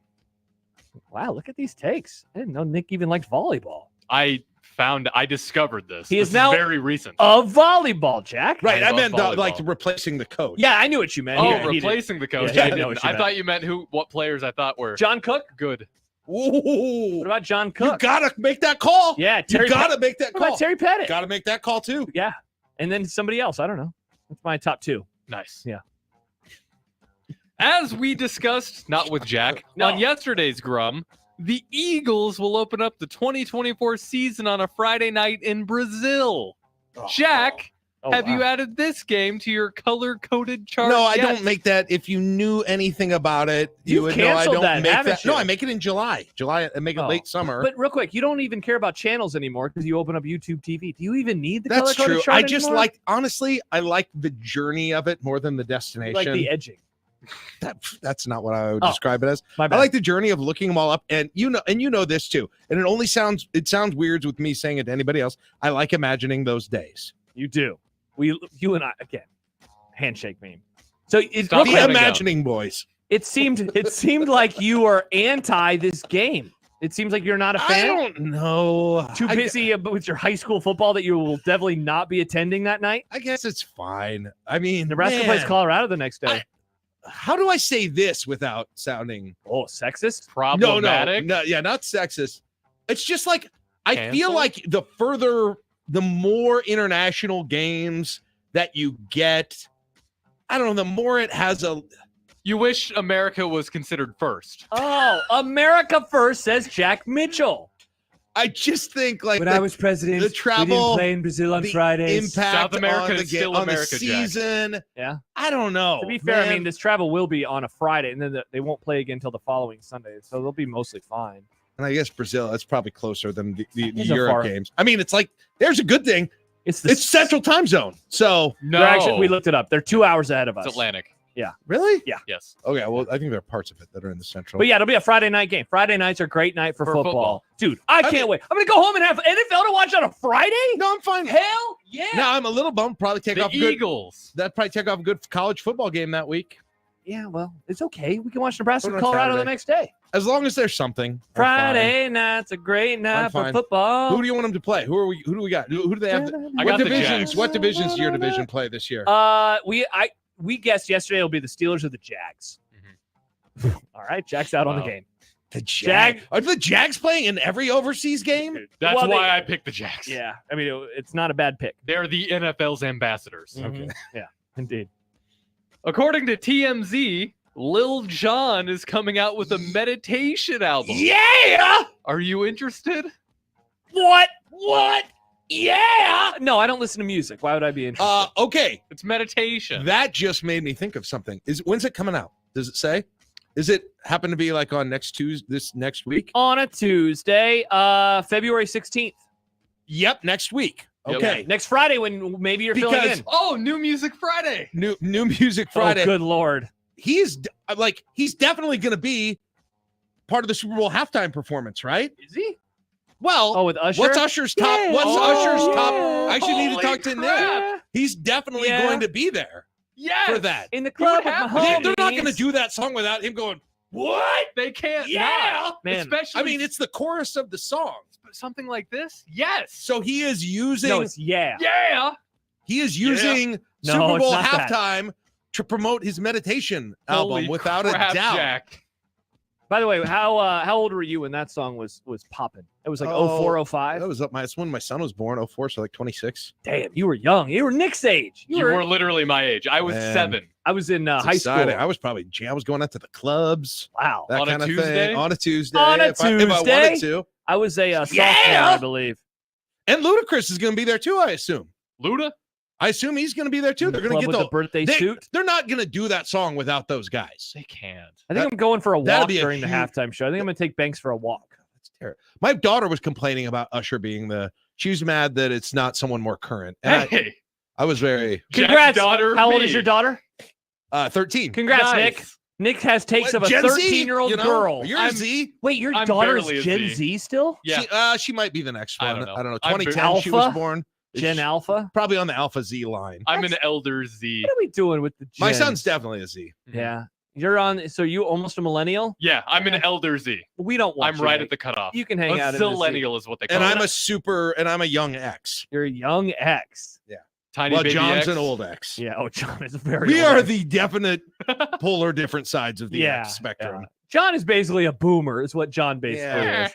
It's a stunner that he's not. All right, we'll come back, tell you what's for dinner. We also never did get a chance to give you the answer on the NHL coming to Omaha. So we'll have Tom Chattel's boots on the ground journalism for that story too. When we return, and we'll wrap up the show here on 1620 The Zone. Live from the Host Coffee Studio, this is 1620 The Zone. This is a sale so hot, Standard Heating and Air can only do it once a year. Right now, buy a Carrier air conditioner from Standard Heating and Air and get a free furnace. Now, that's a hot deal. Carrier, turn to the experts. There's no shame in getting older because we can't control it, but there is something you can do about feeling older. Hair loss is common as we get over 50. Lower sex drive and ED happens to over half of us after 40, but there is professional help. John Bishop here to tell you it is simple as going to hims.com. If you want to regrow your hair, have better sex, or tackle anxiety and depression, you don't have to go to the doctor, the pharmacy, or spend all day talking about it. Just go to hims.com and do something about it. Hims is made for guys like us. Even if your problems aren't all the time, Hims can help. The whole process is online. With Hims, there's no doctor's office visits or trips to the pharmacy. Hims provides solutions that work with proven ingredients like minoxidil. Plus, Hims fits into your lifestyle. Once you start, the process is surprisingly simple.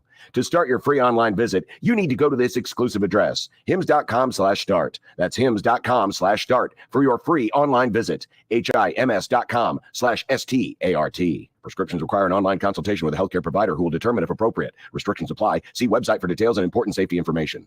There's a lot more to love for a lot less at Salt's Jewelry and Loan. Now through Valentine's Day, get 50% off a huge selection of jewelry. Heart-shaped jewelry, gemstones, everything you need to show your love. Some exclusions apply. See store for details. It's the Celebration of Love sale with 50% off jewelry at Salt's Jewelry and Loan.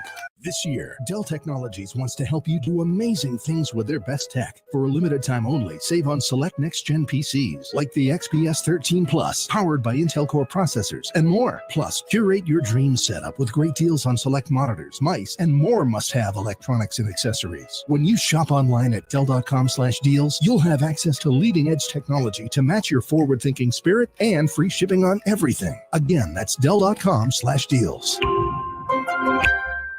I'm still going for it, even with higher stroke risk from atrial fibrillation, an irregular heartbeat not caused by a heart valve problem. Over a 3-year study, Eliquis apixaban tablets reduced stroke risk better than warfarin, and over 97% of Eliquis patients did not experience a stroke. A first stroke occurred in 2.9% of warfarin patients versus 2.3% of Eliquis patients. Don't stop taking prescription Eliquis without asking your doctor. It may increase your stroke risk. Eliquis can cause serious and in rare cases fatal bleeding. Don't take Eliquis if you have an artificial heart valve, abnormal bleeding, or antiphospholipid syndrome. While taking, you may bruise more easily or take longer for bleeding to stop. A spinal injection while on Eliquis increases risk of blood clots, which may cause paralysis, the inability to move. Get medical help right away for unexpected bleeding, unusual bruising, or tingling, numbness, or muscle weakness. Medications such as aspirin products, NSAIDs, SSRIs, SNRIs, and blood thinners may increase bleeding risk. Tell your doctor about all planned medical or dental procedures. Learn more at Eliquis.com or call 1-855-ELIQUIS. 42 Degrees is showing you the love with sweet deals on Kratom and Delta products. Buy one, get one half off. 25% off CBD melatonin products. 30% off premium pre-rolls from Top Shelf, Buds Burn, and Tyson. Cube disposables, 4 for $20. And 42 Degrees gummies are way better than a box of chocolates. They're 20% off now through Valentine's Day at 42 Degrees. Your destination for top-tier cannabis, second to none product selection, and exceptional service. By your mom's house. This is Unsportsmanlike Conduct with John Bishop and Josh Peterson. So he's got the man's junk in his hands. The 1620, The Zone. When you knock us down, we're going to get up. And on the way up, we're going to bite a kneecap off. Crust is good on your pizza, not your ass. I will eat your ass first. He's tough as a Woolworth steak. And then it's going to take 2 more shots to knock us down. All right. And on the way up, we're going to take your other kneecap. I'm ready to hang them up, gut them, and skin them, and chop them up. You know what? I'm ready. My daughters aren't starving to death. I'll eat my neighbors. And we're going to get up, and then it's going to take 3 shots to get us down. And when we do, we're going to take another hunk out of you. Cliff, what are you going to take away as your best memory from playing basketball at Boston College? Probably just like going out to eat.